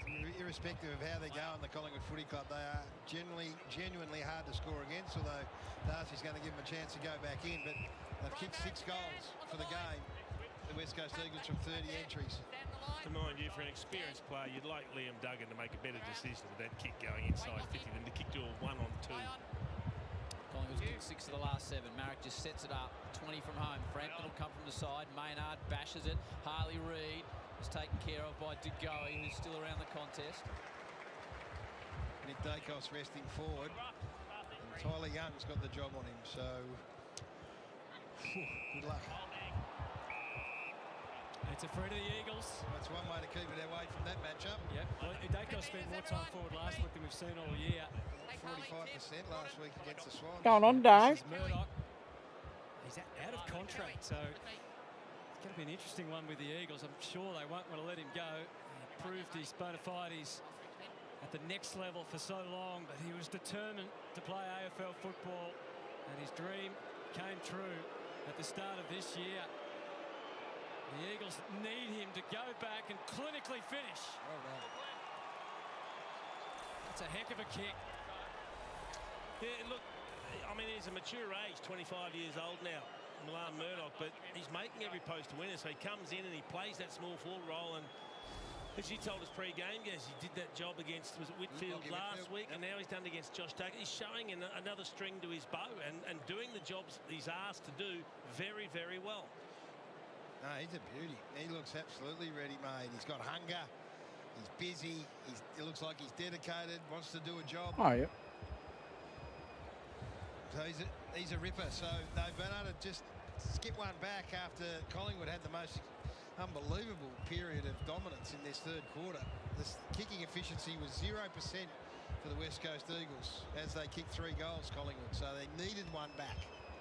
And they got it.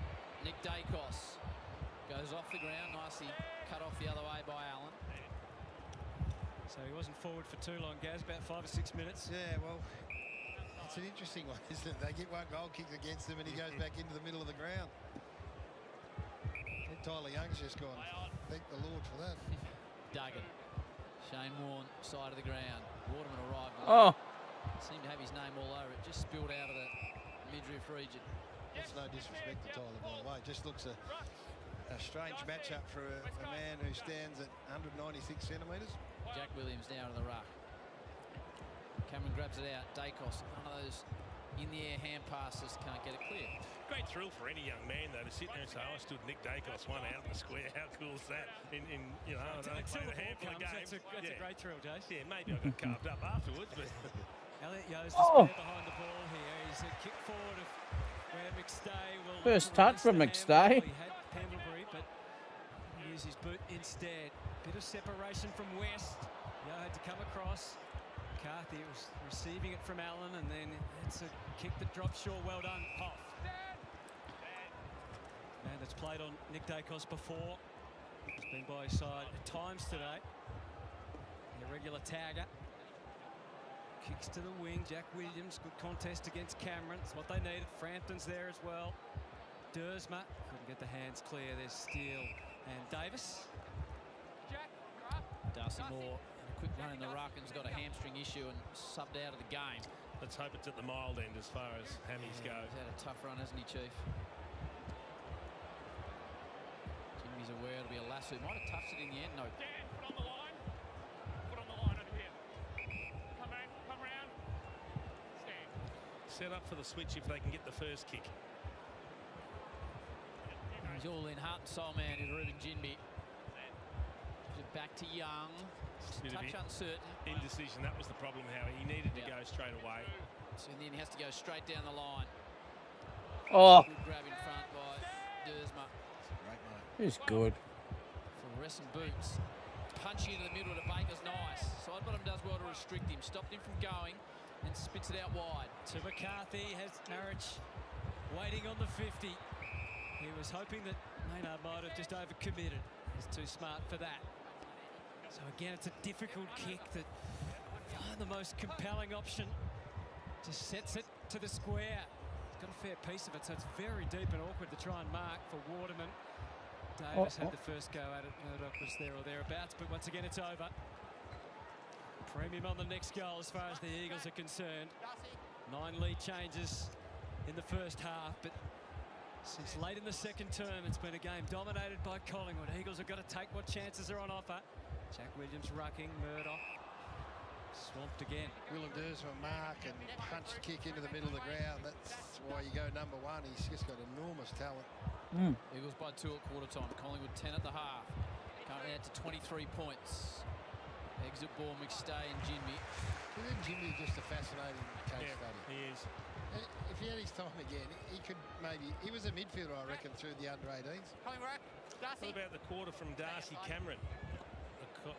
There's a 450-game milestone, which isn't bad either. Big turn-up for Ian. It is. Darcy Cameron's had 10 possessions this quarter.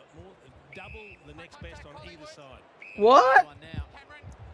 He is having a dominant quarter. 4 clearances himself. 8 contested too, Joe. Well done, umpire Burrows. 450 games. He's fucking tapped the ball, mate. How was he supposed to tap the ball? Now running through the middle is Collingwood with the overlap hand pass. McCreary. He's got Lipinski out wide. Perfectly weighted kick. Now, what's he got inside? He goes for the best option to Nick. Screws it back. Sets a task of the forward. Spills to ground. They hover Collingwood. Eagles need to be good under pressure. They sit on top of it. Hemming him. Apologies. 3 All-Australians, 10 grand finals. 10 grand finals. Burrows in 450 games. We saw Michael Tuck with his 7 premierships earlier on today. Just jabbed it. What? 15. Johnson reacted and probably just 20 metres, mate. Well, every West Coast player pushed right up the field. Such is the pressure they're under. They're feeling the need to just clog up the defensive 50. There was no outlet kick whatsoever, and he had no runners with him. 4 goals to 2 for the term. Nick to Josh. Where next? More short, controlled football to Crisp. Seagulls flying low this weekend at the MCG. Avoids the Gulls and kicks to half forward. And got across nicely there, did Tyler Young. You happy with this, Chase? So they'd given up 6 of 7 goals, the Eagles. So they've one behind the footy, gone a bit slower, clogged it up, locked it down. They get a goal back. Just happy for them to close this down a bit. Well, I guess you've got to learn to defend when the opposition gets a run on against you. I get that. But you're also within reach where you need to kick a couple of goals and you're right back in the contest as well. Deleuze is dug and he goes up there and joins the throng around the footy. And whilst you might at least put an extra up there, you've got to keep some structure ahead of the ball. Harley having a chat with the coach on the pine. Pendlebury. It's a centering kick, really, off the ground. Important contest here. On the ball! On Maynard from Cole. Still the contest is to be won. They pile on. Tom Cole, that's a terrific effort. Had a full head of steam. Fucking Maynard. He didn't kick it. Minnie McQualter with Harley Reid talking him through a few things. He has gone looking for that fend off a few times in this game when probably we reckon he didn't need to. Cameron was clever. Dacos was run into. Spiralling ball forward from Dersman. Into a little gap. The Eagles chip it forward to Waterman. Sweeping hand pass to Yo. Kick the first. Premiership player steadies. It's a disappointing result. Fucking hell, man. Very disappointing. They'd set that up well. How are you doing? Set it up beautifully. You've just got to kick that and you're right back in the contest. Yeah, they've dug in here. They look like this. The floodgates are about to open, to be fair. And they've dug in a hostile environment and just stopped the bleeding. You kick that and you're back inside 3 kicks. Jack Williams came with good intent. Schultz. McCarthy makes sure that it goes out. There's going to be a host of changes, as you can see. Harley Reid back out on the ground after the conference and the advice from the coach. Dersma has a break. They need that man, Bailey Williams, back out there too. Jack Williams holding up the fort for the moment.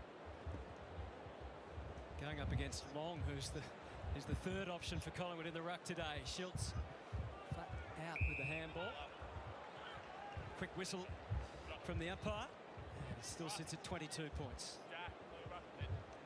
Dacos having a spell. He's had 28 disposals and kicked 2 goals too, the little champ. Scungy ball to Schultz.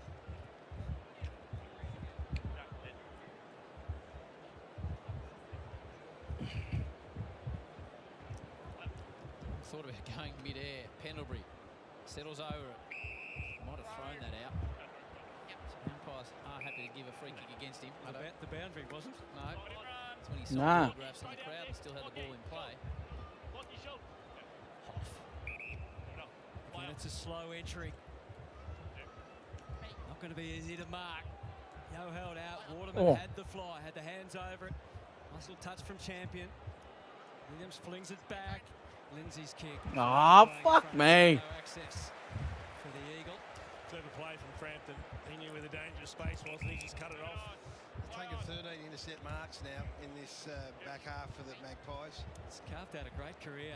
There's Billy Frampton at Collingwood. He's a premiership forward, of course, playing a defensive role on Harris Andrews. They get dominated in the air, so you just want to see whether they can go to something different.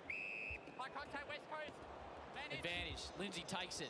Lethal left foot. High ball. Inside 50. Houston comes from the side. Went to hang. Maynard. Josh Dacos getting more and more involved in the game. Oh, just don't do it, mate. Jay Lindsay looks inboard. Doesn't want to go high and long again. He just doing it again and again. needs Lead to up. find something different. Well, No one's leading. Williams forward at least. It's off the instep. He ran into trouble. Gave it straight to McCreary. They could get opened up the other way here. Long through the middle. DeGoey. Houston forward hand pass. McCreary will want his pace. And he just barrels it forward after someone jumped on his head. There's a couple free. West, Elliott, Jinby. Grab it. You need to grab it, man. Pendlebury's around the football. And it's held in. McCreary actually resisted the temptation to handball to Pendlebury too. Oh, it's holding the ball. It's like he was trying to pull a steer down the rodeo. Clearing kick is in a rush from Davis. It does the job partially at least. Handled back by Quainer. Chris. Fraction high. Fundamentals, dudes. Scenario that West Coast faced repeatedly. Slow entry. Crisp follows through on the directions he gives. Pendlebury's at the front of the pack. Kelly, DeGoey, wanted it, got it, set it high. It's awkward for everyone. Elliott's been pivotal. Eagles do the job required. Jamie, come on. Thank you. Crowd are just quiet. They got on a roll there when they kicked those 3 in a row, and now they've just had to sit back down for a minute. Bullet from Lindsay is effective. Cole goes to the middle. Williams will be under pressure here. Collingwood trying to swamp the contest, but That was they holding get the it ball. Good effort, Jimmy. Keep it moving forward. Brady Hoff, and they send it further out the wing. I'm happy to go back to Kelly. Collingwood really nicely set up in defence. We'll test that set up now, and in a little gap, popped up, Elliott Yo. Bit of variation in the entry. A lower kick, Hutto, lower the eyes. I think the message at three-quarter time is that we're not going to get ourselves back into it by bombing high into a contested situation where 14 intercept marks have been taken. So lower the eyes, kick it along the ground. I always say kick it along the ground if you're in any great doubt. I reckon Billy Frampton would like a ball around his ankles as much as he does the ball that comes in nice and high. Missed a shot on the run from a similar spot. Needs to kick this. Premiership player against the Pies back in 2018. Kicked the first, Elliot Yeo, for 2 in a row for the West Coast Eagles. Good effort. And he does just that. I thought he missed. The bleeding, start to turn it back the other way, the Eagles. Let's have a look at the Bunnings warehouse build up with Jason Dunstall. Well, it's one of the few kicks to advantage that we've seen with the Eagles going forward. Have a look at this here. Is this holding the ball? Did he get a hand pass on it? That's the touch from Jinby that kept it going forward for the Eagles. Otherwise, it was a real danger spot for them. And then Elliot Yeo he loses his man. Jeremy Howe, he gets caught ball watching. He pops into space, gets the great kick from Tim Kelly. And then he's able to go back and convert this time. Where do you reckon Jeremy Howe least wants his footy? That's what they've got to start thinking about, these fellas. When they're kicking inside 50, what do the Collingwood defenders least want? And that is a ball that's been kicked lower with a forward that pushes up at the contest. Pies got out to a 29-point lead, and it felt like it was going to be a procession from there. Eagles have had other ideas. Dacos created his own way forward. He involves De Goey. Just soften the kick a fraction. They can jump hard. Long does that. McCarthy, they're under siege again. Hayes in the outside waiting for it, never arrived. Allen pinched it and taken over was Duggan, and happy to be that man. He's not happy. Should have been holding the ball. Have a good look. 17 points.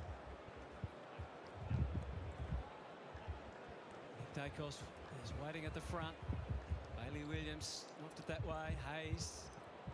Williams on the follow-up to Reed. He had Kelly gliding past. Was reluctant to use him. Instead, it's a handball forward to Cole. And the Eagles get an opportunity. Jack Williams, the front. Quainer just ruffled his feathers enough. He was going to soccer. He picks it up. Found a teammate, Murdoch. They're getting close to the Eagles. Back handball. to Williams again. Elliot Yeo. No it. Space closed up. Dacos handed it back to Murdoch unexpectedly. Still it bubbles around. And eventually Cole is shut down.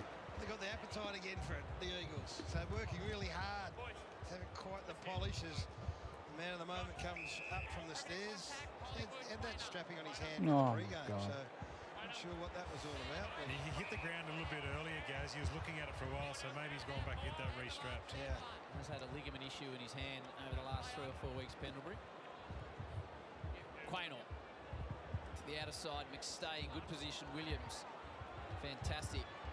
Young, Reed in the pink boots, scything ball forward. It'll clear everyone. Jack Williams with a bit of a step. Can he finish it? Not quite. It hangs up for a long time though. In the back, 50. Denied, and Champion has it. But that 50. ball is exactly what we're talking about. The goes to ground. The ball hits grass, and all of a sudden the odds go back in the favour of West Coast. It was a miss kick. It was a miss by Harley, but this is the result of a ground ball going in there. Malachi for a second from a tight angle.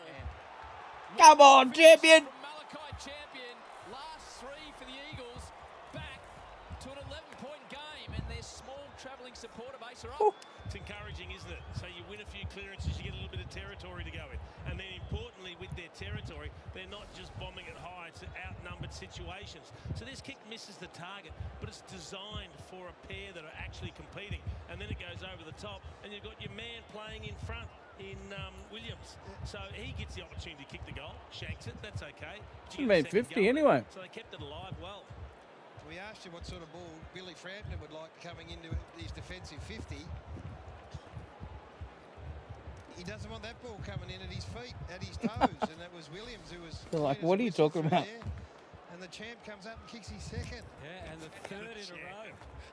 The champion. Never guess he was Eddie Betts' nephew, would you, with a goal now like that. Pendlebury tries to go to work in the middle, but so does Harley Reid. That's free. Brought him to a standstill. He got one in the chops. This is game on here. This has been a fantastic 10 minutes from the Eagles. And that man has been central to so much today. Bailey Williams bundles it up. Good Oh! Cole. Anything goes. The soccer kick out of the air. And a Jackie Chan stuff from Murdoch. Bit of Jackie Chan. I have to get a mention every time. This Jackie Murdoch. Oh no. On the inside, and Hoff into the siege. Look at the belief here. That's Just starting kick to it. build, though. They're swarming again, under pressure. The Collingwood defence inside 50s for the quarter were well in favour of Collingwood earlier. They're 13-11 now. Yeah, everything's evened up in this quarter now. Huge 2.5 minutes. Dersma gets it in. Marriage to the front. Free kick, Marriage. Yep. Yeah! This is unbelievable. Right, this is a big kick now to bring it back to a one-kick game. But they're just getting it in quickly, and they're getting it into contests. They're not just, even though that was a skew-if kick, they had even numbers and they competed in the air. He just grabbed front spot here just at that last second, and you could just see Allen just panic a little bit. And that's what 3 goals in a row does. Another Melbourne boy. The Eagles took in the mid-season draft their first pick in 2023. 21 years of age. Here he is at the venue. He would have dreamed of playing out in the big time, and this is big to cut the margin to 5 points. Nah. Not quite. Quite. Unfortunate. Peppering.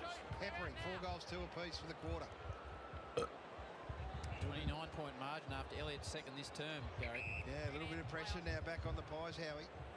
Houston reduces the kick Oh. to Howe. 10-metre kick, mate. Towards the short Josh Dacos lead, pumps it down the line towards his ruckman, who's swapped by a couple of Eagles. DeGoey rides 1 tackle. Oh, for fuck's sake. Talking about hugging the line with a minute 20 on the clock. I'd love to pinch a late one here, Collingwood. And the Eagles hold them off and maybe turn one the other way. Just shepherding into the mid-drift of Schultz. Not much ahead of the ball, so he'll have to wait. Got to get back hard here. Got to get numbers back, the Eagles. Minute 5 on the clock, the number 8. Magnificent gold lettering on the back of the Collingwood jumper. Ball spilt. Ungainly on the left. And not able to take advantage was Charlie West. Didn't look completely natural on the opposite, but he got it going around the corner. 3 Eagles flew for the 1 ball, got in each other's way. It came to ground, nearly cost themselves a goal. They've got to stand tall here. No mistakes. Play out the last minute. Do not cough up another goal. Pies have won the quarter, but only by 1 point. 4-3 to 4-2. Well, they have, Hutto, but it'll be the Eagles who go to the 3-quarter time huddle with all of them. Oh, how! Just getting that clock and just turning it back a little notch or 2 for Pendles. Bailey did have it in front. It's all right, though. Thumps it into the pocket. And off hands. They've been eyeing this one up since the opening quarter. He had a few free runs at it. Yeah, man in front. 2 sets of hands on it. He's just too strong. Had an argument. Bailey's mark. Yeah, man in front. Man in front. Piece of it, Bailey. 20 seconds left. Joking. In the third. How vital a score for either team. Quainer, his intentions clear. Hayes buzzing around McCarthy. Is there time for the Eagles? Through the middle, 6 seconds. Oh. Had to be perfect. Side bottom put a stop to On the ball! Ball! Is still there, isn't it?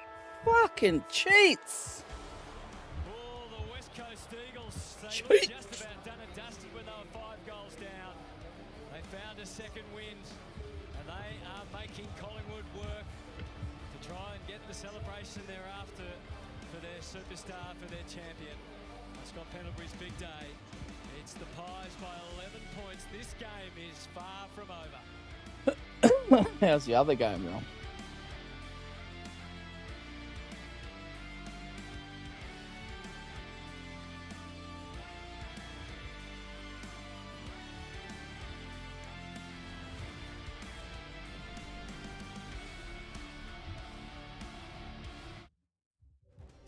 With 24/7 mental health phone and chat support, Medibank's mental health cover is designed. The Geelong Falcons jumper. I think Mick Turner at the time that he was drafted said that he would be the best Geelong Falcon ever, and that was saying something given. Been some good ones, Geordie. Yeah, Ablett, Bartel, Hodge, and Ling, Lewis. Little roller towards half forward. Swans are hanging in there again here. They have a habit of doing this. Still a bit of time left on the clock. Stewart out wide to Myers. They haven't been able to lay in the lockout blow yet. Mullen looks up. He drives it long, goal square. McCartan with a flick. Can't do that. Can't do that. Score review. You can't rush it. You can't rush it from out there. I was wondering about them knocking it through from outside the 9. If it's a marking contest, you're legally allowed to do that. Yes, the touch was pretty clear. It was. It's not getting it otherwise. Look at this angle, the ball deviates as it passes the player's hand. Decision on scoreboard. Oh, I thought they were talking about the rushed outside the. Cats because the Swans have been looking to play on fast. Does he pull one up the middle? Does he pull one up the middle? He'll play on. So Jack Martin's on the mark, so he's a quick player to take on. I reckon it is. I reckon it's one down. Oh no, I was wrong. Sarong held his ground. Closed in. Sarong crumbed, and he's content to be taken out. So normally Blakey will sort of edge that way and hook it back on his left into the corridor. He missed Kerno, I tell you.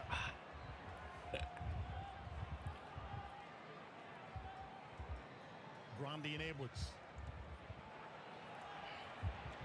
Close.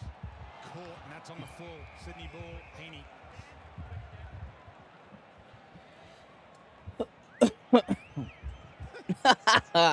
Shit. So Grundy's lurking here. Stewart and Edwards got there through his hands. Oh, I hit Holmes, Grundy. who's been everywhere. Myers again hits a target. Close.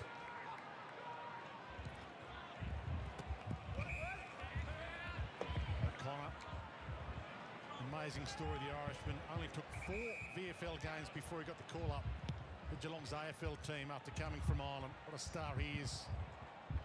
Underrated star at that. Just keeps on keeping on.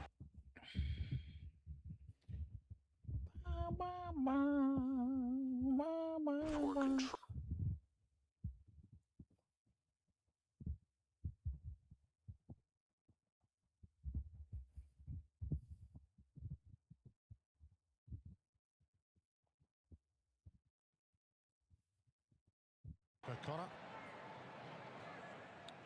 The sock if the handball comes to him. High.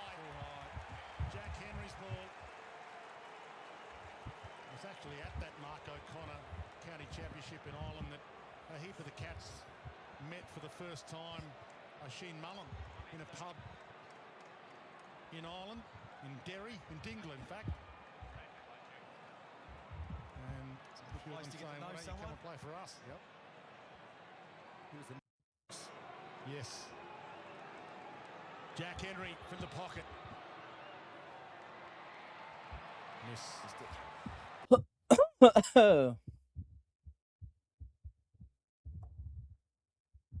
These Eagles youngsters, he's been enormous as he always is, Scott Pendlebury, over the course of 21 seasons, and this is his family in the stands. Wife Alex there, just hidden behind. There she is, and how proud she would be of her husband. And of course his 2 children, Jax and Darcy, as well. And this game, gentlemen, is up for grabs. Only 11 points the margin with a quarter to play. And just imagine if the Eagles are able to spoil the party and deny Pendlebury the perfect finish to this occasion, chap. Yeah, well, they've been up for the fight. You thought halfway through that third quarter they were gone. They were toast. They were absolutely out of it. 29 points down. Oh, the pickle juice. But they fought their way back into it. And last week, that's all they've got to look back to. Last week, they were able to run over the top of the Giants at home, and it was built around their pressure and Harley Reid. So 2-3-2 was the number in the last quarter against the Giants last week, and that man there, Harley Reid, well, he stood up and absolutely dominated the last quarter. Can they do it again in front of 95,000 screaming Collingwood fans? What would Minnie be saying right now? You know him well from Richmond days. He'd be saying, why not us? Why not us on the biggest occasion? Why can't we be the ones to spoil the party? But the fairy tale is, Kingy, a Collingwood win for Pendlebury. Get back to it, Kath. It's not about the Eagles. It's about that man there, and they will go out of their way to ensure that he puts the cherry on top, and they find the great man at goal, and they allow the 90,000 strong Collingwood faithful to go bananas in the last quarter. I hope it happens. I hope Collingwood put the full stop on this game. This is a day we'll never forget. A full house at the MCG as we hand it back to If they lose, it's going to be a day you want to forget. 11 points, the margin. I love that call from Jack Rewalt. Why not us? Why do West Coast have to play by the script here, guys? Yeah, no, you don't get things given to you, and I get a feeling this West Coast Eagles, as we said right off the top, the message was we're not the Harlem Globetrotters. We're not here just providing a support card. I think they don't want to be the Washington Generals, guys. Yes. They're quite happy to be the Harlem Globetrotters. Okay, Washington Generals then. Last quarter of game, 4:33, and it starts with Elliot Yeo sending it deep right into the Eagles' goal mouth. And it's on the back of Murdoch and Josh Lindsay and Williams has been great all day, so there's some excitement around this Eagles camp at the minute. Oh, Williams almost had the grab and go. Yeo gets another chance. Oh. Rushed it on the boot. What a Come difference on. he makes to this Eagles lineup. He gives them some steel through the middle and some support to that man Harley Reid. There's Scotty Pendlebury just acknowledging a moment here. Good decision. This is going to end up in good hands, one would think. Coming up for disposal 14 for the record breaker. Oh. Forced to kick long to a contest towards McStay. Good grab. Stood up there, D. McStay. Wow.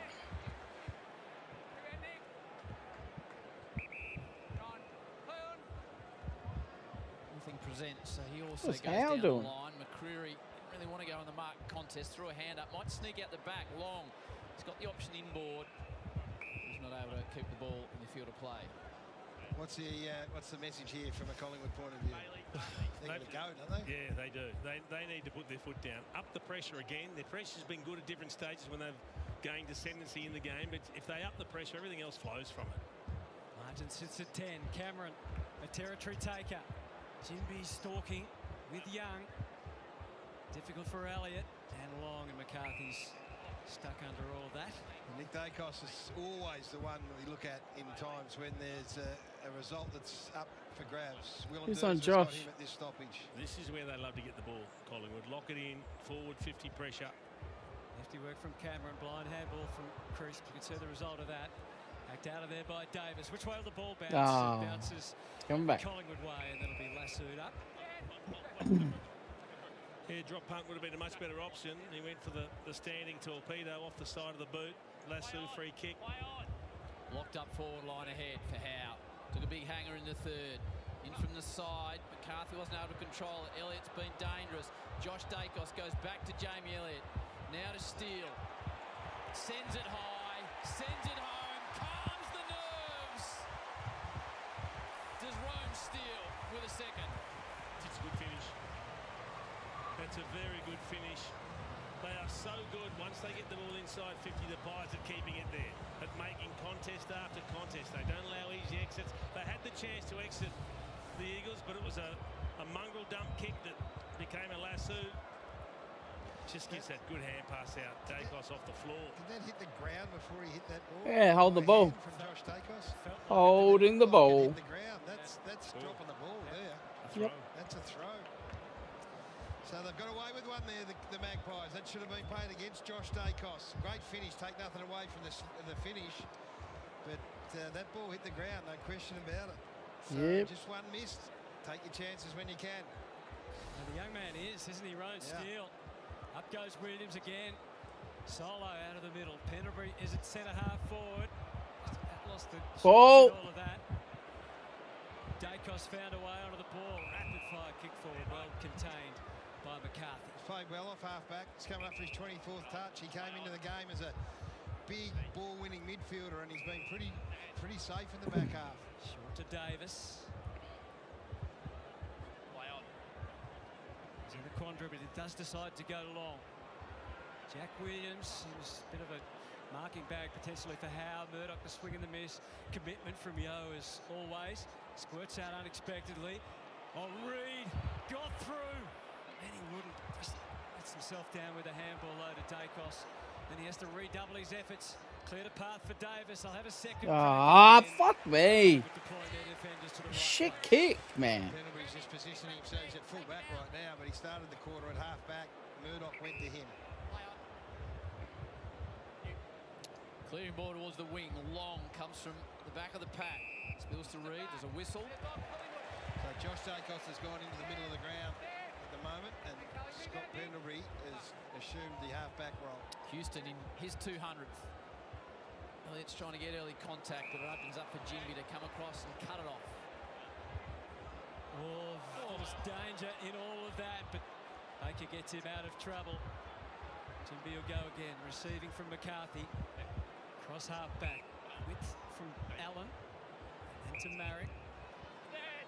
Seen a fair bit of this today for the Eagles. Across half back. Oh, God. For a blatant mistake like that. Had the back up. The Wolves were about to close on Bazzo. He did well. Spotted Marrick. This is his insurance. Just the Eagles creep. Johnston takes the mark from the Allen kick. And then back again. And finds Marrick. They won't go away, the Eagles. Finds Kelly, the former Cat. Elliott stands the mark. Squirts it out wide to Young. Back in board by hand. Steaming through McCarthy. McCreary. Gave it. Because he came at pace, Gary. Great tackle. Had to hold on, didn't he? Bo McCreary, they were probing and probing and probing. If he got past them, they Joke. were out. Hard running from Elliott to give him an obvious. Josh Jacobs was allowed to throw it off the ground. Spread the pies. The Eagles busting a gut to try and get back. Dacos decides not to go yet. Josh Ponders. Just pulled the kick a fraction. The invitation was there for long. Clever. Just a little bit too physical for them. The Pies 68 to 34 the tackles. That tells a big story. 17 to 1 inside 50. Yeah. That is a big story there. About their mindset. This is smart from Josh Dacos. So we know that Long's really capable up in the air in a one-on-one. And Tim Kelly didn't want to be there in that defensive 50. 3 goals, 7 for the season. This is a big kick. Floats across the face. They're outnumbered down there. Lipinski didn't really have an opportunity at all. The Eagles get it through safely. McCarthy up for his 25th disposal.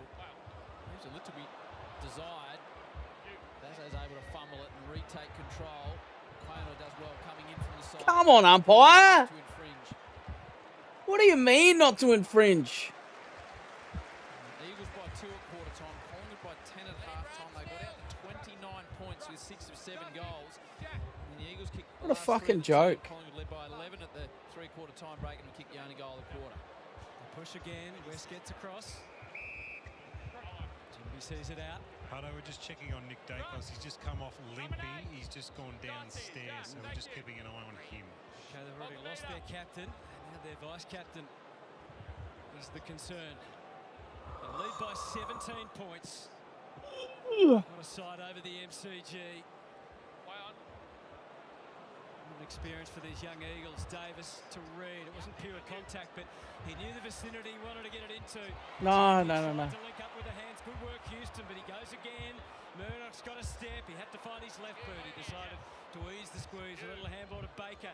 The champion kept on running. Go. He's got options. Can he get it in deep enough? Pulled the kick. Almost. Quainer was ready, and the Pies repel. Side bottom to Frampton. Slight fumble, gets away with it. Jagoe had a little bit more time than he realised. Kicked it straight to Jack Williams. Yeah, so Give it. he was crying out for someone to come up at him, and no one did. So The two blokes he kicked it to had their back to him. Yeah. They weren't tracking the football. this is their big push here. Magpies holding up okay in the back half. Only goal of the term was Steele's second. Hung in all day, the Eagles. They looked out on their feet in the third when they gave up 6 or 7, but kicked the last 3. So they have been prepared to do this all day. Go really wide, make the ground big, try and find a hole on the way around the other side. Jinby very precise with the Go. kick that it needed to be. Now Duggan takes a bounce. Winds a wobbling ball forward. Cameron in good Oh, position. for He's fuck's done that sake. every day, Darcy Cameron. It's been a great contest between the rucks. So frustrating. Liam Duggan a couple of times today, an experienced player, a captain of the club. He's got to be better with his kicks inside 50. 17. He's the sore boy, as you can see. 17, that's why the game has stopped. This is relevant. Well, should they stop the clock for a sore shoulder? Shoulder, popped it out.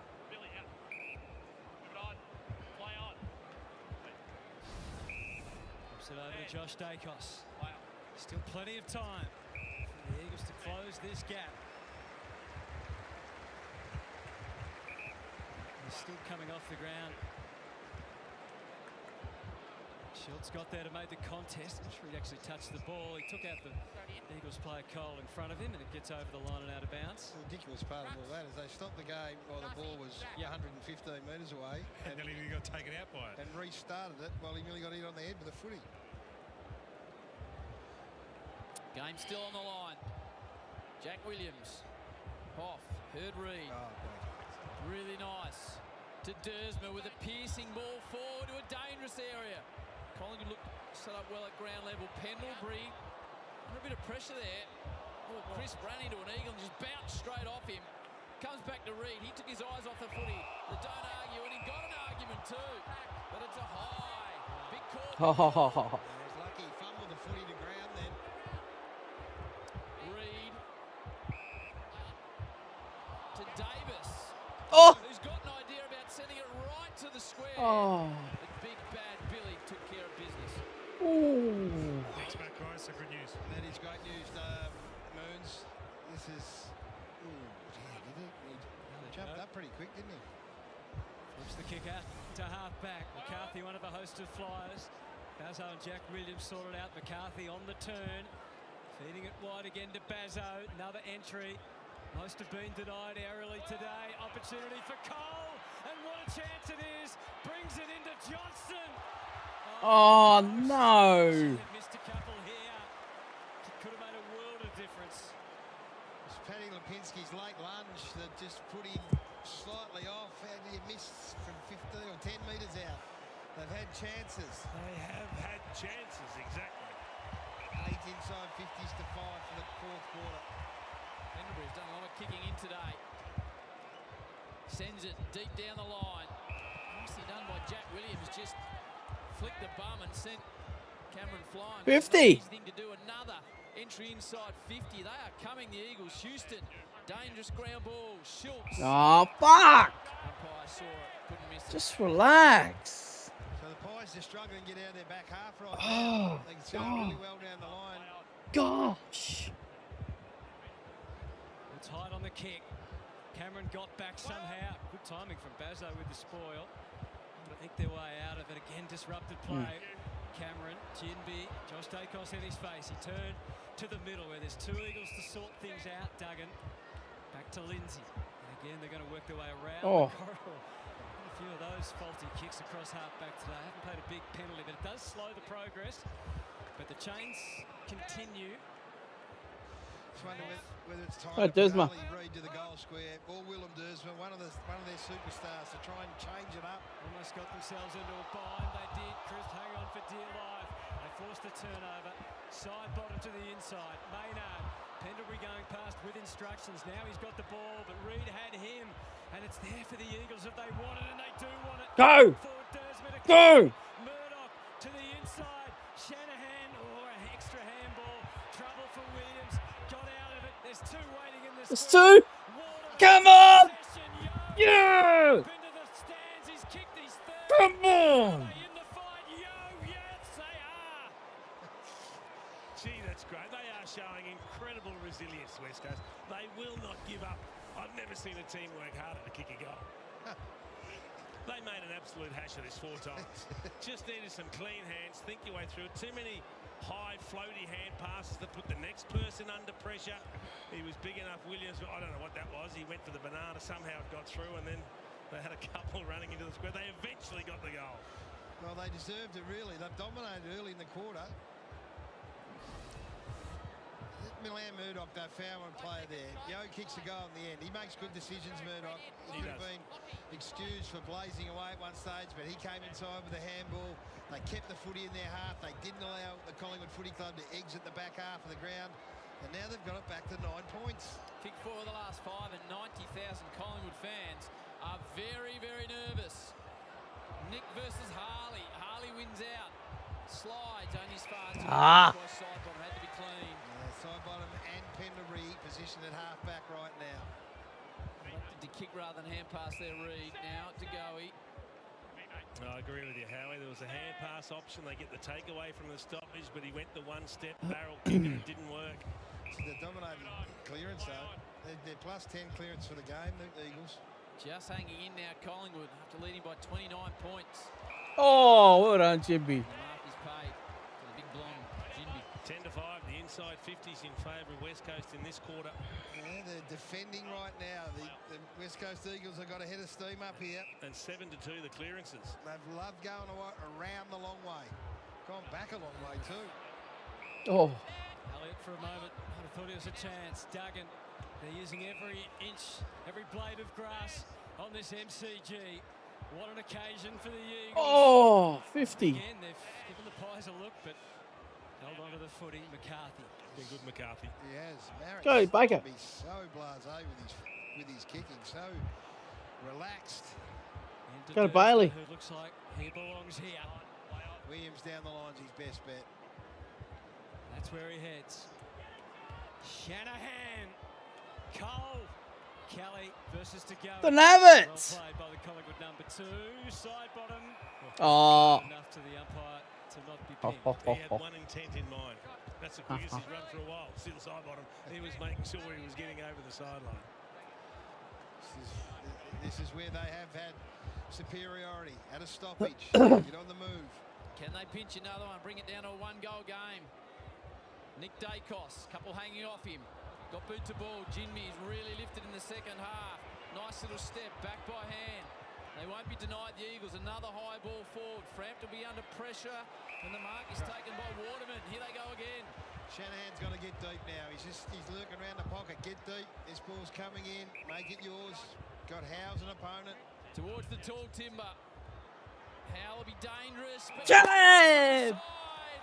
He's the man you were talking about, Gary. Yeah, this is a talented kid that just hasn't had his day right now. And he, for a moment, he thought about stopping in the pocket and hitting up at a short lead. But no, in the dying moments of a big game in front of 90,000, you work your way back and take your man back deep. And he's got the hands to clunk a big mark here and bring this back to a 3-point game. Insane. 10 goals for the season for Job Shanahan. 30 back in 2024. His moment on a massive stage to quieten the MCG, to frighten the Pies. He does Woo! just that. Come on. 7:20 on the clock. Gee, it's a big contested mark. I was keeping my eye on Bailey Williams because he'd worked hard to get back down there to provide the target. He came from one side, and it was Shanahan that came from the other side. This is a big man. mark. That's a great contested mark too, isn't it? Yeah, that's a big one early on Frampton, who's been defending well. But then you'll see him in the pocket with Jeremy Howe here, and this is what he should tell himself for these next 4, 5, 6 minutes, whatever long it is. Go for everything, young man, because they are a great set of hands. Bailey Williams blocked him off. So the fairy tale is just in danger. 22 contested marks. He's a talent, this kid. Jeremy Howe's had his measure today, but he can pop up. This is a big moment. Nick Dacos, Josh Dacos in the middle, Jack Chris. Josh. In defence. The champs at half-back along with side bottom. Williams won the tap. Critical clearance. Oh, kick it. Go the Eagles' way. Crisp and Hoff, they continue the tussle and the fight and the Not scrap. bowl. Gee, I like the effort by Hoff. He made Turn it up. with the hand pass, but then he mopped it up. He was desperate to get that ball back. They've got a lift here. They've got a lift for the big fella here. He's on champion at half-back. Good strides from Allen. Gets it deep. Elliott's looked as likely as anyone today. That slides over and out. Not the big fella. The He's man coming who's off having now. a big moment. Now he's probably going off the Swap, workout with the switch coach. the What's he gonna jersey. do from here on in, because they're under siege in the last quarter. Big day. Would be emotionally exhausting for him, you would think, as well. He'll come back, I'm sure, for the end. McStay. The crowd wait and watch. McStay, second touch. He hasn't been beaten too often today, Bailey Williams, but that then was a fantastic effort from Dan McStay. He took his opportunity, used his strong body, had good position. He just held Williams out, took the ball, and then the quick snap. 6 touches. Great goal sense. That's a great goal, Jace. This is a massive play. They're under siege. Huge. So all of a sudden they're looking at a 3-point margin and the chance that it might not be going the way they want it to go. And the ball goes down to a forward 50 and you get a goal from a stoppage, from a ruckman grabbing it out of the air and a stoppage and kicking a goal. That's massive from down. Nonchalant. Gives them a bit of breathing space. The conductor goes to get the play list to hit of what's going to happen in the last 7 or 8 minutes. Big clearance coming up. Kelly to Reed. streaks away does the young champion game 50. Spreads it out wide to Cole. They've fought back. You gotta lead up. Again when they've looked out today, the Eagles. Lead up, boys. Sends it to 20 from home. Side bottoms behind. Falls to a dangerous area. Yo applies a tackle. No escape. Right, Bailey Williams, you got to do it back to him. Comes down, he's a danger. Williams taps it. Waterman denied by Steele. That's high. Hands at close quarters.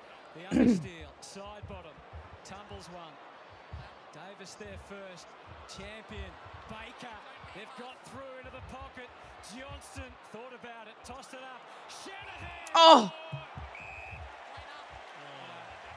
Off the footy, it was Yo, was it? That was trying to protect. Oh my God. By blocking Quainer. That was a really clever kick back into the corridor.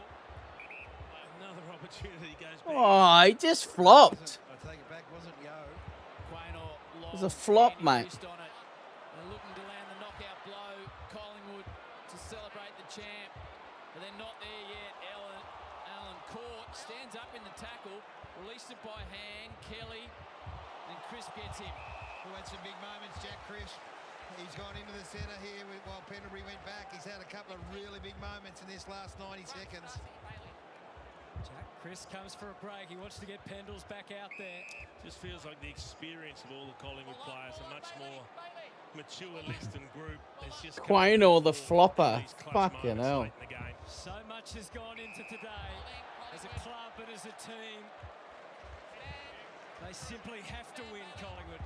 As far as they're concerned, the Eagles, though, completely other ideals and goals today. Darcy Cameron, the West Australian, sends them deep. The crowd want a late mark. Elliott was there, but so was Baker. He will scrap for your life. William Baker. The last 5 minutes here, Pendlebury comes forward. He's around Shut the fuck up. Kelly goes with him. A goal from Pendlebury would be the fairy tale right here. He's got Kelly beside him. McStay, who kicked the last. Reed rages against the tackle. So they're going to We'll work wait hard till to he's. Pies. Keep it in their front half. We'll wait till he's got the ball before you tackle him. Hoff's on Nick Dacos. Big task. Lipinski. Pendlebury applies the tackle. Amazingly, they left Pendlebury on his own then. I mean, they must know that they're looking to get the ball to him. They set up well, Collingwood. Darcy Cameron, a kick behind play. There's no one on him still. Yeah, found it back with Josh Dacos through Lipinski. Elliott again had a teammate with open arms in the pocket. The Schultz went down. Dacos is going to finish it right here, right now. For you, Pendles. For the Pies. They just couldn't lose. Well, in the end, if Pendlebury wasn't going to kick the sealer, the next best thing is the man that separated the game in the first place, who's now had 14 score involvements, kicked 3 and had 33 touches. That's a fair afternoon for the champ. I said earlier, And he'll get 2 votes. all afternoon, and he's just put the icing on the cake right here. Jamie Elliott just tried to hit up Schultz, I think it is here. And then the champ does what the champ does best. But you need to watch where he came from there, Gaz. There were a lot of tired players there as that kick went forward, and he burst out of the pack and left 3 or 4 of them jogging and just ran onto it, received it, and then just left him in his wake. He's a superstar. 3 minutes ago, they were 3 points down, having seen the opposition kick 2 in a row. Now they can just breathe a bit easier. Well, we know the Eagles will try and go again, but Pendlebury out of the middle with the poise and the calm, and he set up another goal. Oh no. Elliott took the mark, the crowd roared, and then all of a sudden the shock reverberated around the ground. Grabbed the left knee straight away. He has landed badly on it. No, it is a tragedy. A few words being exchanged in there too.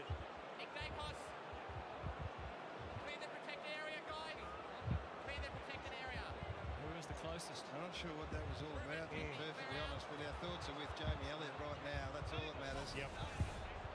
See here. Just watch the landing.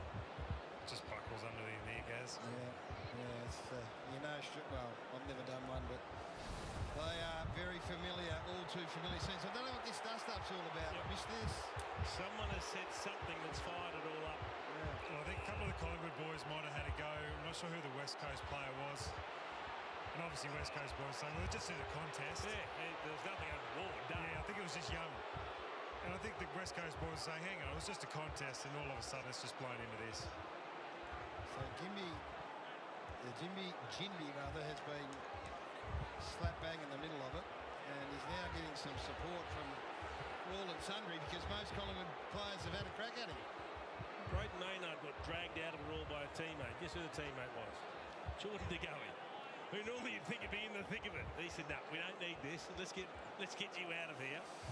So on a night where there are the biggest story, of course, is Scott Pendlebury, there's some other ones that are going to demand attention, and that is the Darcy Moore injury. So if you're just joining us late, the Collingwood skipper he played a really good first half and went into the ruck just before half time, and a short boundary throw in had him scrambling, and he came off with a hamstring and hasn't come back on. And now we've got Jamie Elliott with what looks to be a really serious knee injury. So they may have secured a game-winning lead at 15 points with 4.5 minutes on the clock, but this wasn't the way that they were hoping this game would end. And Pendlebury has taken over, hasn't he, in the huddle? Well, that's right. So 9 years as the captain, still a natural leader. Yep. So Moore, the captain's off. Nick Dacos was off for a period of time as well. But anyway, as we said, this is where our thoughts sit right now. Jamie Elliott, who Tyler Young was the Eagle. He did nothing wrong, Tyler Young. No, I don't. He was there to compete. Does he say something? They couldn't be remonstrating with him. Pendlebury was the one that came in and had an issue, and then they all started pointing. Oh. I didn't see anything that Tyler Young did there that was inappropriate. No, why didn't Unless he said something. I thought he was showing concern, but I guess I'm not out there. And look at all the love for Jamie Elliott. He's 33 years of age, played his best footy, his best season last year, hasn't quite got going, but today his goals were pivotal when they were really needed, when Collingwood was struggling in the first half. He's kicked 3, Hutto, and he's had 9 score involvements, which behind Nick Dacos is the best of any player on the ground. So he's had a really big save proceedings. It's really sad to see here. We hope for the best, of course. I fear for the worst when you see a player grab the knee in the manner that he did. So Lockie Schultz will be the player having the shot. They've got to within 3 points. McStay kicks a goal after he grabs it out of the ruck, and then Nick Dacos weaves some magic to open it back up to 15 points. And it was supposed to be 4.5 minutes man. of joy and celebration for the Pies right now, and it's just being tarnished a little bit. Well, not a little bit. Missed so much footy too, didn't he? In what would have been the prime of his career in his early and mid-20s. Got back and played some brilliant football. Saw his 200th game up at the Gabba. 229 games, his 230th today. A lot of love for Jamie Elliott. He's been clutched so often for Collingwood in big moments. Part of Craig McRae, what he's created here at the Magpies. Those come from behind wins. The heartbreak he caused to the opposition so often. Bit of plotting going on right now as Jamie Elliott goes down the race. Pendlebury went to Josh Dacos, then went to Nick Dacos. So there's a little bit going on here. Don't just assume that Lockie Schultz is going to have a ping. So Lockie Schultz has had a lot of time to think about this. It's a 15-point margin as it stands. As we watch Lockie Schultz, the man targeted by the Pies to add forward pressure, the coach has called in their barometer. This is a moment though. Cameras out and poised all around the MCG to make sure of it. With a heavy heart, but not quite a straight boot. It goes across the face, and the Eagles are still notionally at least alive. Well, they are. There's time on the clock. 3 goals, 4 minutes left. McCarthy takes off. Keeps the kick low. Went for Reid. Cleared everyone. Side bottom. Swooping. Lipinski. Pendlebury called for it. Still might get it. Maynard. Dumbstruck. And they forced the turnover. Reid came galloping through. And again, the handballs are linked up. Dursman's kick.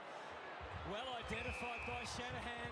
It's just a great kick from Dursma. He told him where to go. Shanahan come to the footy. Shanahan's heading back to goal. Dursma said, no, I'll kick it here and you make your way to the ball.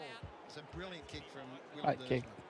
Dersmus. So can he Elite. go back and kick truly again? Hasn't had a big impact on the day until this last quarter. This has been the narrative all day. We just have not been able to ride off these West Coast Eagles. And they're still not done.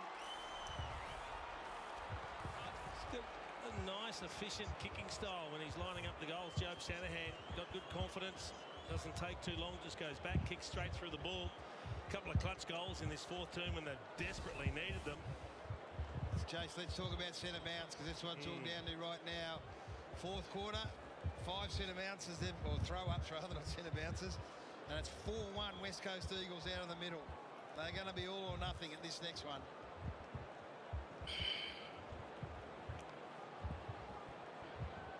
So they're going to go, and they're going to go aggressively right now at this next ball up. Williams goes in. Pendlebury in for Collingwood for the centre ball up.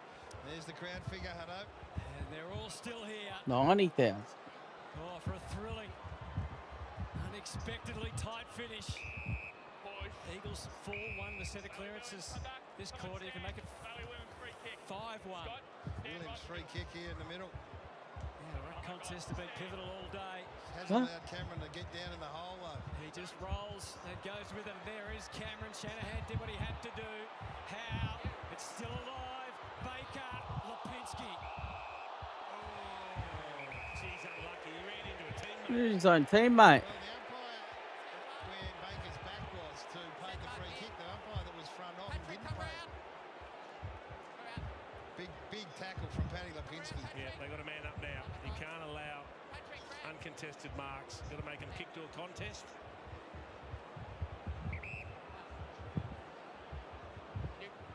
Kicks out to that contest. At half forward, Jimby a big presence to go. He tried to muscle his way through. He couldn't. Pies led by as much as 29 points in the third quarter. There was Baker running into the issues he had. Cameron got to it. Crisp just hoping with the hands. Schultz couldn't quite get through. West's turn to cop it. Precious seconds tick away. The pain of football all too evident in the rooms with Jamie Elliott. Collingwood lead by 10 points. They are hanging on. No, don't. Schultz takes the meterage, and there's plenty of it on that kick. Oh. That's just about the perfect kick. From a Collingwood perspective, that is the perfect kick. Oh, it's got over the 50-metre line, so it's not a... Absolutely perfect. It could have been deemed insufficient intent. It could have been, but normally when the kicks go inside 50, they don't ping them for that. Pies are down to only 2 interchange. There's only 2 minutes to go. Still they're nervous. Still it's not quite done yet. No, they're going to defend, obviously, for their life here. Jamie Howe sits as the last man. They've got to get past if they want to go the whole way, the West Coast Eagles. He's on his own. Grabbed by Williams. Heaves it out to the wing. The desperate lunge of Darcy Cameron. Limps back, but he has the Sharon tucked to his chest. And he wanted to play it back. Pendlebury knew exactly what to do. He might have the basketball background, but he's got the football brain, Scott Pendlebury. Gets them organised, as he has for so many years. And now the challenge is on the West Coast Eagles to force a Collingwood error. So this is Darcy Cameron down the line here. Long and slow, out of bounds to be a good result. Maynard, Jinby at the back. Yo. Trip. Hoff, Jinby again. McCarthy looking desperately, hoping more than anything. Oh, He's there with a chance. oh, we're handballing it. In a moment, Pendlebury, critical touch. Still the job is not done after the Quainer fumble. Maynard to relative safety. It's play on. They don't realise it. He realises it now. We're down to 50 seconds. Quainer, high ball to the wing. Desperate lunge. Juggling act from Cameron. Schultz again. The path is clear. McCreary. Oh, what a tackle from Duggan. Takes off. It's all go. It has to be for the Eagles. They're going to fight this all the way to the end. What an effort they have put in today, this West Coast Eagles team. They haven't had 1 second to stop and celebrate this, Collingwood, and West Coast haven't allowed them to. So the best victories are ones that you have to earn, and they've had to earn this afternoon. What an education That's for what I the get, Eagles. mate. 90,000 people have filled the MCG for one man. Not all parties go exactly as planned. Triumph for Scott Pendlebury. Good old Pendlebury forever.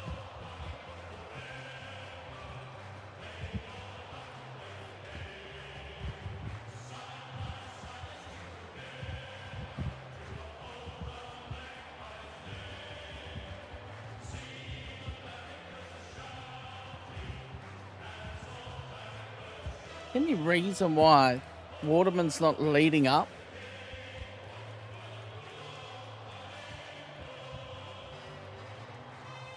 Was there ever going to be any other margin, Anthony?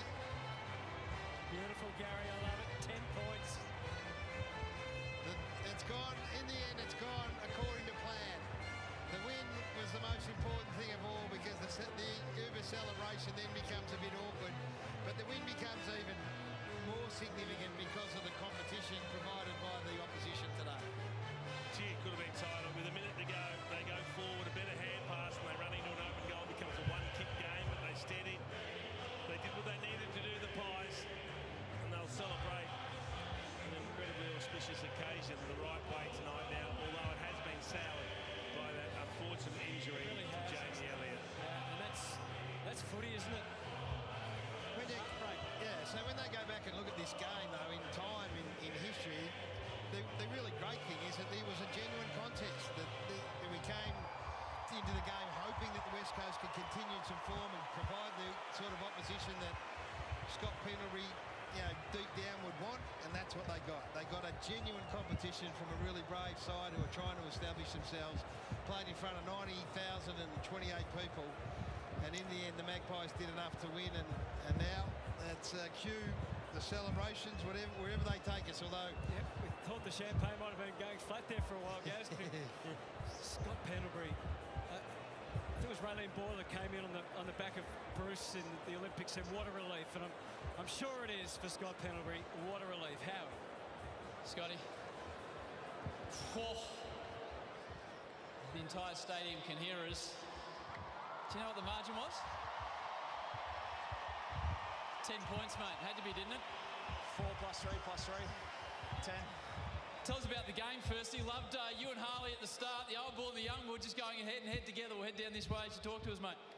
I wasn't really going head to head. He put me on my arse straight away, so I had to get him back over on the boundary. But he's a great young player, and as I said, we knew these guys were going to be a tough out, and I respect their pressure and how they've gone about it. And really proud of our boys though. We had to dig in and fight, and this crowd though was just something else. So thanks so much everybody for coming out. Over 93, mate. You got your son and your daughter here with you. Tell us about the week, the messages you've got, what it's meant to you. Oh, it's been a phenomenal week. I reckon I've probably got 1,000 messages, and I've tried to reply to all of them. Sorry if I just liked it. I just didn't have the energy and the thumbs anymore to get back to everyone. But no, this crowd was amazing. The Collingwood Army, there's nothing like it, and it was unbelievable. So thanks so much again for turning out and coming out and making this day so special. You've got different boots on now. I don't know how many boots you've had, but you've got Jax here and your daughter here with you to be able to celebrate with Alex and the family. It's a long time ago since Hutto called that first goal and basketball background, so now you're here past Boomer Harvey. Yeah, it's weird. It feels like it's been an eternity, but it's gone quick at the same time. And I thought I was playing basketball at one stage there when I threw the ball out of the pack, but the umpires are on me, so they should have let that one slip. But no, it's been a hell of a ride, and there's still more in the tank though. Well, we'll continue down this way. It's an extraordinary scene. Before I ask you about the crowd, the week itself, have you just taken your usual approach to push it all aside? How many requests have you had for your time? There's been a lot of requests for my time, and but credit to the footy club. They really looked after me. They knew what I like to do, and they allowed me to have a normal-ish week. As I said to you earlier, I've never been clapped walking out of a supermarket before, so that's a different experience. And yeah, we've tried to embrace the week, and I reckon towards the last bit there, I could feel the week catching up. I was out of legs, and I was pretty cooked at stages, but yeah, just so pumped for the boys as well to get this win in front of, you know, what was 93,000 fans, which is unbelievable. Two more for you, and then we'll let you go. You're not an emotional man. You're typically pretty reserved, but has there been a moment in the week or the last month with your family or someone that's got in touch where you've gained an understanding of what you're achieving today? Oh, there's been so many people that have put it into perspective for me, and I nearly got a bit emotional running up the race, just seeing every face that I've crossed paths with since 2006 to today, and just all the faces that you see when you run up, and you know, my kids and my family was, yeah, it was really special for me. We'll walk right over here because these are the people that have so much love for you. So it's a bizarre scene. You're facing the Collingwood Army. What would you like to say to these people that have followed you for 21 years of an extraordinary record-breaking career? I think when you get drafted, every kid wants to experience the ultimate experience, and getting drafted to Collingwood, I feel like I've experienced the ultimate. I get to play on this ground like it's the Sale Footy Club every week in front of what is 93,000s that are absolutely nuts, so I just love it. Mate, congratulations. We've got a pen for you. Inside 50s again, so we need there you go, mate. The record breaker, Scott Pendlebury, in for Lockie Jones in front of just a straight the Pie Yeah, straight drop there. Marshall forward tonight. Yeah, Tony's forward. He has left his signature on this ground many times. 273 games at the G, more than any other player. He's just about done everything more than any other player. Great interview from Mark Howard, doing what he does best, and a close relationship with this man, Scott Pendlebury.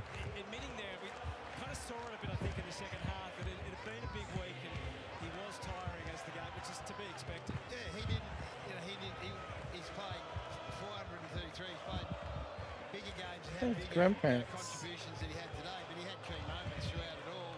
But how could it not affect you? How could that not get to you at some stage? It's been as big a build-up as we've seen for a long, long time for any one man, so much so that the whole club's run out in gold-coloured jumpers because that was a talking point at some stage. I won't forget the 10-minute mark of the first quarter for a long time. We've all three of us have been and watched and played a lot of footy over a long period of time. I don't think I've seen anything quite like that 10-minute mark when the 90,000 people in the stadium held up the SP 433s. That'll be a memory that stays with us for a while. Well, was just extraordinary. Yeah, correct. I know they micromanaged so much. What they couldn't micromanage was the result of the game. And no. I don't think we're anticipating the tension that would have been there. Poignant that a couple of the other veterans will be cheering him off. But they did have basically 100% of the crowd here. That is all Collingwood. Extraordinary scenes. The volume up to max. Still side bottom to Jeremy Howe. Have the honour, the fireworks. All part of the show. A reluctant hero at times, Andrew McGoldrick, one of 6 coaches that played against Scott Pendlebury. And he leads them off the MCG. Collingwood's Mr. Dependlebury. After he breaks the record and leads the Pies to their 5th win of the season. And the song will be a great relief, I think, as much as anything else. You get in there and it has been about one man, and understandably so, and we do know that he has got team-first mentality, and there's no question about that. All the stuff that we've read and heard, he is a team-first man, so they've secured the victory. I think they'll go in, they'll belt this song out, and I wouldn't be surprised if he takes a deep breath and just he's thankful that it's over, Jason. I suspect he'll spend the night with family, and it will be a very good night's sleep when he puts his head on the pillow tonight after what must have been a tumultuous few weeks and an incredible build-up this week. Do you know what? If the game that we love and played and commentate and continue to go along and immerse ourselves in, you want someone to represent your code as the number one man, as the number one player who's played the most games, and we can't have want for much more than that bloke right there in terms of the way he represents himself, his club, his family. He's a fantastic ambassador for AFL footy. Great to see Jamie Elliott there. He's got the crutches, but he's going to be involved in the song, and he's right alongside Scotty Pendlebury.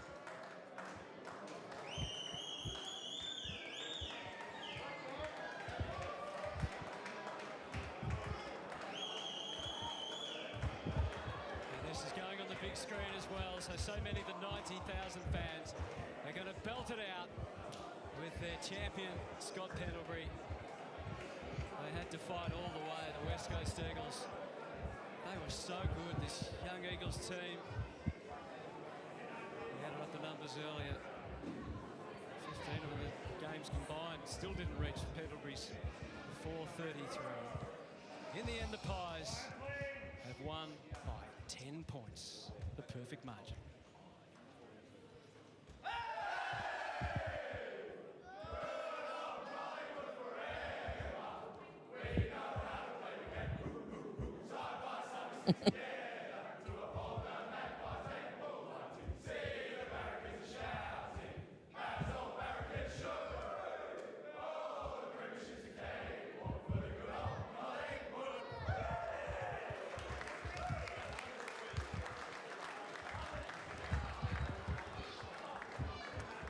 So it's over. The Pies get the job done. Finally, for Scott Pendlebury and their fans. Their last win came on Anzac Day, and again the MCG was absolutely packed. What a day it's been for That was epic. and for the Pies. So much more to come from the rooms. Mark Howard will lead our coverage. We'll hear again from Scott, but so many others as well as they reflect on this huge day. There's some pain with it as well with Jamie Elliott. We'll have the latest on all of that. The Pies get home for their number 10 by 10 points.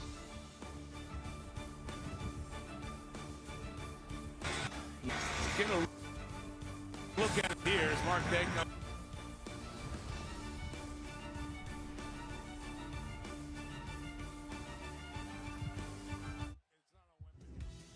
Get Macca's delivered for just 99 cents, whether you're staying up late or making a day of it. Don't miss the moment. Order now, only on the My Macca's app. I think I tried to say. Support water bottle. That's damn. Turning yourself into jelly. A little sodium?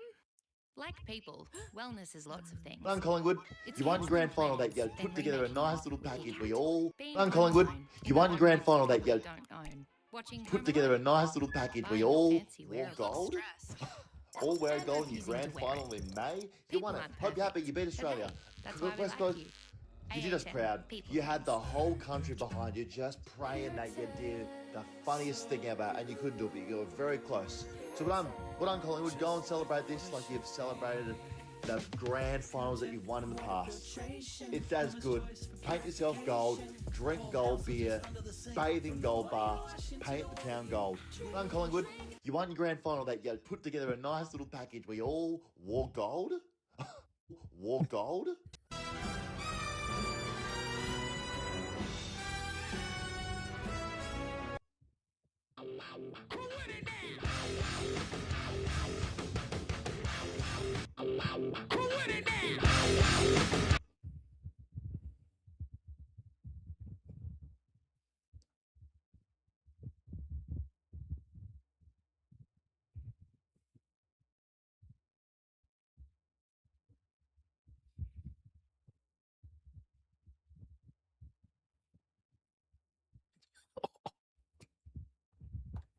Did not need to do pedals like that. Why not?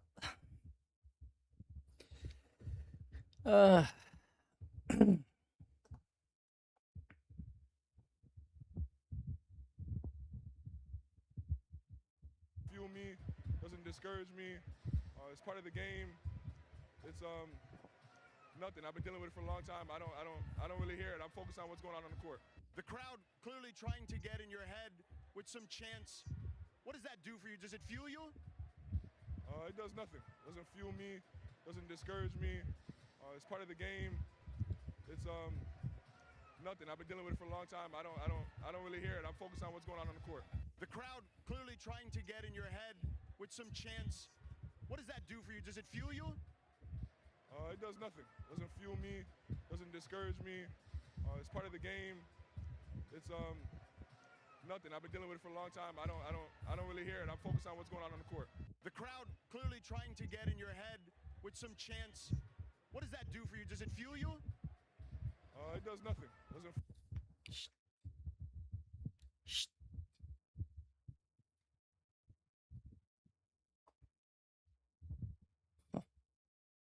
expect that from the opposing team. Like, they're not gonna like me. They shouldn't.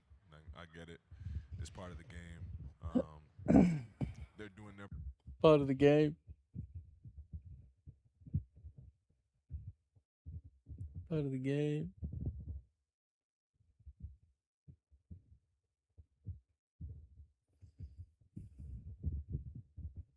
You're so wrong. Okay, just listen in slow mode. First sneeze was a for sure nigga. Watch. So here's a slow mode, okay? God damn. That's just a sneeze.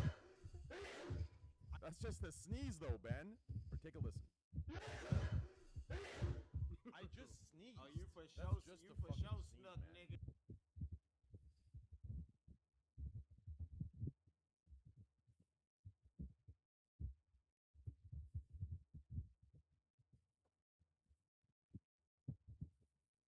Flips ahead to Castle. Mitchell chases.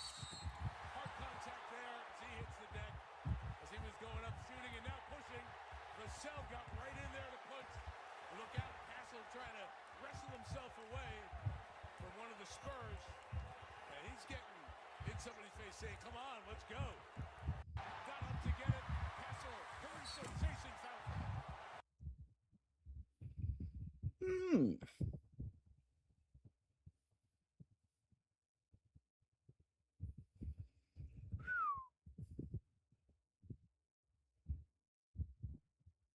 AT&T took down our photo from their logo. Yes, it is what you think. The yacht owners and the billionaires and the stockholders and the rich and sexy and the entrepreneurs were all making comments under the Twitter post. Don't you hate it when the yacht owners and the private jet flyers and the entrepreneurs, and it's just so sexy as well. I mean, wow. How do you get chins chiseled in such a manner? Yes. Unfortunately, all of those rich, sexy entrepreneurs made a bunch of comments on it. Guys, not fuck AT&T. It's a company. It's just doing what it has to do. Honestly, I don't have any disdain for them doing that. AT&T took down our photo already, gentlemen. Yes, AT&T took down our photo from their logo. Yes, it is what you think. The yacht owners and the billionaires and the...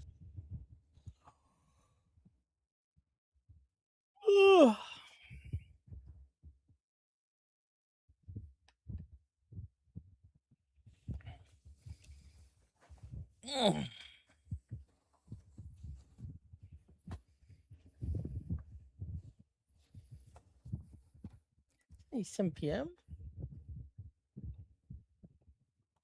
Is it another footy game? What?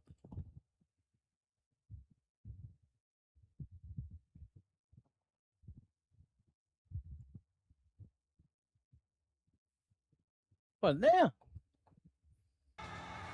Just need a win tonight, Port Adelaide, just to give them a bit of confidence. They've been right into it, only winning one of their last 6, but had some 4 losses by less than 3 points. I think it's the most footy this time of the season.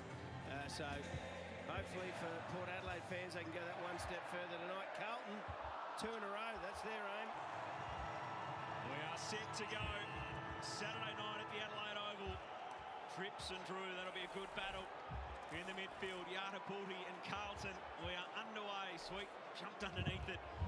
More footy, boys. We get a stoppage straight away. I thought it was on tomorrow. Yeah, with Zach Butters.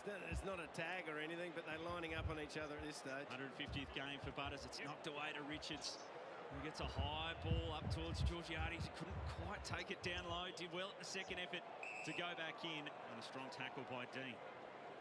And it looks like Dean has gone to Georgiades, as we talked about before the game, so it'll be a big matchup for him. Just his 9th game. Harry Dean coming in.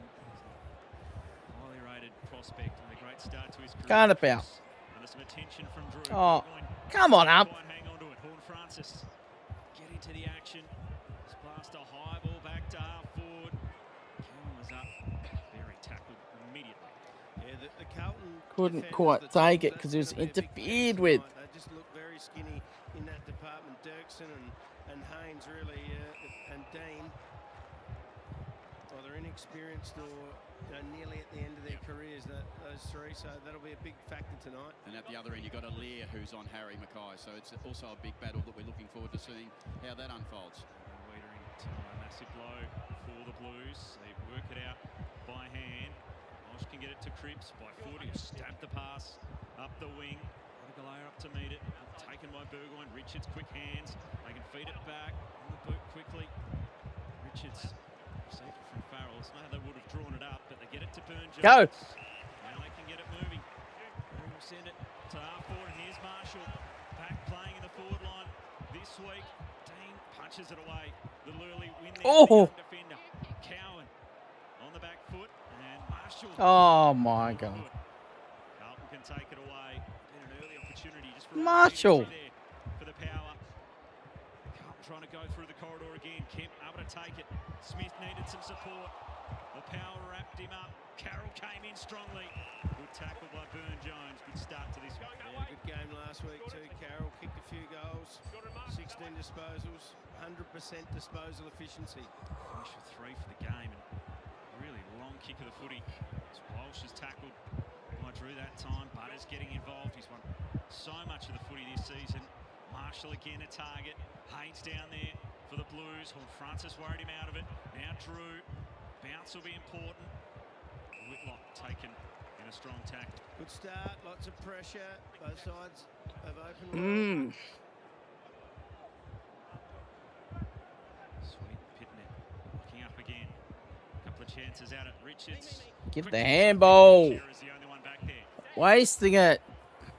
They've really struggled to get it past there. Come on, Richards. To begin. Now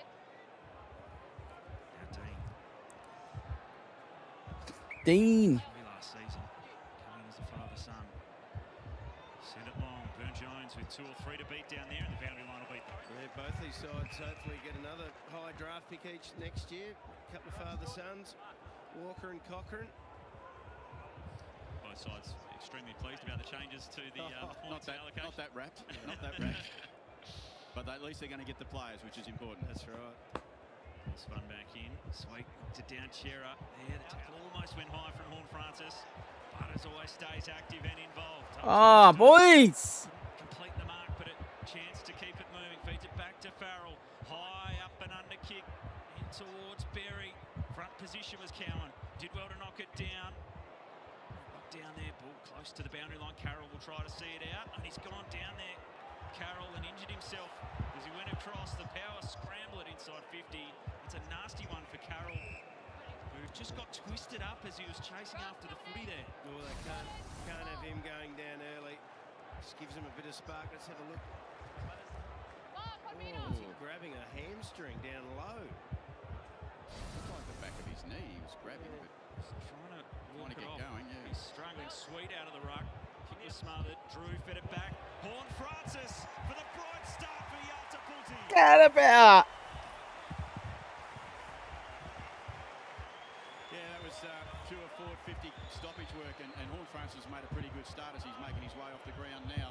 He started in the first centre bounce, and he's worked really hard, gone forward, and then drifted to the back of the stoppage. As you can see here, the ball comes out, it just bounces out from Drew, and he just quick enough on one step straight through the middle of the sticks. So he's made a really promising start, and Carlton certainly looking to me, don't like to have a great tag for anyone around the middle of the ground at this stage. So it'll be an interesting start if they let those players run free.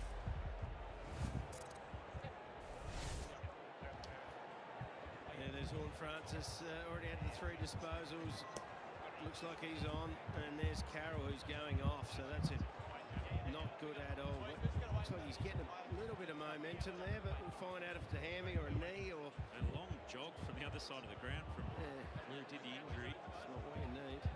And then also the other concern is their change rooms are literally on the other side of the oval, so he's going to have to find a private room for further assessment, but Matt Carroll not looking in a good way at the moment. Sure, Port Adelaide will help with that, Ken. No, no chance at all. All the inside 50s. It just looked like a bad landing. I'm more worried about his knee than anything else by the look of it. The way he's just twisted it, it's a little innocuous and a fair bit of pain. Dean out the back. Onslaught from Yalta Pulti early in terms of the inside 50s. Blues having to do a lot of defending. And they're winning the clearance 6-2, which gives them 4-zip on entry. Yeah, I thought it was like I thought it was like 9 o'clock, but it's only 7. Get it to the former power player and Evans up the line. Kemp presented and finds it at ground level. Walsh through a bit of traffic, trying to get it moving. McGovern getting involved. One more. In there as well. So he can send it forward through Cripps. Mackay out in space in game number 150. Unguarded goal square needs the right bounce, but they get back in the end. We're back into the team and back covering on the last line. Farrell trying to get clear and use that left peg. And it's a Oh, go. out to halfback for Burgoyne. The ball movement from Yada Puldi. Smash with a massive spoil. Crashing in was Dean. Made him earn it. They're both back to their feet. Berry felt every bit of it. It was a huge spoil. Oh. He's still involved in the play. Terrific from the youngster. On the wing. Tough footy. Newman. Dean goes again. Hayward trying to get clear. Took his time and found Cripps. That was awesome by Dean. Saved to go and maybe set one up. Big switch of play. Hangs in the air a long time for Chera. Look to play on. Does so. Options are plenty. And McGovern leads up. Well, that could be a 12-point turnaround, couldn't it? I mean, that was just strong as by a young fellow who we've talked about. Has got one of the biggest jobs in football, shutting down Mitch Georgiadis. To be able to do that, turn it over and set one up. That is a brilliant bit of play from a first-year player. Yeah, I hope we get to see it again, Uru, because Georgiadis was out the back and he was out free. If they had got through that, it was definitely a goal. As you said, now it's a real chance for McGovern. We've got Georgiadis, who's been kicking at 47% for the year, up against Mitch McGovern, who's kicking at high 60s. He's 19-7. Make that 20 Oh. as he stumps it through, and the Blues get the answering goal. Oh. Dust. You know, you can't talk much more highly of what young Dean has done there. Left his player, created the contact, and then about 3 or 4 more efforts after that just to get the ball clear. And a great switch by Cripps. Good footy, actually. Good ball movement by Carlton.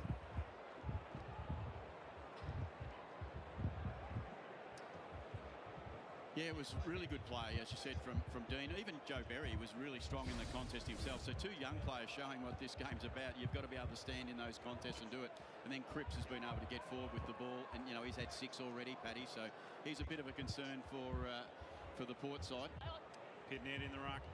Hewitt out of the middle. Way to Walsh. Some of the names combining in there. And Bly He's good. back into the side this week. Way to Evans. Up the line, they get it moving. Reyes.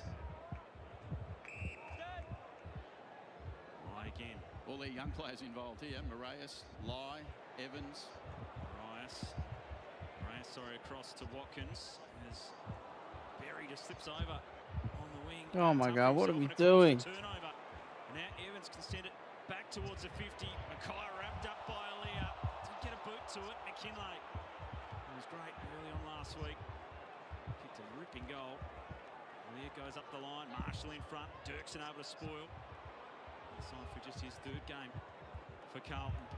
Spills over the boundary line. It's a lasso, is it? Tapped away. Looks like a throw-in. Boundary throw-in. Little toe Thought it'd come off his boot. Goal each way to begin. Where's the arc? Saturday night, the Adelaide Oval. Walsh with some traffic. Ainsworth, Richards with some good pressure on the Blues ruck. Butters in and under. Just missed Berry. Durden with a quick spin. Now they can get it and release. Oh, fucking hell, man. And coming the other way was Cowan. Hewitt. They keep it moving. Good tackle late on Pitnet. They force the turnover. Burn-Jones. Richards looks up. He goes too wide. Bounce will be important. Oh. Nice setup for Berry, but he's putting against a couple of times so far in this first quarter. Great kick. And it was to Ainsworth. Both teams above 2 with pressure, and you can feel it from here. And a little bit of run again as they shrug off the tackle. Wilson, who was impressive last week, wants Kemp. Not understanding the hole by Evans, but it opens it up. And around the body, young Ison. Power just sloppy, man. So Fumbles. impressive on debut last week. His energy and his enthusiasm, and he's What are we doing? Yeah, it's all coming off turnover for them at the moment, Carlton. What are we doing? From intercept, so and that's what they don't. They're the worst side. In the yeah, that's not their strength. Their strength has been in the contest and in the stoppages, which is, at the moment they're down by 4 in stoppage, but their turnover game's been getting them. A couple of little mistakes from Port, and then Carlton have been able to make them pay on the scoreboard.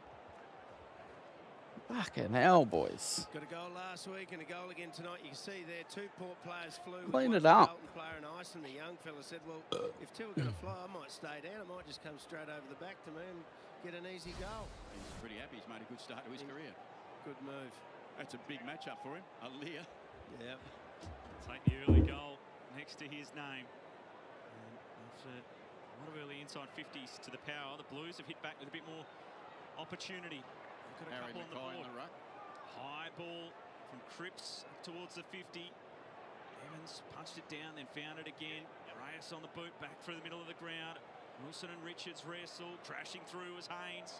Cripps trying to take it. Yardapuldi with a few extra numbers, little toe poke going through. Hewitt caught one in the back. Yeah. Unlucky, but it was there, Watkins. Yep. Just fell into him. Tackle carrying forward. Hewitt has come back into this Blue side in recent weeks. He's laid up inside 50. Evans chops it off. Yeah, it looks like they're worried about kicking it long to Aaliyah, but just went a little bit too short there with that kick. Burgoyne. Anastasopoulos. His second game. Up the line. And Georgiades waiting up. Markey on the chest, happy to chip it around the power. Burgoyne gets it back from Butters. They just made the interchange. Whitlock stab it up to half forward. It sat right on the head of Georgiades, and Dean takes a nice intercept. She's a promising player, isn't he, Dean? Lifts the way he reads the ball and comes at the footy with real pressure. Looks like a veteran the way he reads the play already. Now Hewitt, poke it through. Walsh had to go. Burne-Jones went hard as well to win it back for Yardapuldi. Out wide to Burgoyne.